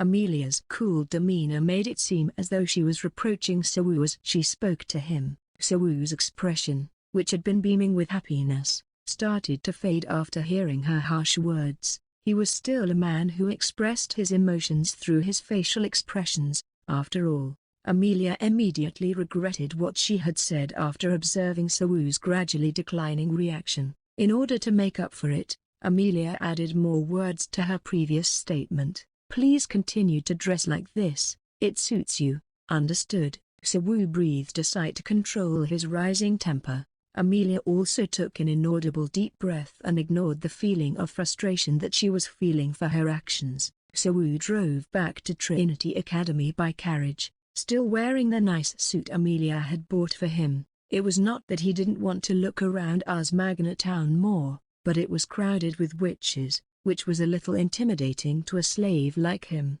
So, Sewoo felt it would be for the best if he finished his work here and returned as soon as possible. Amelia didn't even look at Sewoo the entire way back to the academy, opting to tilt her head and observe the scenery outside the carriage window.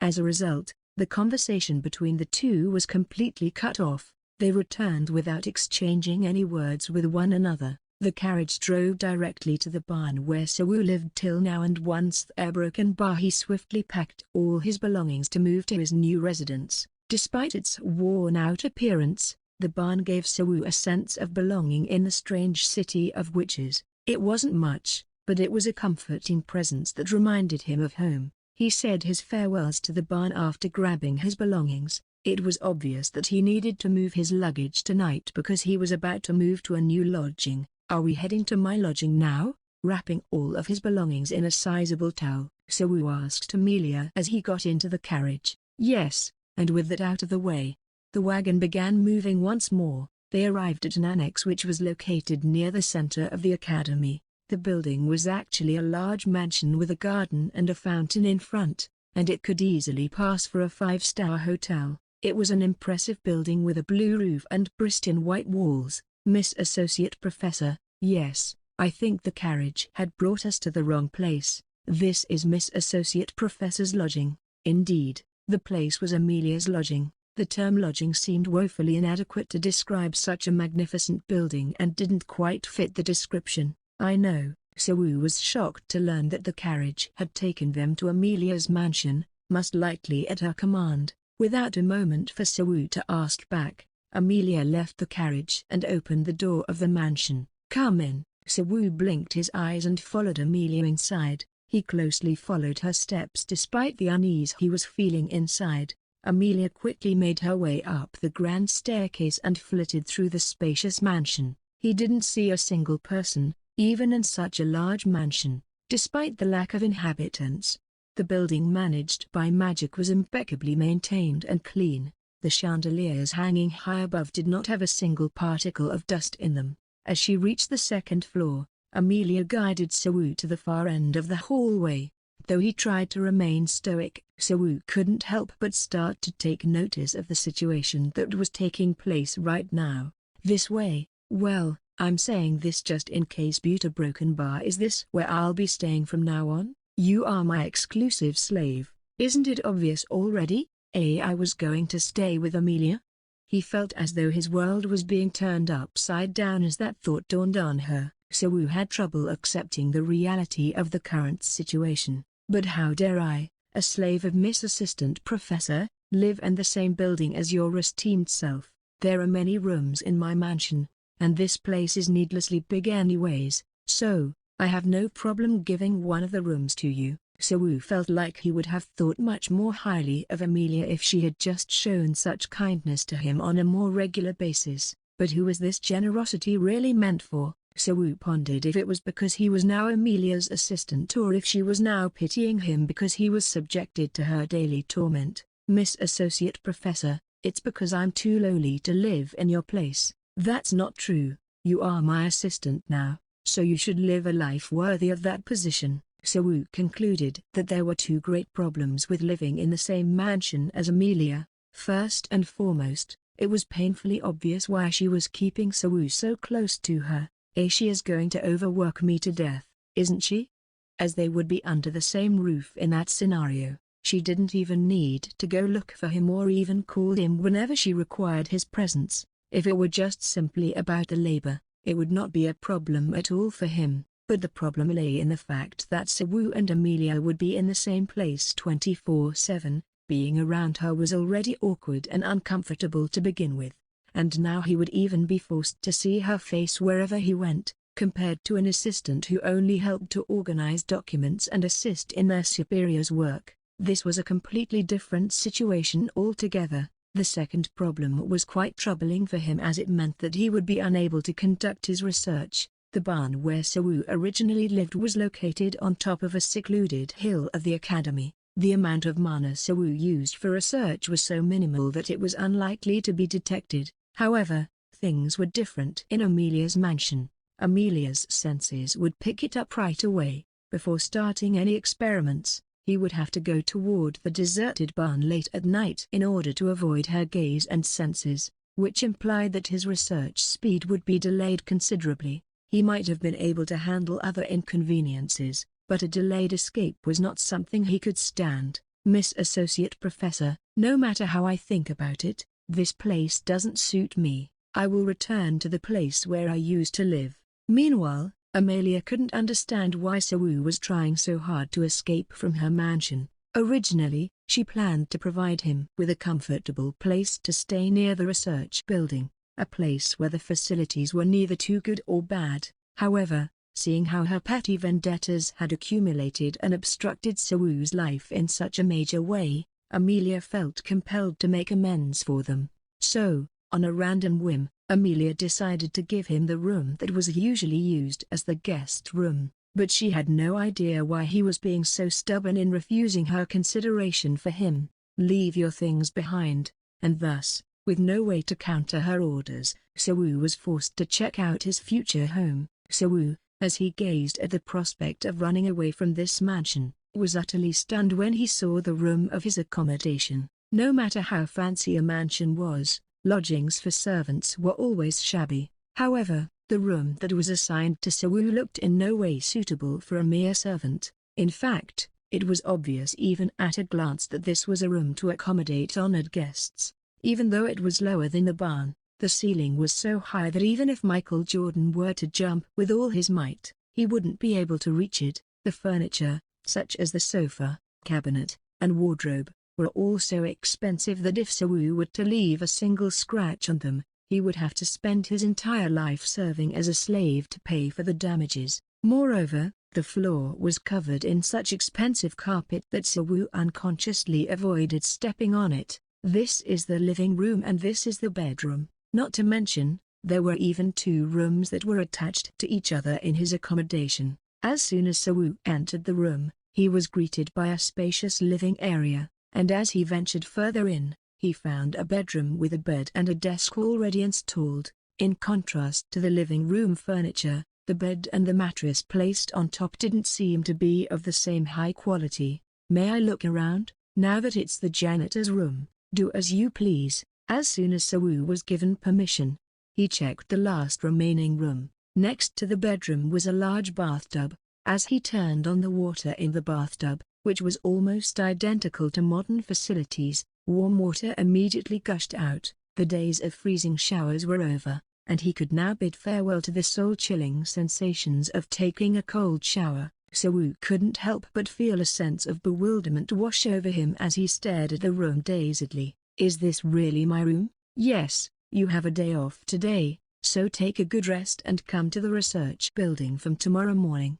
Amelia uttered those words before shutting the door behind her. Leaving the premise, Siwoo took a brief moment to look around the room and take in his surroundings. Along with exploring his new room, Siwoo tried to understand the reason for Amelia's sudden bout of kindness. It has long been believed that every human heart contains an emptiness, a void that never truly goes away. However, this void is neither vast nor an endless abyss. The crevice would typically be small, the kind that one might unintentionally stumble upon and mutter, "Oh, it was here all along." During moments of contemplation, the void, which is typically hidden deep within the heart and filled with painful memories, would abruptly reappear. It's an existence that was undeniable and would keep coming back, despite one's best efforts to deny it. Magic despite her attempts to forget the ever-present loneliness in her heart by using the perfume of fatigue, the feeling lingered and surfaced, even during a relaxing bath and after she had thrown herself onto the bed. Even though she didn't feel hungry, she would remember it whenever she put a sweet dessert in her mouth. That thought would occupy her mind even as she smoked a cigarette or struggled with an unsolved magic formula. Despite all her efforts to bury it deep and ignore it, it sneaked up persistently like a haunting reminder saying, "Don't forget me." Amelia Marigold too had such a void in her heart. That void had always been filled by her mentor, who was graceful, dignified, elegant, and sophisticated. Every time Amelia's condition worsened, her teacher would give her medicine, and she would feel her teacher's gentle touch as she brushed her forehead. Her teacher was always the first to arrive before anyone else after she had hurt her leg from falling from a tree. She would sit next to Amelia, keeping an eye on her whilst holding a glass of warm milk whenever she tossed and turned from her nightmares. She would tell her old tales while braiding a scarf for her while sitting by the fireplace,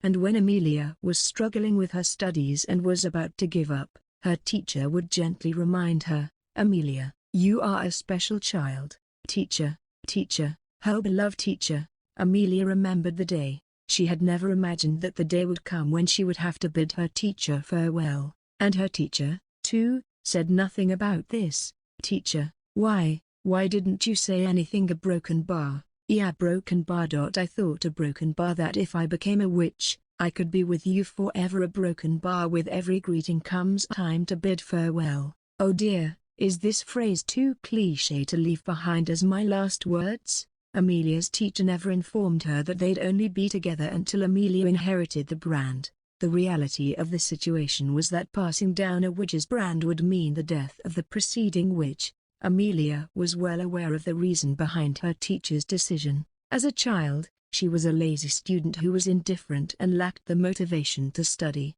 Moreover, she loved her teacher too much. If Amelia had known this truth, she would never have inherited the brand. She would never have stepped up to inherit her teacher's research or to be recognized by her if she knew that she'd lose the opportunity to spend more time together with her teacher, which would have resulted in Amelia passing away at a young age due to the illness that had plagued her since birth.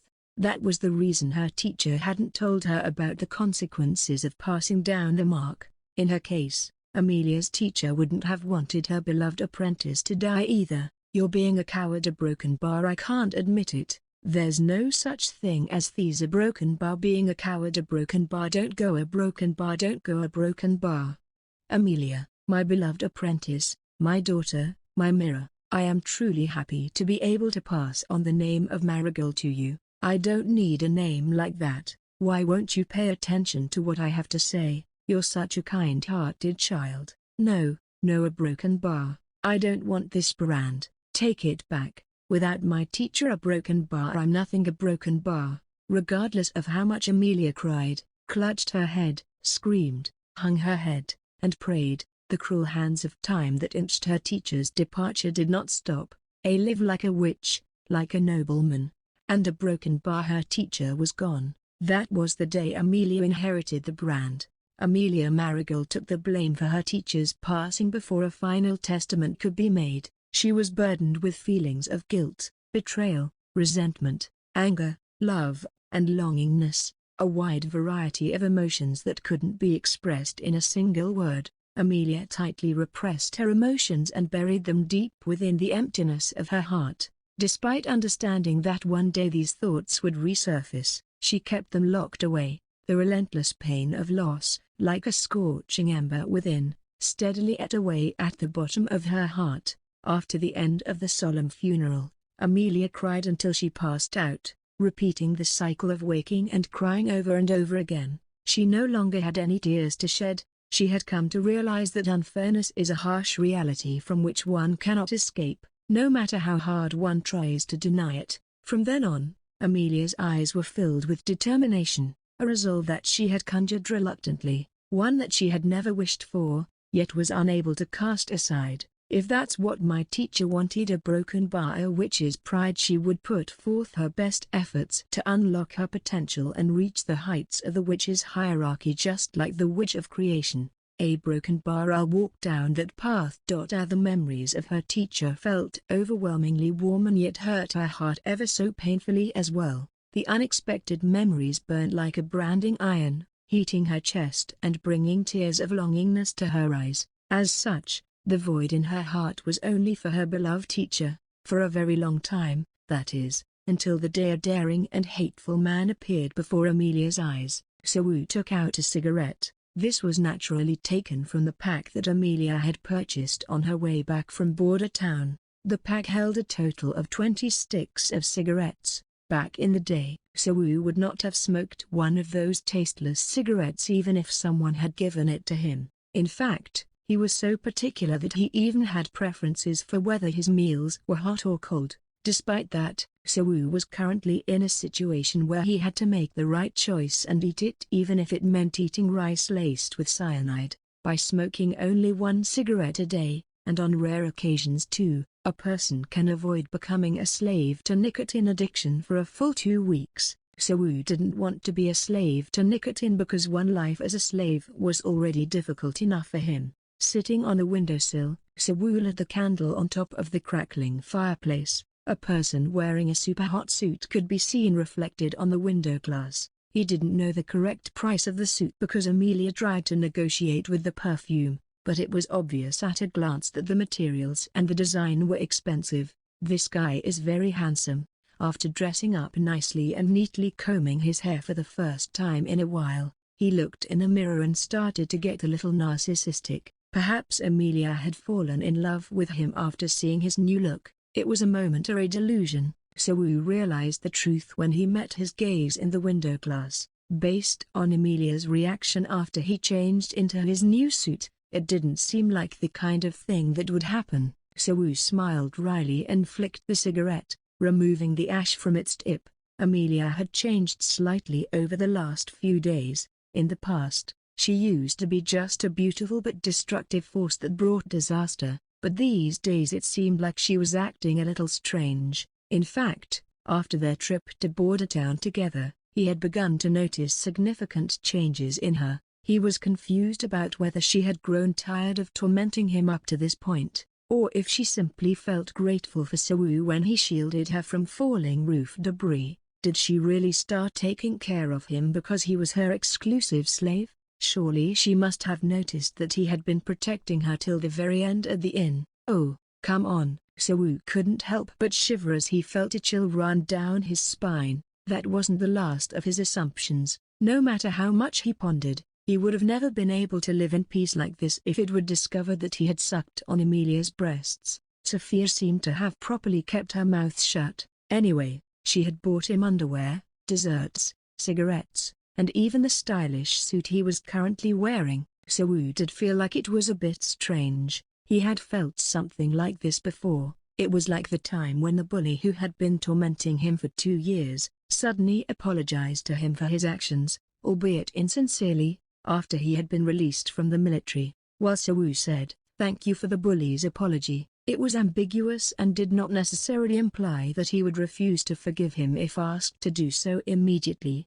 After all, So was not the type of person to hold grudges. In the first place, he was not a person who would be harsh on others. So's past experience of being tormented by Amelia made it difficult for him to establish a clear emotional stance towards her and understand the distance between them. Even though he felt happy to receive something from her, he felt a sense of unease. It was difficult for him to fully accept them because they reminded him of the suffering he had experienced as a result of her past actions. "I don't know anymore." So had already planned to leave. You never know. Even the most difficult situations improve over time. Of all the shitty days in Jaina, the only memory he could recall was the day when he had a fight with Amelia. Everything would eventually pass because it was already in the past. Instead of creating discord with Amelia for no reason, So wanted to appease her in moderation and attempt to make their relationship as convenient as possible so he could leave this place as soon as he could. It was relatively simple to refresh his mind. perhaps due to the fact that Amelia was less violent than she had been. Even if half of her newly acquired personality had followed, it would have been enough. Then Sawu would have walked around with his tail wagging like Takasho. It was then that he realized just how important one's appearance truly was. Possibly because of Amelia's stunning beauty, Sawu didn't despise her despite her tormenting him. Sawu most likely would have really hated her had she been a little less beautiful than she was right now. However, there was nothing he could do. The DNA present in her body was also said to be one of the reasons why Amelia was beautiful. Sawu casually placed the cigarette with the filter onto the ashtray, which appeared to be very fancy and expensive, before closing the window. That was when a sudden crash echoed as the door was slammed open. Sawu sighed and realized that this was the beginning of his life as an exclusive slave. Since moving to this new location, the no privacy zone had been activated for him. The situation had progressed to the point where he had to be on guard even when he was in the bathroom. Sawu slightly adjusted his suit before leaving for the living room. The only positive aspect was that the living room and bedroom in the accommodation were separated, allowing Sawu to detect Amelia's intrusion early on. Miss Associate Professor a broken bar. He was about to ask what was going on but wasn't able to continue. It was because Amelia had abruptly interrupted his sentence. Amelia, yes, my name is Amelia Marigold. Yes, I'm Shin Sawu. Even though he knew her name, he couldn't understand what she was trying to say by telling him that. Amelia's eyebrows rose momentarily as Sawu stared blankly at her in confusion. This was only a fraction, indicating 25% of her surprise, that Sawu would sometimes see in Amelia's reaction when he acted impulsively without thinking twice. Sawu wondered what he did wrong this time. Shin Sawu, yes, a broken bar. There were always two ways to know when Amelia called Sawu. She either called him a janitor Shin Sawu or simply a janitor. Except for times when she was extremely angry, Amelia mostly called Sawu the latter. He pondered why Amelia would call him by his full name. The PTSD that had been building up inside Sawu for 5 years had started to manifest itself, showing its ugly head and contorting his mind. He unconsciously shrugged his shoulders. Was it because he had smoked in the room? Yes, it's Shin Sawu, not a janitor. Amelia looked intently at his face while nodding as if she had come to a realization on her own. Sawu found her intense gaze bothersome. Yes, that's right. I'm no longer the janitor of the academy, but Miss Associate Professor's exclusive possession. In an attempt to suppress his embarrassment, Sawu bit down on his tongue. Amelia's delicate, thin eyebrows appeared to be troubled for some reason. This typically meant that her frustration meter was at 50% capacity. Call me by my name, Sawu. Don't you want me to call you by your title of Miss Associate Professor? Yes, I told you. My name is not Associate Professor. He had no idea what kind of surprise this was, but since he was now Amelia's exclusive slave, he had no choice but to comply with and carry out her orders. Understood, Miss Amelia. Sawu. Amelia's face held a look of satisfaction. At first glance, she appeared emotionless, but when he took a closer look at her face, her nostrils were slightly flared, making it look hella cute. A thought appeared in his mind as he wondered if Amelia's nose hairs were blonde as well. Well done. Snapping out of his stupor caused by the sudden ambush from Amelia, Sawu discovered that Amelia was holding a plate in her hand. A cherry cake was laid on the plate. It was one which he had eaten before and was extremely delicious. The name of it, in fact, slipped his mind. She left the plate on a table with a confident and composed posture. Eat. Yes, thank you, Miss Amelia. Don't you want to eat? He asked, seeing as there was a piece of cake and a fork on the plate. But Amelia shook her head. I don't need it. After eating, please go to the kitchen on the first floor and wash the dishes. All right, thank you for the meal. Amelia disappeared in a flash, just as she did when she appeared. It seemed like she had come all the way to Sawu's room just to deliver the cake. First and foremost, he hadn't been able to eat a single meal that day, and was craving sweet food, and thus ate the cake. Well, a broken bar. Sawu felt like he was being treated as if he was a dog but shrugged it off as a misunderstanding. Sawu got out of his bed, Without the help of an alarm clock, Sewoo's eyes naturally opened as 6 a.m. rolled over. He felt refreshed when he awoke from the blanket's soft embrace, unlike when he used to sleep on a hard bed made of straw that he had placed in a box. He hurried off to take a shower in the bathroom. What a pleasant morning. Speaking of showers, it had been a while since Sewoo had taken a shower indoors with hot water instead of an outdoor one. He no longer whined about wanting to take a warm shower once a week, even if he was to be sent to prison. If Sewoo's room was at the eastern end of the sprawling mansion, then Amelia's room could be said to be at the western end. Getting out of his comfy bed, he took a warm shower, got dressed, and proceeded to head over to meet with Amelia as she had instructed him to do so the day before. Sewoo finished organizing his outfit for the last time in front of the mirror hanging in the hallway, then opened the door and went into Amelia's room. "Miss Amelia, I'm coming in. Come on in." Her voice could be heard from the other side of the door as Sewoo requested to enter the room. Sewoo anticipated going into a girl's room to be a dull, uninteresting experience, but when he did so, he quickly realized that this was not the case, and his initial impression quickly disappeared. If he was forced to explain the layout of Amelia's room, it wasn't all that much different from his own. Odile and Odette's room has been more luxurious, but Amelia's room exuded a sense of modesty and simplicity. Aside from the high-quality furniture, the room did not appear to have been decorated with much care. However, it was crammed with all kinds of magic-related books, papers, and experimental materials. Nevertheless, the room felt more cluttered than the research building, perhaps because of its smaller size. Amelia appeared to have brought numerous research-related items into her house. As he entered the room, Sewoo was about to say good morning to her when he realized that those words held no significance. "Did you sleep well?" Amelia asked while still holding a pen in her hand while sitting at the desk. "I haven't slept today."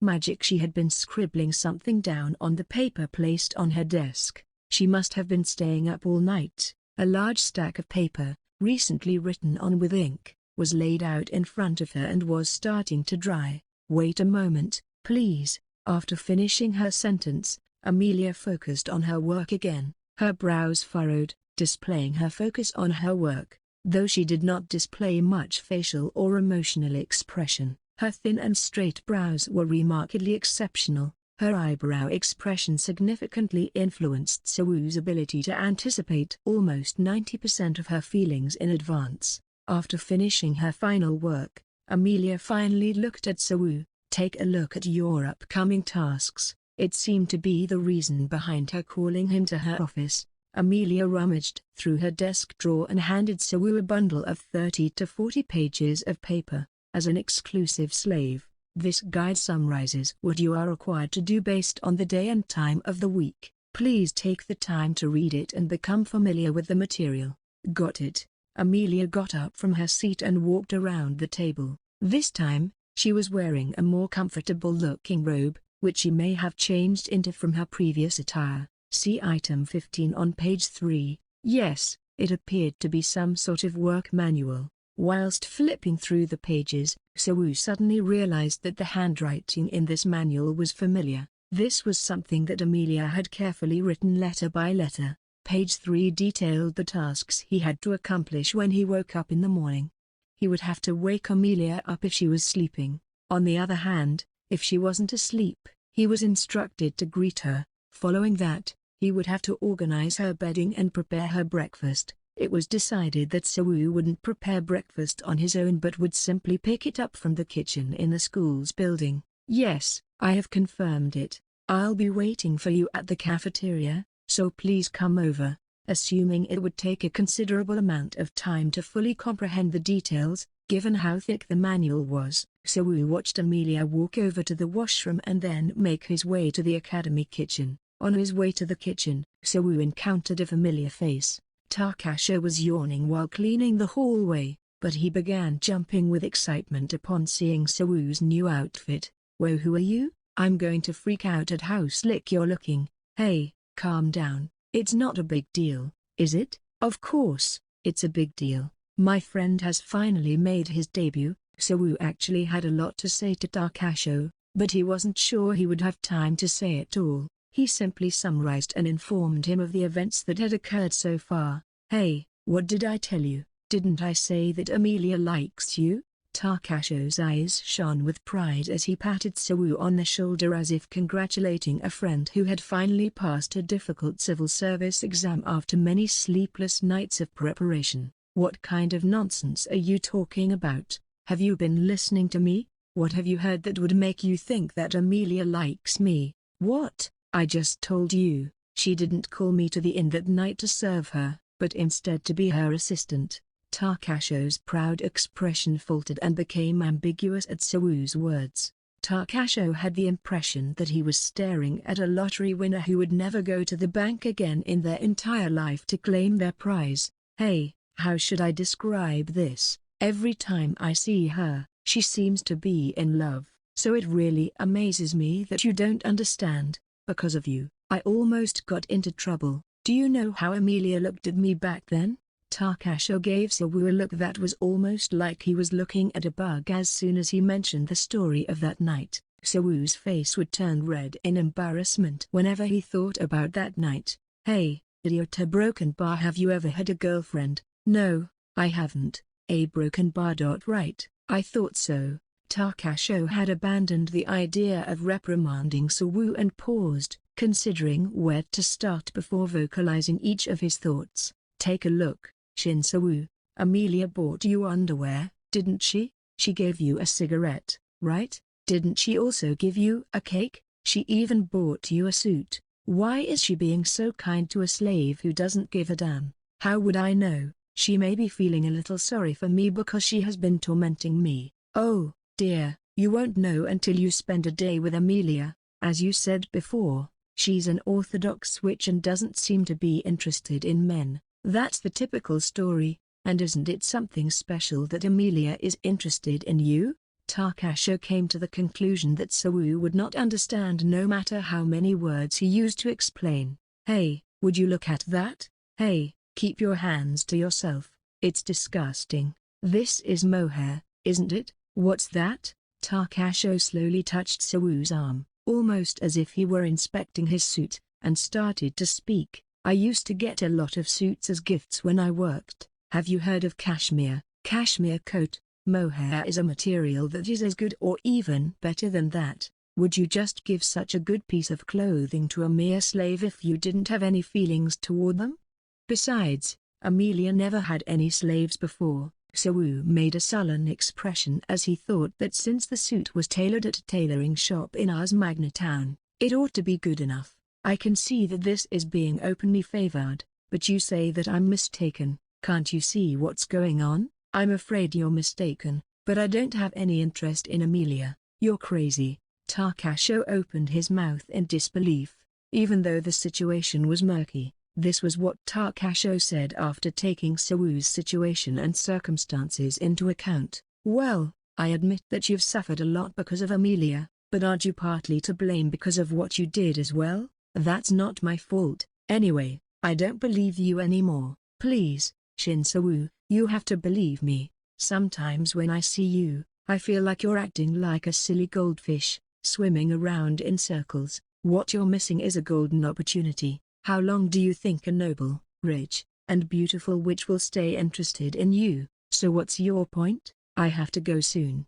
After pausing to think, Takasho finally spoke. "Let me know your experience if you ever get to have sex with her. I'll buy you a drink." After giving Takasho a smack on the back of his head for getting overly excited, he went to the kitchen to collect the food. Sawu had no idea how the future would play out, but he was certain that he would always have food to eat. He took the tray from the kitchen after receiving the breakfast meal. It was an English breakfast. The breakfast spread included a perfectly executed bagel with bacon with just the right amount of seasoning and a boiled egg that was cooked to perfection, with the yolks bursting forth when tapped. The salmon salad was delectable, and a warm cup of coffee rounded out the meal. Sawu bid farewell to the meal he had been served before he became Amelia's assistant. The meal consisted of bread scraps that were so hard they could be used as a charcoal eraser, and a thin soup that was not enough to satisfy his hunger.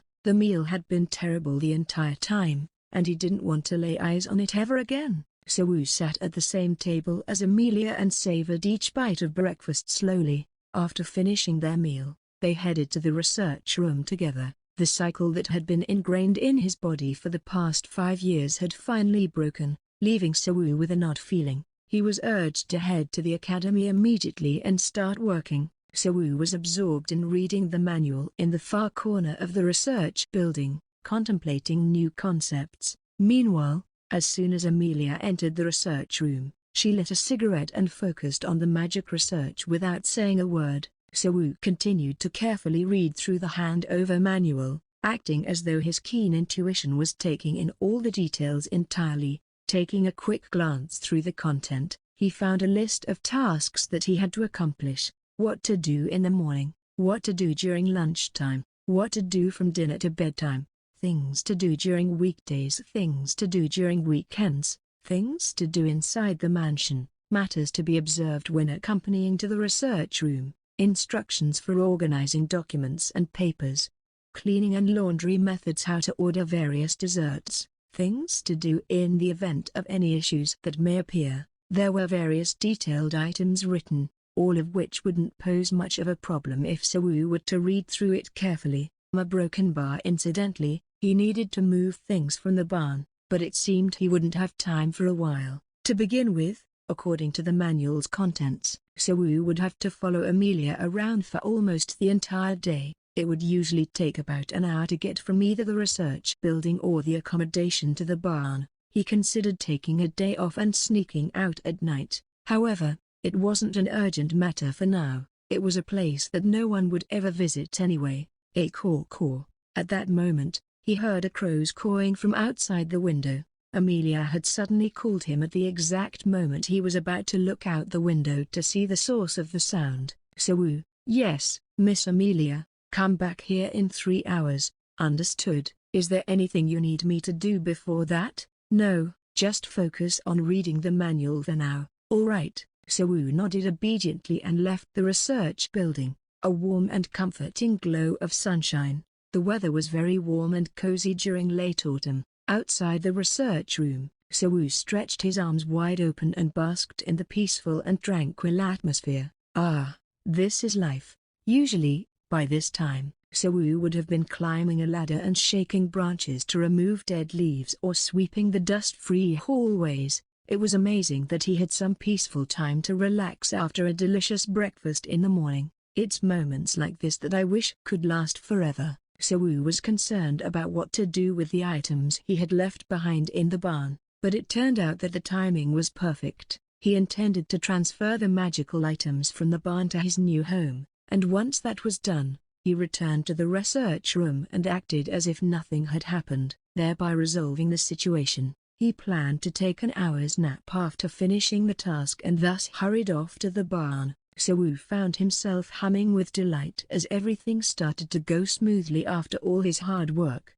Wu entered the rose garden with a light step, knowing that crossing it was the quickest way to reach the barn. The magically enchanted roses, which seemed to have disregarded the seasons, blooming in a variety of colors, they pleased the eyes and noses with their vivid hues and their sweet fragrances. However, something didn't feel quite right to Wu. What? He was certain the fountain he was looking at was the same one he had seen earlier. A little angel blew a trumpet, and a witch sprinkled blessings onto a pile of witches' children covered by a blanket. Wu turned to look straight ahead again. He could see the exit. Keeping his eye fixed on the exit, he slowly walked towards it, his mind fully focused on the exit, and, just as he thought he was about to leave the garden, he suddenly found himself back in front of the fountain again. It's rather unexpected. Wu turned around, feeling a sense of foreboding. A massive carriage that was 3 times the size of Sophia's was parked there. Perched on the hinges of the carriage door was a pair of black and white birds with their wings spread open. They had the ability to sing songs that could cast spells. They combined to form a single entity, a witch, one that symbolized the Countess of the Gemini family. Wu hoped to see rays of hope after all his hard work, but he felt he had developed dementia as a result of the hardships he had endured. Fortunately, it didn't seem to be the case. Sewu believed that he had been fortunate enough to have been able to maintain his sanity up until this point. With a hesitant gait, Sewu approached the carriage that seemed to be waiting calmly as if beckoning for him to come closer. He hadn't forgotten about his promise to the twins. He was supposed to meet the twins over the weekend but had to change his plans due to an unexpected call. He was unsure of the twins' reaction if he told them Amelia had called him that day. He didn't see it as a major issue because he believed they would understand the situation and move on. Nonetheless, he was still afraid of opening the carriage door, since the windows were obscured by white and black curtains and the interior was not visible from the outside. Sewu swallowed his saliva and cautiously stepped inside the carriage. "Excuse me." His eyes widened in surprise upon entering the carriage. The carriage's interior was significantly larger than it appeared from the outside. The floor was completely covered with a red carpet, and the ceiling was so high, making it unbelievable that it was inside the carriage. It might as well be called a movable villa at this rate.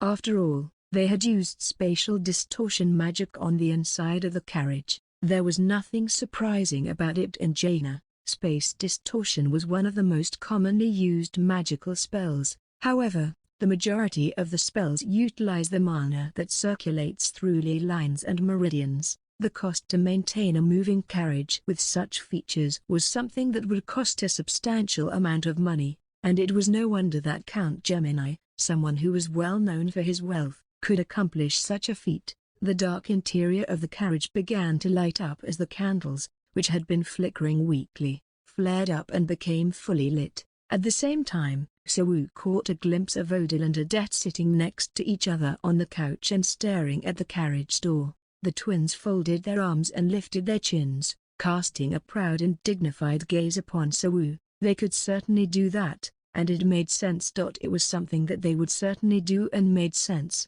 After all, Sewu, who was a mere slave, had arbitrarily broken his promise. There seems to be a misunderstanding. I'll explain everything that happened at a broken bar. Close the door and come in. Understood. In spite of their inexperience as apprentices, he realized after watching them that they were still witches. He had only seen their cheerful and honest demeanor up until now, but the sight of their angry faces and the pressure that emanated from them made him realize that their rage was no laughing matter. He closed the door cautiously and approached the twins. "It's nice living as a slave because we treat you well as our teacher's assistant, isn't it, Mr. Assistant?" "No, it's not." "Really? Then why would you break your promise?" Odile's cold voice pierced through like a serrated blade. "I apologize, but there were circumstances beyond my control. I'll listen to your excuse and decide what to do with you, Mr. Assistant." He felt nervous, wondering if the matter was more severe than he had anticipated when he heard Odette's grumbling voice. "Sis, my eyes hurt. How long do I have to stay like this?" "Odette, be quiet."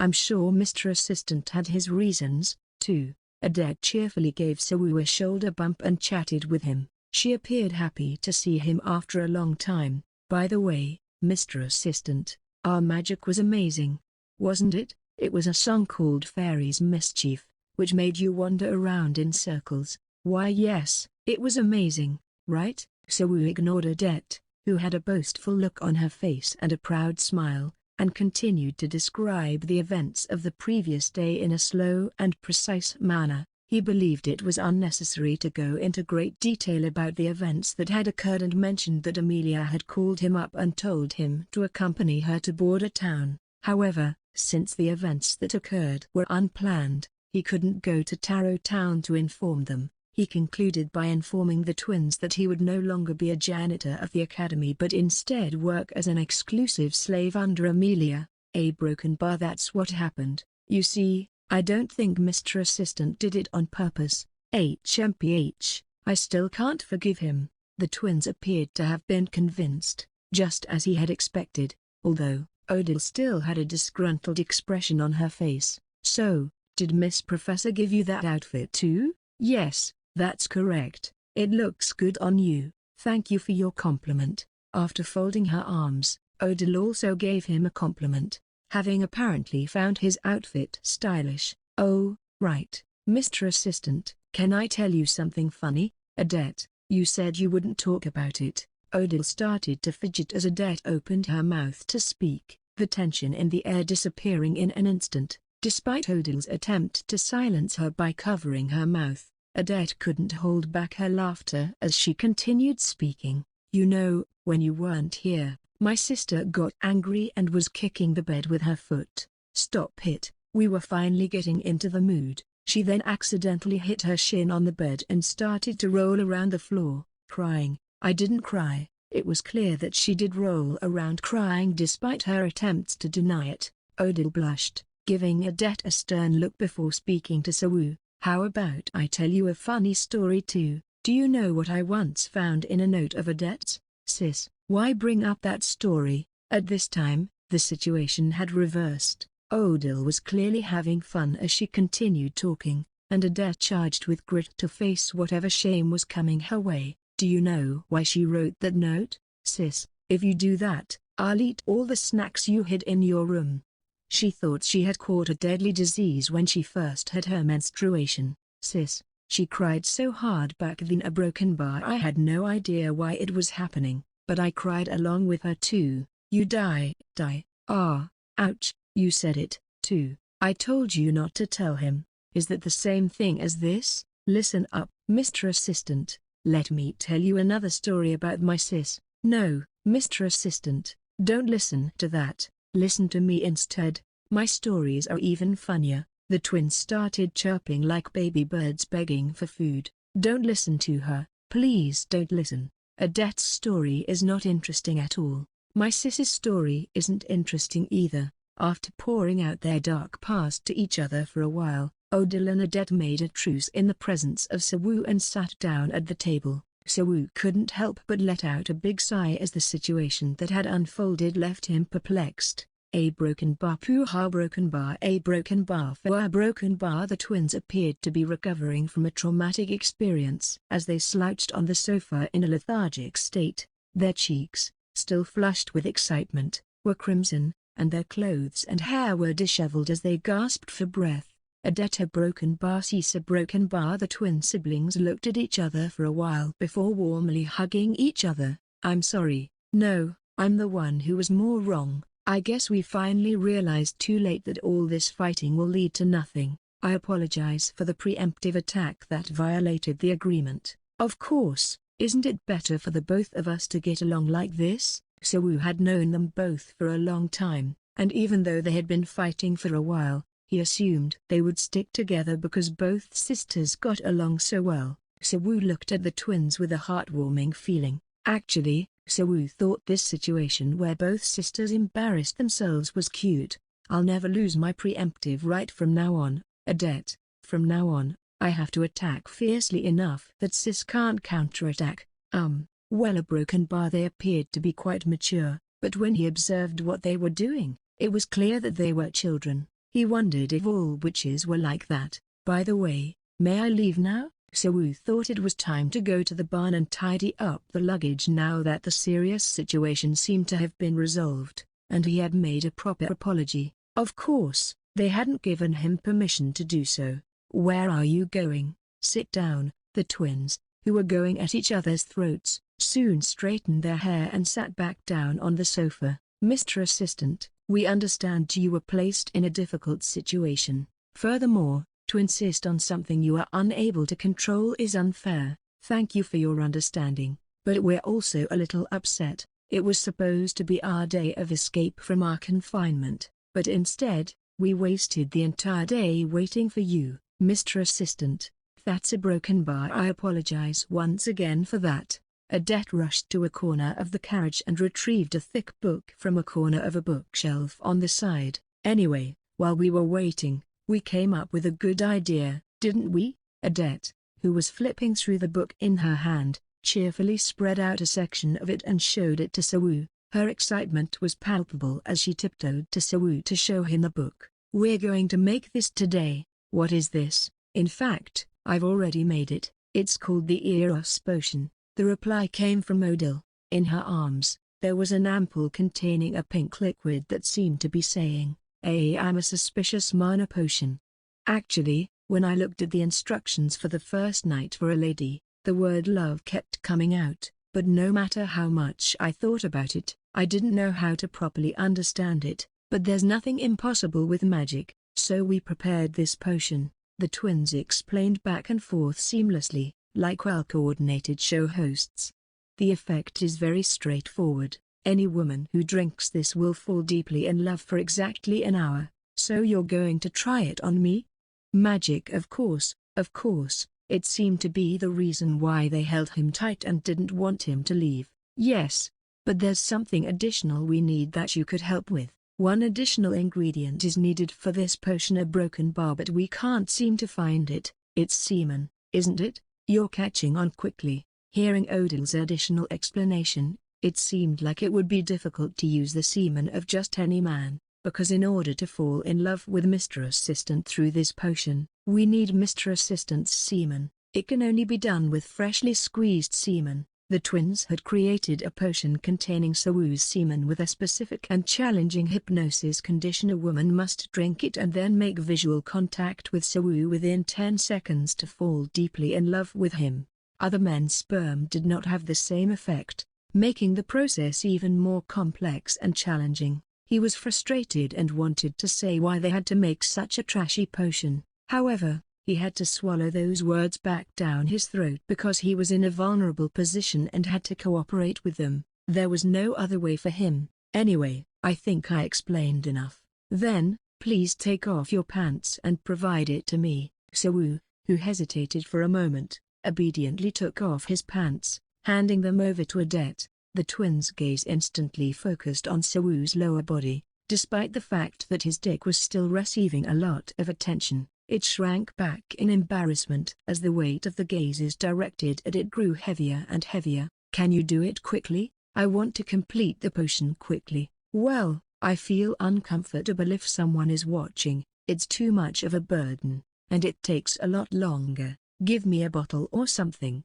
and I'll do it. You don't have to do that. We're going to help take it out. Sawu attempted to put up a weak resistance but ultimately knew it would be shot down. Sawu's mind was in a mess. Of course, he didn't dislike the sensation that could be experienced as a result of this outcome. In fact, if he left it to the twins as it was, he would feel much more relaxed. However, he also felt like he was becoming a criminal who did all sorts of things to innocent people who seemed like children. In particular, there was a worry about the future that this matter might be heard by the patriarch of the Gemini family. My sister and I studied very hard. We'll do well now. Would you like to sit on this sofa? Well, Miss Odile, Miss Adet, if Lady Gemini finds out about this, she would be very angry. Why don't we stop doing this, at least until after you became a formal witch? A broken bar Sawu, who was led by Odile's hand, sat on the sofa, all the while trying to argue his way out of the situation.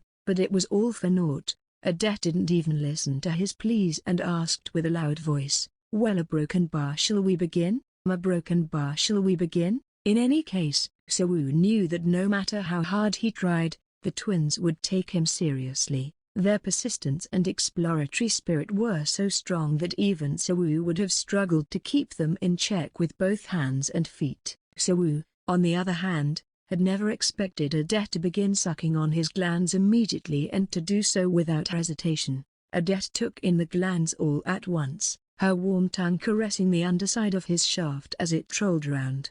A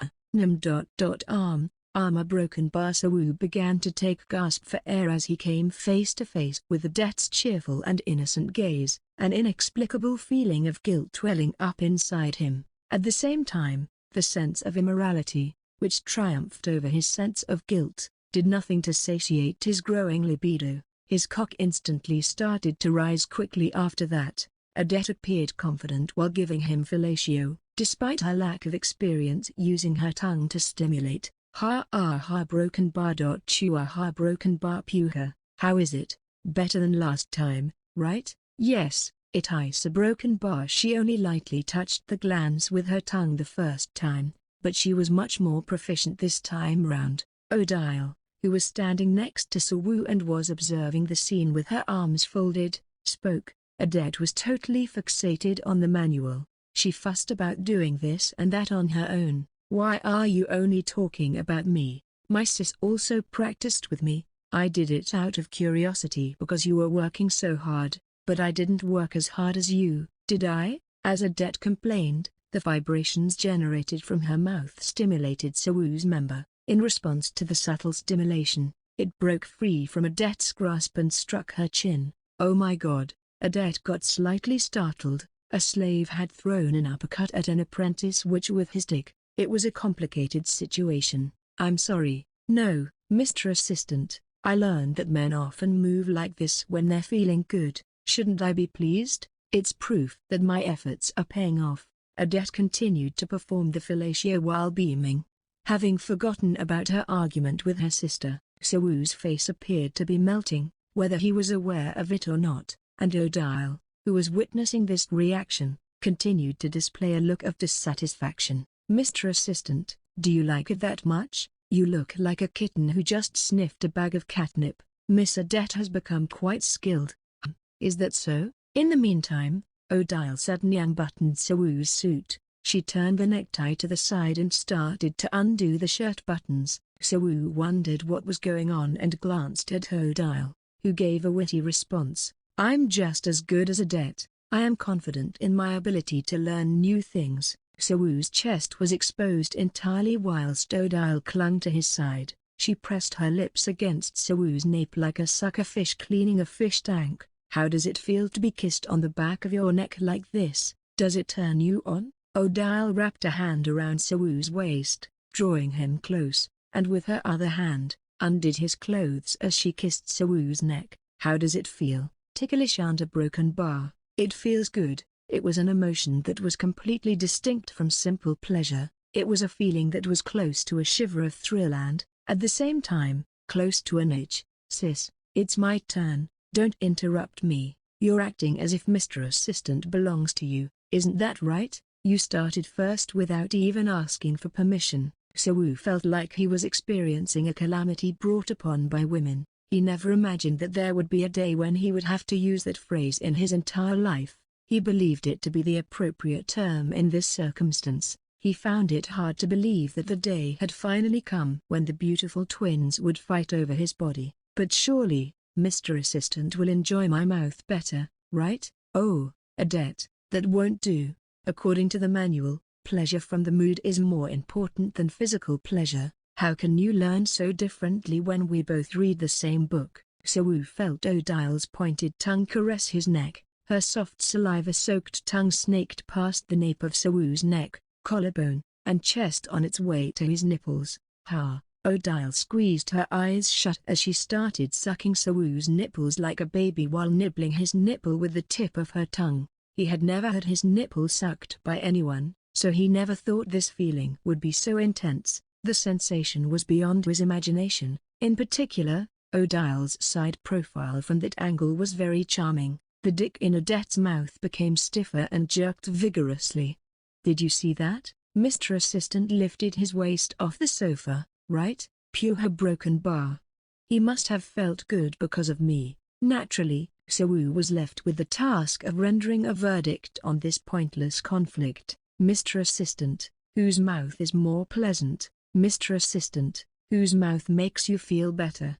Magic. The situation was akin to how shrimps might feel in the middle of a whale fight. Of course, there were risks. Sawu was sweating profusely and couldn't easily open his mouth. In fact, it is hard to say which one is better. Each of your mouths felt good in its own way, so it's difficult to say which side is better. I can't accept that kind of answer. That's right. As a man, you should make a bold decision. That was a troublesome request for Sawu. Obviously, if he picked a side, the other party would be upset. "I'd like to tell you an old story." Suddenly, are you changing the subject? "No, please just listen." So the fairy tale that Sawu suddenly started was the famous story of a black cow and a white cow. A scholar approached a farmer plowing a field with 2 cows and asked which cow was better at work. The farmer replied in hushed tones that the black cow was the better of the 2. The curious scholar asked why he had said that in hushed tones.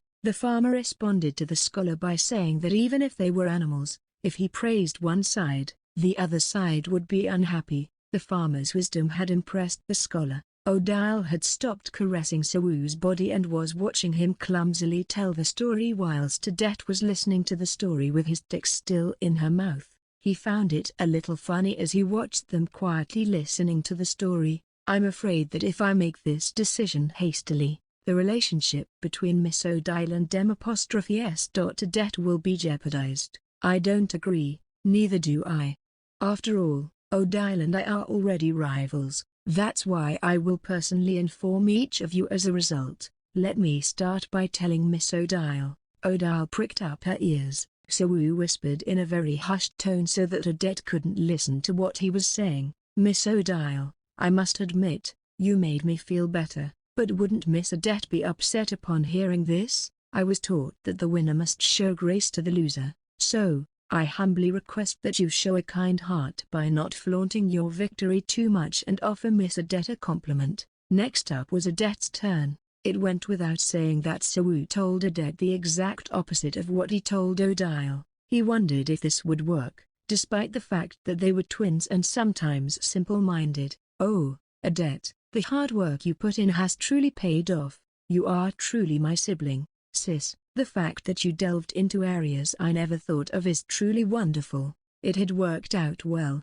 Adet and Odile exchanged words of compliments as they tried to hold back their lips from rising. Sawu was surprised by how absurd it was that everything worked out so easily. After a brief moment of relaxation, a shift in position took place. Odile was on the bottom, while Adet was on top this time. "Excuse me, Chew." Adet began to caress Sawu's chest with the tip of her tongue whilst Odile concentrated on sucking his dick. That alone was a thrilling pleasure. "Ham, chupa broken bar slipper broken bar." Odile sucked his dick harder than her sister did. It was intense that dimples started to appear on her red cheeks. There was a distinct difference between this and Sophia's fellatio from the other day. Compared to Sophia, who was a mature witch, Odile was innocent and clumsy. However, Odile did not lose her desire to compete with her younger sister in an attempt to make Sawu feel better. She made a valiant effort to tease his cock with her clumsy tongue movements,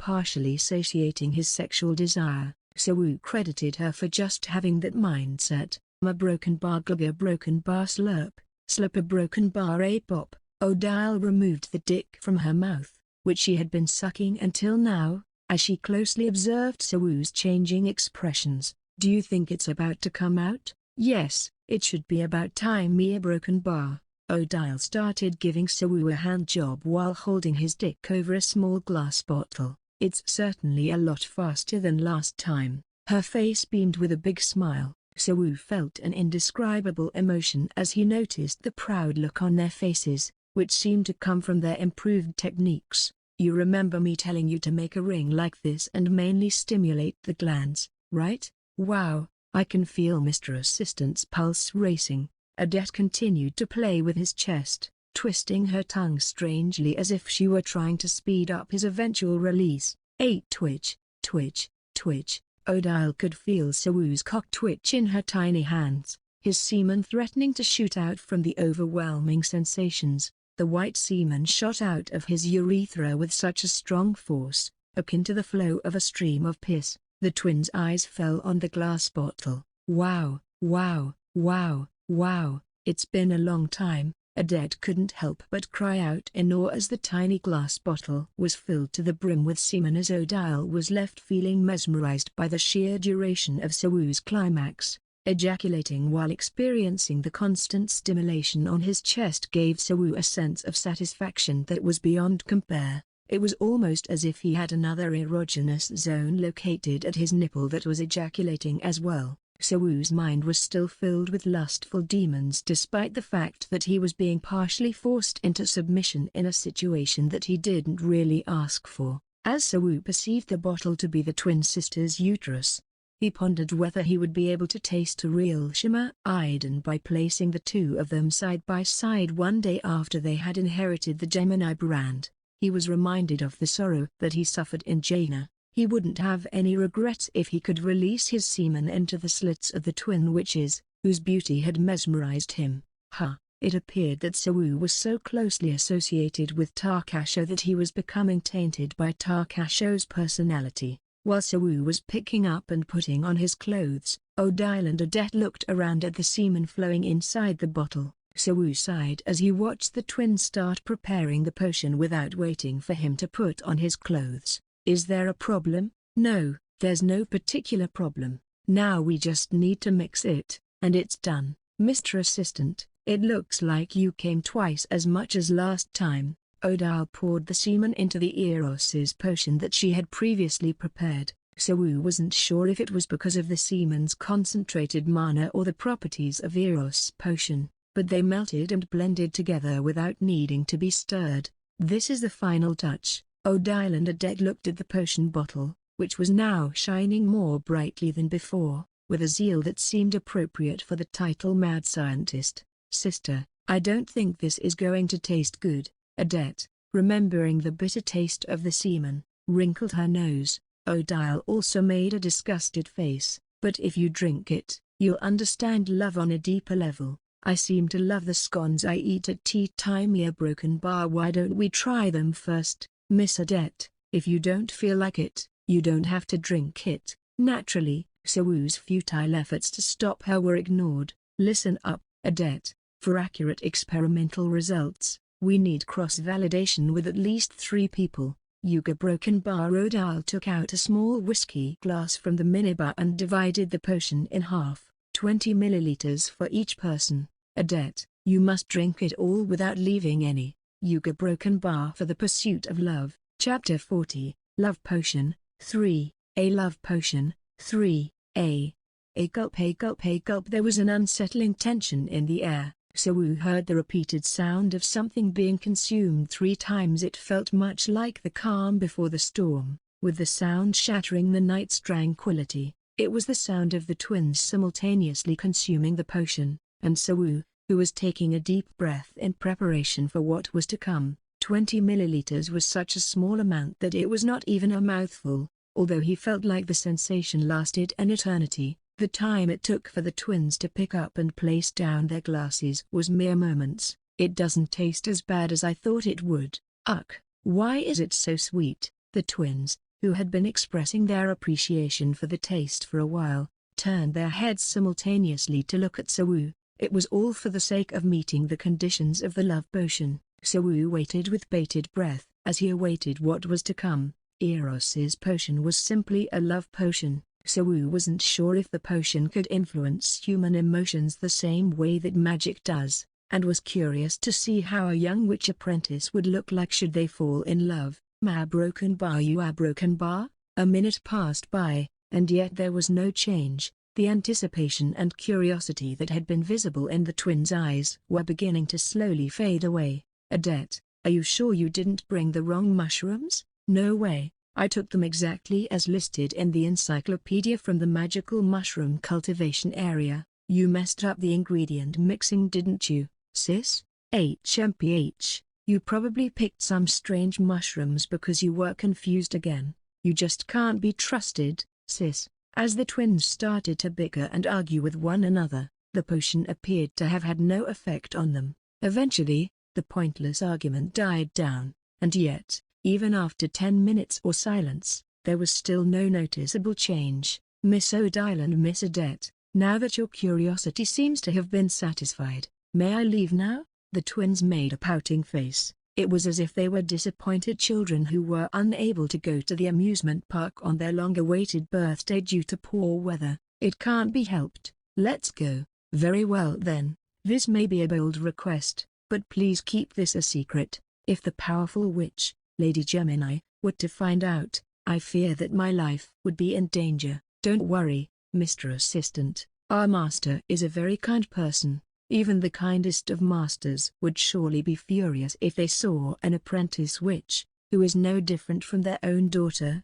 engaging in an affair with a scoundrel. Saying those words didn't make any sense. Don't worry. Anyway, you did a great job. Magic. Whatever the case, Sawu craved an escape from the unsettling and uncomfortable situation he was in. Sawu, who inwardly felt relieved, was about to bid farewell and leave when suddenly Odette called out, "Wait a minute. Oh, you scared me. Why did you have to yell in my ear?" Passion, and perhaps even joy, could have been heard in her voice. So could feel that something was off as he suspiciously looked back in her direction. Adet's eyes were moist, and she had been standing there for a while without saying a word. The drooping corners of the eyes held a clinging affection akin to honey, and within them resided a feeling of love and desire reminiscent of a forbidden fruit. Her flushed cheeks and ragged breaths made it obvious to him at a glance that something unpleasant was going on. If not now, I don't think I can tell Mr. Assistant a broken bar. Yes, my lady, a broken bar. Go ahead. Odile felt an unusual power that was different from normal, and only then did she seem to understand why Adet was acting in this manner. It was because the Eros potion was taking effect. Adet approached Sawu with light steps and stood in front of him. Please sit here and listen. As Sawu was about to leave, Adet grabbed his wrist with an eager look that suggested she wanted to embrace him, and pulled him down onto the sofa. Adet's tiny hands, which had become feverish, were hotter than the mouth she had been using to suck his penis earlier. Odile observed Sawu and Adet sitting on the couch with great interest. Adet abruptly untied the waist ribbon on her dress in front of Sawu. The ribbon of the dress, intricately tied with skillful hand movements, suddenly came undone, and the dress, which had been stripped off, fell to the floor in a heap. She wore underwear that didn't expose as much skin as Amelia's did. Sawu could see her thigh-length underdress, which appeared to be boxers she had worn in place of underwear. Given the thickness of the fabric, it was obvious that it wasn't meant to be underwear. Odile and Sawu both simultaneously gaped in shock. You see a broken bar at the end of this manual. There's information on how women can pleasure themselves. Adet's hand, which had been hesitantly moving toward her waist, glided into her boxers. Sawu was shocked for the second time. According to that book, a broken bar on a woman's body, there's a broken bar, this tiny sprout-like thing in the gap down below. If you press on it with your finger and turn it around like a broken bar, it apparently feels good. A broken bar. Adet suddenly started masturbating. The squirming hand gestures inside the thin boxes were clearly visible. For some reason, I was too embarrassed. Said a broken bar. I did it quietly when Sis was asleep. A broken bar. Actually a broken bar. I had also been thinking of Mr. Assistant at the time. A broken bar. Aha, broken bar. Sawu was simply gaping at the breathtaking sight. They claimed that it was a potion for falling in love, but it was clear to see that it was an aphrodisiac. Mr. Assistant gave me a broken bar in the embarrassing holy broken bar. I imagined you putting something hard in it. A broken bar. I felt a broken bar. It felt really good. A broken bar. You a broken bar. Adet unexpectedly declared it. She had masturbated for the first time not long ago, using Sawu's penis as an imaginary dildo. What would come to mind if one were to hear such lines in person? In such a situation, it was obvious that any man's mind would go blank. A thud. Adet's touching movement on her womanhood was then slightly changed, and the change in movement reflected on the boxes. She appeared to be slowly sweeping her hand across her delicate petals, and then it happened. A broken bar. You know, a broken bar. A little bit of water began to leak from here. Broken bar. I was feeling dizzy in my head. I felt like sneezing and my throat was itchy. And a broken bar. My waist and hips were wiggling. A broken bar. Oh, a broken bar. Adet's shoulders trembled as Sawu wondered if she was remembering that sensation or if she was currently experiencing said pleasure at that very moment. After a while, a broken bar. My body just started shaking. A broken bar. A broken bar. That's how good I felt. A broken bar. Her charming tone of voice, tinged with guilt, drew Sawu in. Mr. Assistant, is Adet a bad girl? Although he couldn't say that the twins were upright and sincere students. A broken bar. He didn't feel like it was appropriate to say anything in that moment. At the time, I didn't know why I acted like that. I thought it was because the only man I knew was Mr. Assistant. A broken bar. But now I think I understand. A broken bar. Adet pulled her hand out of her boxers. Her fingertips were glistening with a sticky liquid. She put her finger into Sawu's open mouth. It was almost like she was telling him that he was the reason she had become like this. A broken bar. I am in love with Mr. Assistant. The fluid on her fingertips had a lewd taste. It tasted salty, bitter, and sweet all at the same time. Sawu hurriedly called out to Odile as Adet's transparent love juice rolled off her finger and onto his tongue. Miss Odile, please stop your sister, it's an emergency." However, Odile was nowhere to be found and did not respond to Sawoo's calls. Sawoo wasn't able to see Odile as Adet had blocked his view of her. "Where are you looking at? The one in front of Mr. Assistant is not my sister, a broken bar, it's me, Adet, a broken bar." Sawoo was tightly held by Adet. She used her other hand to stop him from turning his head. He couldn't believe how such a powerful force could originate from such a tiny body. "Miss Odile, please don't just stand there watching. Am I not good enough?" "As expected, my sis, who is cooler than me, a broken bar is more attractive, isn't she?" The rapidly changing situation felt worse than a bad drama, and he feared that his mind would go insane. "No, Miss Adet, you are certainly attractive as well. I really mean it." Adet's eyes were filled with tears that reflected a hint of sorrow. "As I expected, Mr. Assistant is a kind person, but I also know a broken bar that I'm not as good as my sister. On top of that, I'm dumb."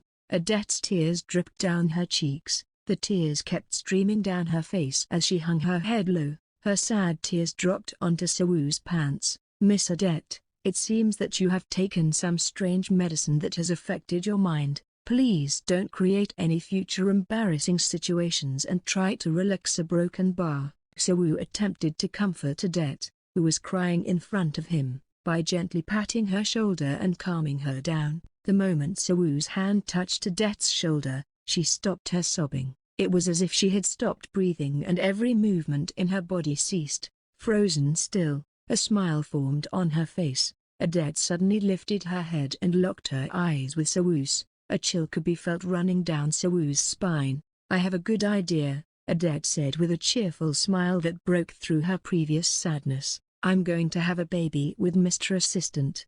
"Huh? A baby? I'm still an apprentice witch, but that doesn't mean I can't have a baby. I've already reached the age of maturity, and if I receive Mr. Assistant's seed, I'll be able to conceive a baby." Sawoo felt his body suddenly constrained by an invisible force. It wasn't something that could be overcome with brute force or mana generated by Sawoo. A thud. Adet lowered her boxers in front of Sawoo slowly, as if performing a strip show. Her thin, slender thighs were exposed as she slid down her pure white boxers adorned with frills and ribbons. The only thing drawn on Adet's exposed pubic region was the symbol that proved her ability to inherit the witch's brand. Sawoo could see her fluffy vulva as he lowered his gaze a little further. The area where it touched the drawers was covered in sticky strands of mucus like a spider web in the early morning.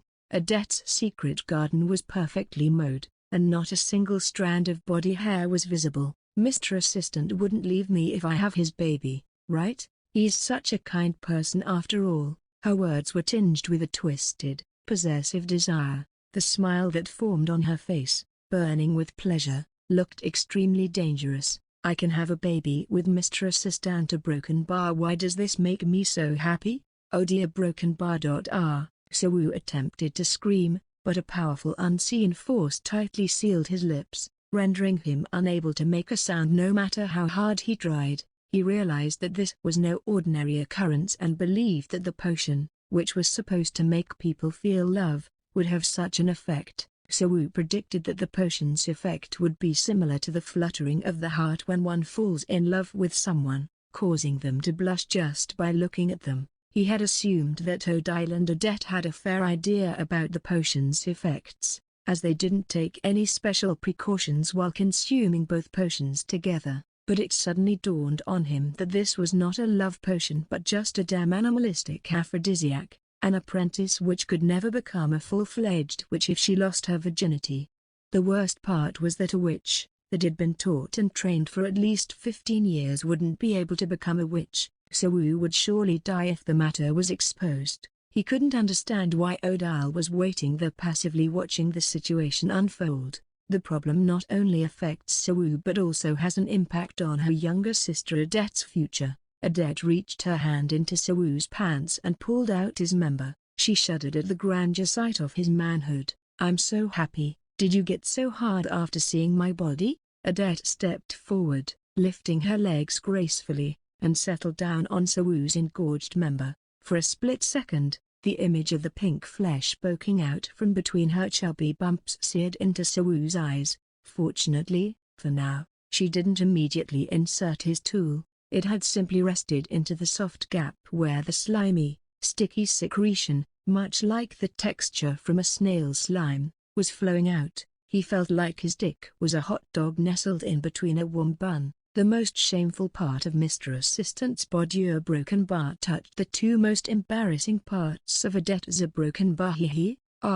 Despite his member being fully erect, he could practically see his future demise unfold before his eyes. The situation had escalated too far. Furthermore, Sewu was bound by magic that could not be broken. Even with the mana power generated by his arousal, a broken bar, the entrance to Odette's sheath was simply too close for comfort for Sewu's shaft. It was possible for Odette's symbol to be damaged in that way. Don't look elsewhere, Mr. Assistant. A broken bar, Mr. Assistant, is now solely Odette's. I'm not going to give him to anyone else. A broken bar. Odette slowly started to move her waist. To be precise, she was rubbing her clit against his shaft. Broken bar. A broken bar, it's too hot. Compared to when I touch it, a broken bar, I feel so good that the sensations from before can't even compare to what I'm feeling now. A broken bar. Odette's petal meat sandwich had crept up to the base of his phallus and had almost reached the bottom of his glands.